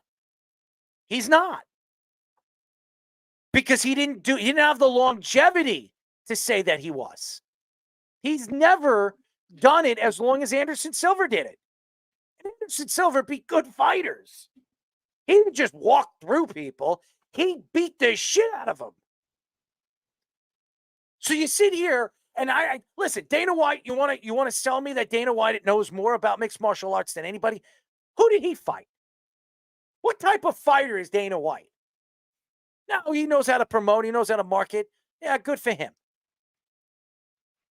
But to say that Dana White knows best and he's saying that Jon Jones is the greatest fighter, that's a smack in the face to the Spider, Anderson Silva. I would be pissed off. Or GSP. GSP was a great fighter. Matt Hughes was a great fighter. Held the belt, the welterweight belt for, I don't even remember how long. I mean, years before he was beaten by GSP. How could you say that? You can't say that. Now, obviously his record would tell you that he's 27. He really should be 28. No, he was disqualified on that one loss because he kicked the guy when he was down. He was undefeated. I know John. I met John years and years ago when he wasn't a big fighter in the UFC. I met him in Buffalo at a casino, and he was kicking cups off people's heads. Okay, I saw that. I literally saw that in the hotel. I didn't even know who he was. When people were telling me who he was, I didn't believe it. This guy was like, his wingspan was unbelievable. I mean, he was kicking cups off people's heads like 7-8 feet away. I mean, I've never seen anything like it. And he was so precise with those kicks too. He didn't nick anything on anybody that had that, and he was kicking off at people taller than he was. So I'm not going to say that Jon Jones couldn't be argued as the greatest, but he's not. And he was gone for 5 years. Anderson Silva, the last top couple of years of his career wasn't good, and he was caught doing steroids. He was, because he was done after he broke his leg against Weidman. He was done. His career was over after that. He just thought he could, fix it up and go back out there and be the same Anderson Silva. He was never going to be the same Anderson Silva. Who was the greatest pride fighter of all time? Anderson Silva. Anderson Silva. Everywhere Anderson Silva went, he was the greatest fighter. So why would Dana White come out and say that? If I was Anderson Silva, I would reach out to Dana White and tell you, what about me? What about me? What about what I did for mixed martial arts in the UFC at the dominant part of my career?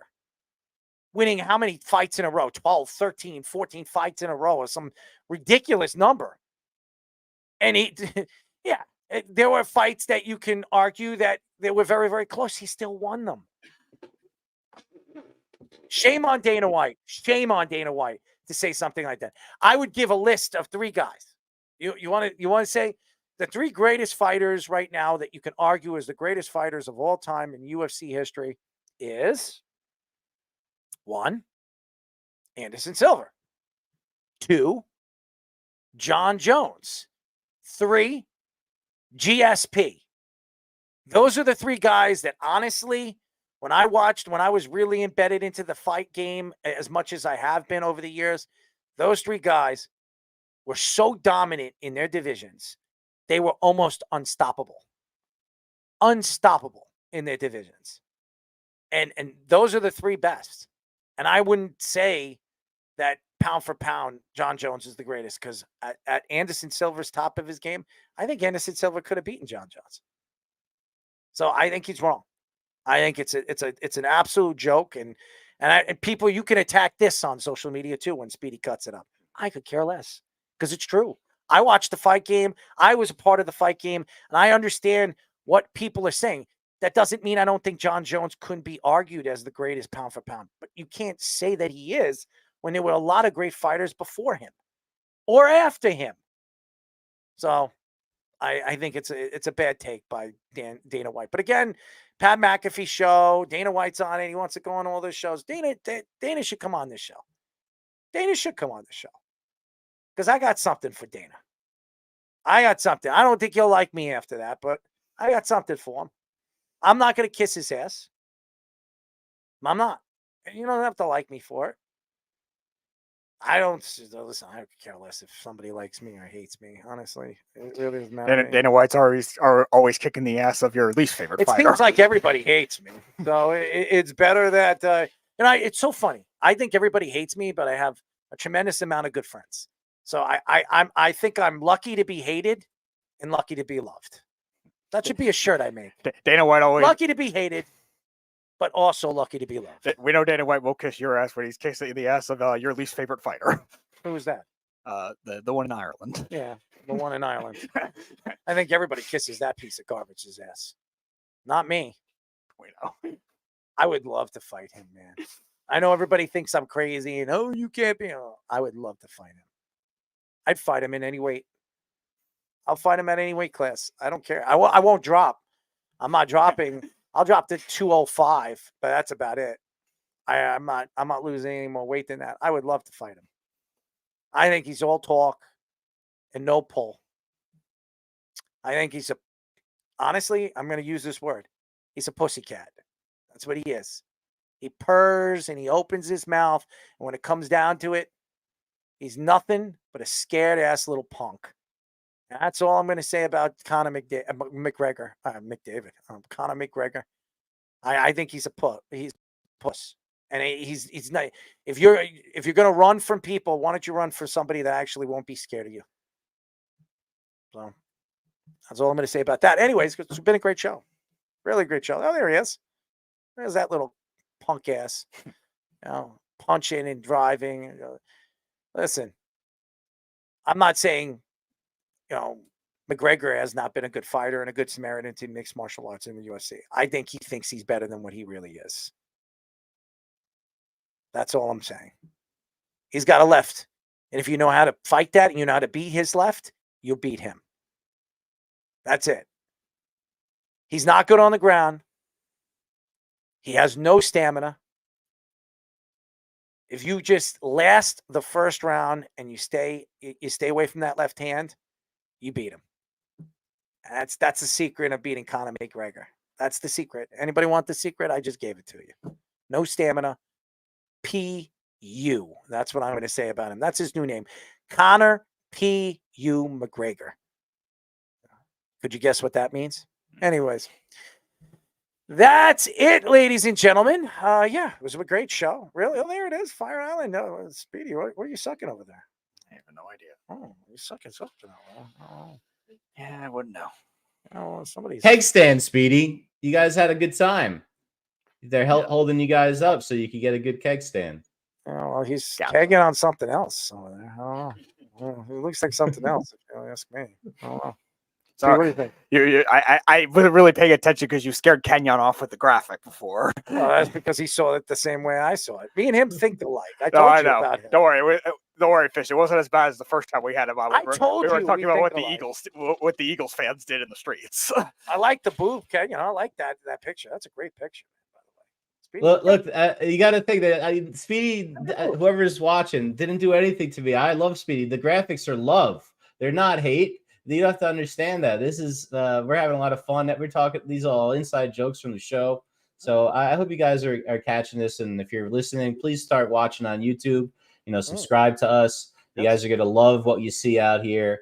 And before we head out, I just have one little quick graphic. We announced today one of my favorite announcers is retiring after the year.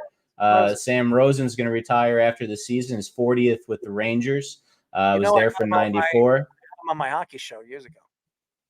Oh, really? That's awesome. As a kid, I'll remember his voice forever. So did the NFL for a while too. I skated with Alexei Kovalev, by the way. That's awesome. He was one of the best ever. Yeah, one of the best puck handlers I've ever seen. Yeah, but he's like the Russian version of Barzell. That's what I think he is. Has the ability to become the best player in the league, just didn't know how to put it all together. So I agree with you. I thought he was special. Huh? Sam Rosen retiring. What is he? I'm gonna miss Rosen. I'm gonna miss him too, James. Even though I'm not a Ranger fan. I miss Emmerich. It's the post with the shot. Yeah, Like that? the Doc Emmerich was great too. Speedy, give it to me. Very spoiled. Give it to me. I can't do Mike Emmerich. Yeah, you like to give it. Go, give it. What? Give it to me. Give what to you? Just give it. I don't know. Okay, just give it. Give it to me on the mic. I don't know. Talk into the mic. I am talking. I don't know what I don't know what give it means. You're trying to do some stupid closet crap all over again. I'm not doing a closet thing. I didn't say anything about the closet. Why? I don't know. It seems like you want to go in a closet with me tonight? No, I don't. Oh, I don't want to go into a closet. I don't want to think about a closet. Why? You afraid of the dark? No. So what is it? I don't want to think about the word closet Why? for another week. What's wrong with the closet? Every context. So you're not going to go into your closet tonight? I don't do it anyway. First of all, second of all. So what do you do? How do you find your clothes? Drawers. Oh, so you don't have a closet? I do, but I have drawers. So you have drawers, but you don't go into your closet, even though you have stuff in your closet. The closet is all like dress clothes in there. Oh, so you wear dresses? What kind of dresses do you have? Oh my god, that's not what I said. Do you wear your grandmother's muumuu like you did last time? That was 6 years ago because I lost a bet with the beef. I mean, you did look good. Oh no, that wasn't the beef. That was Matty Cap. You did look good with that, by the way. I know. You guys enjoyed it. I'm serious. I mean, if a person didn't know that you were a man, I think you could probably draw some good-looking guys. I guess. I'm not trying to do that. I lost a look bet. at him. Look at him. I lost a bet. There's no place like home. Look at that. I mean, seriously. Click your shoes right now. I mean, your feet. Not your feet. Come on, just say there's not no place. happening. Just say there's no place like home. There's no place Do you want like me to, home. Let's just do it. So do it together with me. There's no place like home. There's no place like home. Do it 3 times. Close your eyes. There's no place like home. There's no place like home. There's no place like home. All right. Now you got to get into the closet. That's your home. That's not it. You said there's no place like home. The closet is not my home. We just talked about that. No. That was part of your home. It's a part of my home. Could you sing like The Wizard of Oz? Do you know the Munchkin song? No. You don't know that? I don't remember the lyrics. You want to do it? No. Why can't we sing it? I want to sing it with you. You want to sing like a munchkin? I didn't say I want to sing like a munchkin. I like eating munchkins. You like munchkins? Yes, but what's your favorite munchkin? The chocolate. The chocolate. Of course you like chocolate. Yes, scoops. Chocolate's a good favorite. So there you go. Yeah, the chocolate glaze has always been my favorite type of donut. Yeah? Yeah. What do you like to do with the glaze? Eat it. What you like to do? I like more glazed donuts. Yeah, you got another one in there. But you don't like jelly? No, it's fine. Jelly's all right. Does it squirt in your mouth? You like that? I like it. If you eat a jelly donut, yeah. Do you like it when it squirts in your mouth? I like it. You would hope so. It would hope so. Is it alive? The jelly donut's alive. No. Then what is it? It's liquid. Not liquid. It's jelly substance going into your mouth. So yeah, it would. Yeah. But how does it go in your mouth? You eat it. Obviously, you eat it. Oh, good. You got the literal part. I don't drink a lot of milk. Have you ever smelt your dirty shoes before? What does it smell like? Like what kind of scent does it have? Stinky dog. I don't know about that. Yeah, it's a lot of dirt and outdoor. Did you ever like the smell of your shoes one time? And you just I never thought like that. No, you never smell. The other day I went through my shoes and I was smelling them and I was like, oh man, those things really smell disgusting. You know. All right. Would you ever drink out of your shoes? Ew. Why? Hell no. Why not? My feet were in there. So what? They were your feet. Disgusting. So what? They're your feet. It doesn't mean there's not tons of germs in there. So you're afraid of germs? No, but I'm not gonna drink something out of my shoe. Would you drink anything out of your underwear? No. Why? First of all, it's a bad surface for liquid. Second of all, how do you know it's a bad surface for liquid? Because they're underwear. They're soft. You put any liquid in there, it would absorb. But what happens if it was hard? Then there's a better chance of it not absorbing. That doesn't mean it won't. It's still not stopping you from doing it. It's still fabric. It's still like if you put liquid in your underwear, it's going to absorb. Do you know what they do when they race? What?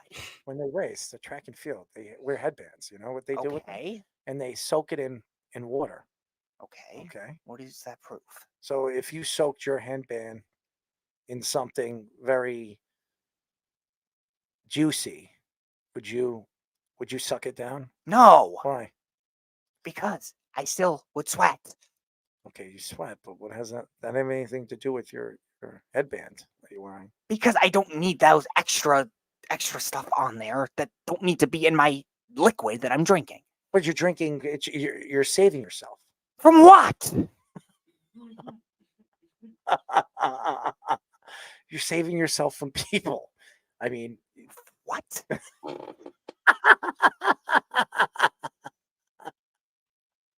McDonald's, Burger King, or Wendy's. Where would you go first? Wendy's. Why Wendy's? They have the best fries and the best individual. Ooh. You like Whoppers?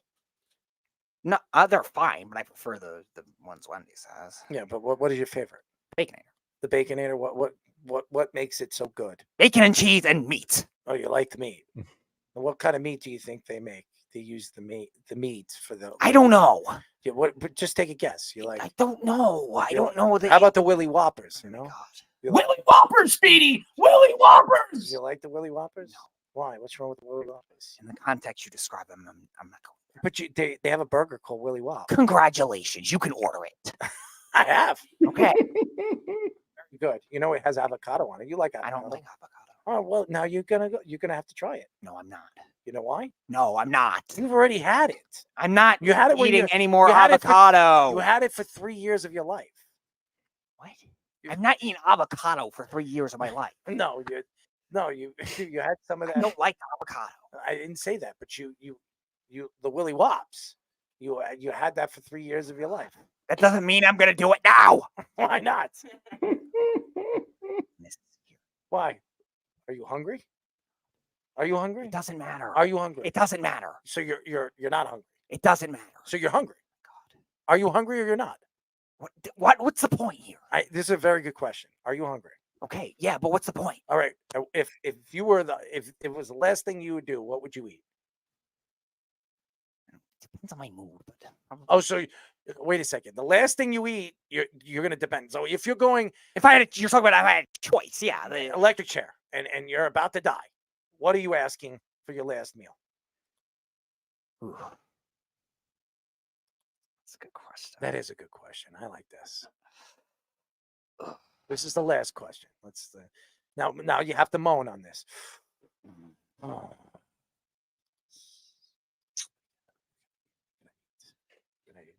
My last meal. Give it to me, Speedy. Wow. Let me feel it. Feel what?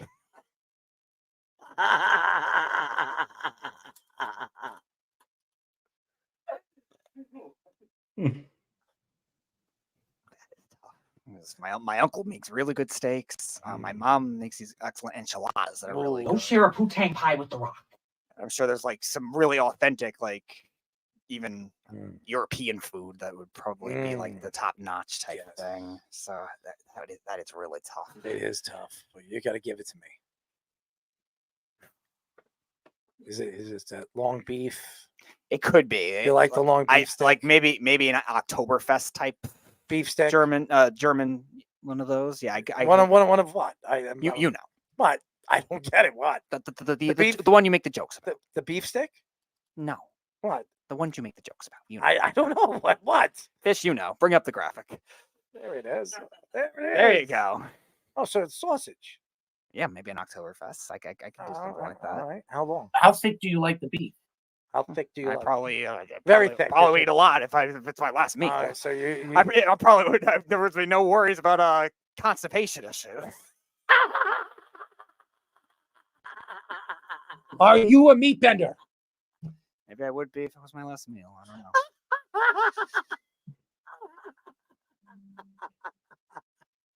Maybe I would be if it's my last meal.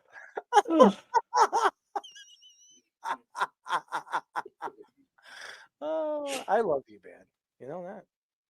You're a funny guy. How funny, right? Where are you here? Are you okay? You lost, sir? I'm a little lost today. Yeah. Are you going to miss Rosen? Oh, man. Yes. Sammy? Have you ever called him Sammy? No. Why don't you call him Sammy? Because I didn't think it was necessary. You know his real name is Samantha, right? I'm just saying, his name is Samantha. You know that, right? What? It's true. His name's Samantha. You're so gullible. Samantha Rosen. That's really Samantha Mary Rosen. God, do you just read everything you believe? You just believe everything you read on the internet? You're the king of wishful thinking. Oh man, what a show! I don't know how I got through it. I mean, it's been a long day. Long day, Speedy. How's your underwear? Clean? Sure. Did you enjoy yourself today? Sure. You made the easiest $100 you ever made. Yeah, I did. You were very excited, right? Hmm. When he gave you the money, did you feel anything? Yes. You have to feel the paper to take money. No, I'm not talking about the after. After it went in your pocket, did you feel it? Yes, I put my wallet in my pocket. Duh. My wallet there?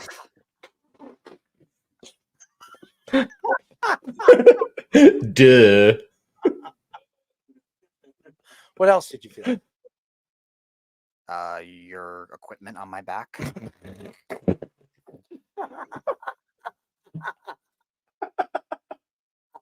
And what I was carrying, the coins and stuff I was carrying. Well, that's Speedy Petey, ladies and gentlemen. Isn't he wonderful? He's the best. Anyways, thank you to Dale Scott for joining us. He's fantastic, and he's willing to hang out with you in the closet. You told me that. Thank you to 3-time Super Bowl champion Kenjon Barner for joining us. He was fantastic too. Very fantastic. I mean, it was a great show. I don't know how I got through it. It was really, really good. It was very, very entertaining. Speedy. Were you entertained? I was entertained. I mean, sometimes I was looking at you and I was wondering why you were making some of these faces. Who knows? Were you okay? Constipated tonight? No. Okay. No, I wasn't constipated. Were you constipated yesterday?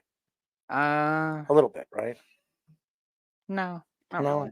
When was the last time you were constipated? Friday last week. Why were you constipated? What happened? I felt it in the morning. You felt it? Yeah. How do you feel it? What does it feel like? Discomfort in your middle part of your body. Your intestines? Sometimes. And what happened? Or do you like push? Does it like a pushing sensation? Or do you do It's not a sensation. What do you mean? It's a sensation for me. Yeah. I start pushing. I gotta push, man. I can tell. I gotta push. It's like a driven, feeling in my intestine area. And then I just when I explode, I let it go. Okay. And when it drops and it hits the water, I mean, like, man, like splashes, Okay. You don't like that? It's not a positive thought. Why not? It's a relief, but it's not. You sound like a frat boy. Oh, I'm not like giddy over it. So you're not happy when it comes out? I'm relieved. I'm not like.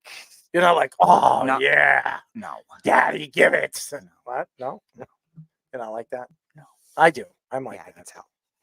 How do you tell? Have you been with me? Have you hung out with me in the bathroom? No, but you would like to when vocalize I take a everything like dump, that. when I take a dump, I want you to sit in the bathroom. That's with me. never gonna happen. I want you to hang That's out. never with me. gonna happen. Why? I want you to hang out with me. That's weird. Why? What's weird? It's weird. I'm never gonna happen. You could sit on the road. I don't care. It'd be fun, We could No. talk about No. silly things. No. I mean, why? No. I mean, we've been doing No. No. We're a team. No. Don't you get it? Stop. What? I didn't ask you to wipe it. I'm not going in the bathroom with anybody. It's just I don't care. I want you to hear what it I sounds don't like. care. All right. Well, there you go. I'm trying people. I want him to learn new things, and maybe sharing is caring, right?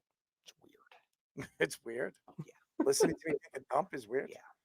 It's fun. I'm gonna take. You know what? I'm gonna record it. I'm gonna use it when it hits when it hits the water in the bowl. I mean, it's a cool sound. especially when it splashes. Right? You guys know what it sounds like, right? Speedy, you know what it sounds like. Congratulations. What's the point? Sorry. Anyways, all right, I'm done. But I'm serious. I do want you to sit in the bathroom. Not happening. It'd be cool. Not happening. I've never shared Not that. happening. I've never shared that open opportunity. I mean, for me to do something like that, it should be like special to you. Well, it's not. So move on. Man. Anyways, that's it. Thank you to all the fans out there. Thank you again to Dale. Thank you to Kenyon for joining us. We really appreciate you guys. Thank you to all the fans. Thank you to Fish with all the great graphics, all the great takes. And thank you to Scoops for what you do with the Sports Minute and all the takes. Thank you, Speedy, for being you. You're wonderful.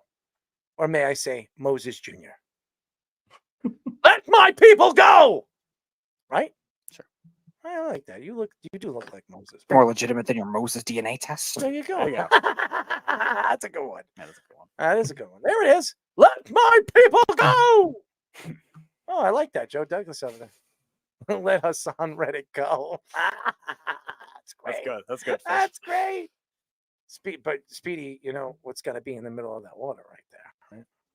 Oh, your wishful Super Bowl trophy for the New York Jets? No.